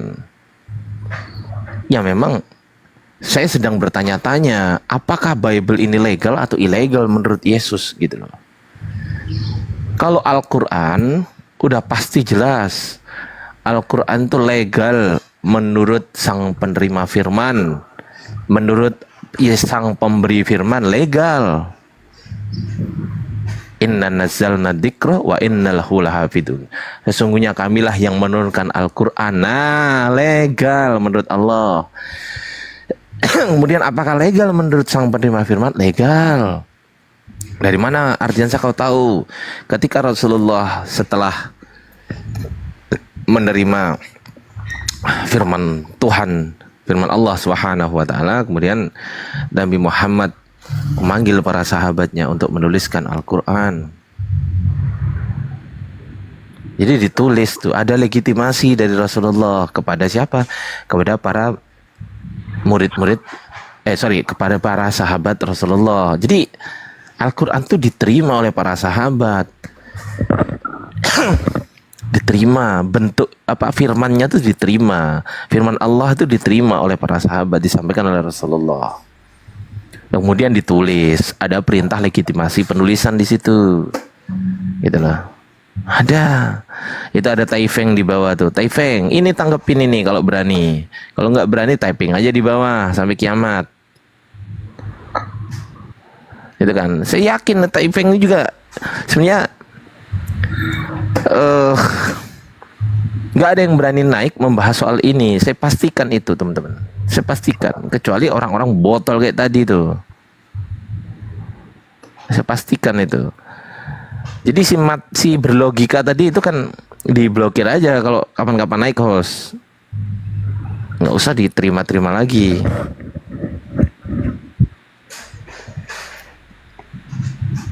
Ngambekan dia itu. Ada drone kamikaze Dinda. Ini dan Dinda kamikaze Dinda, naik Dinda. Muslim dia. Muslim dia. Muslim Drone itu. kamikaze? Oh, Muslim. Ya, Muslim itu.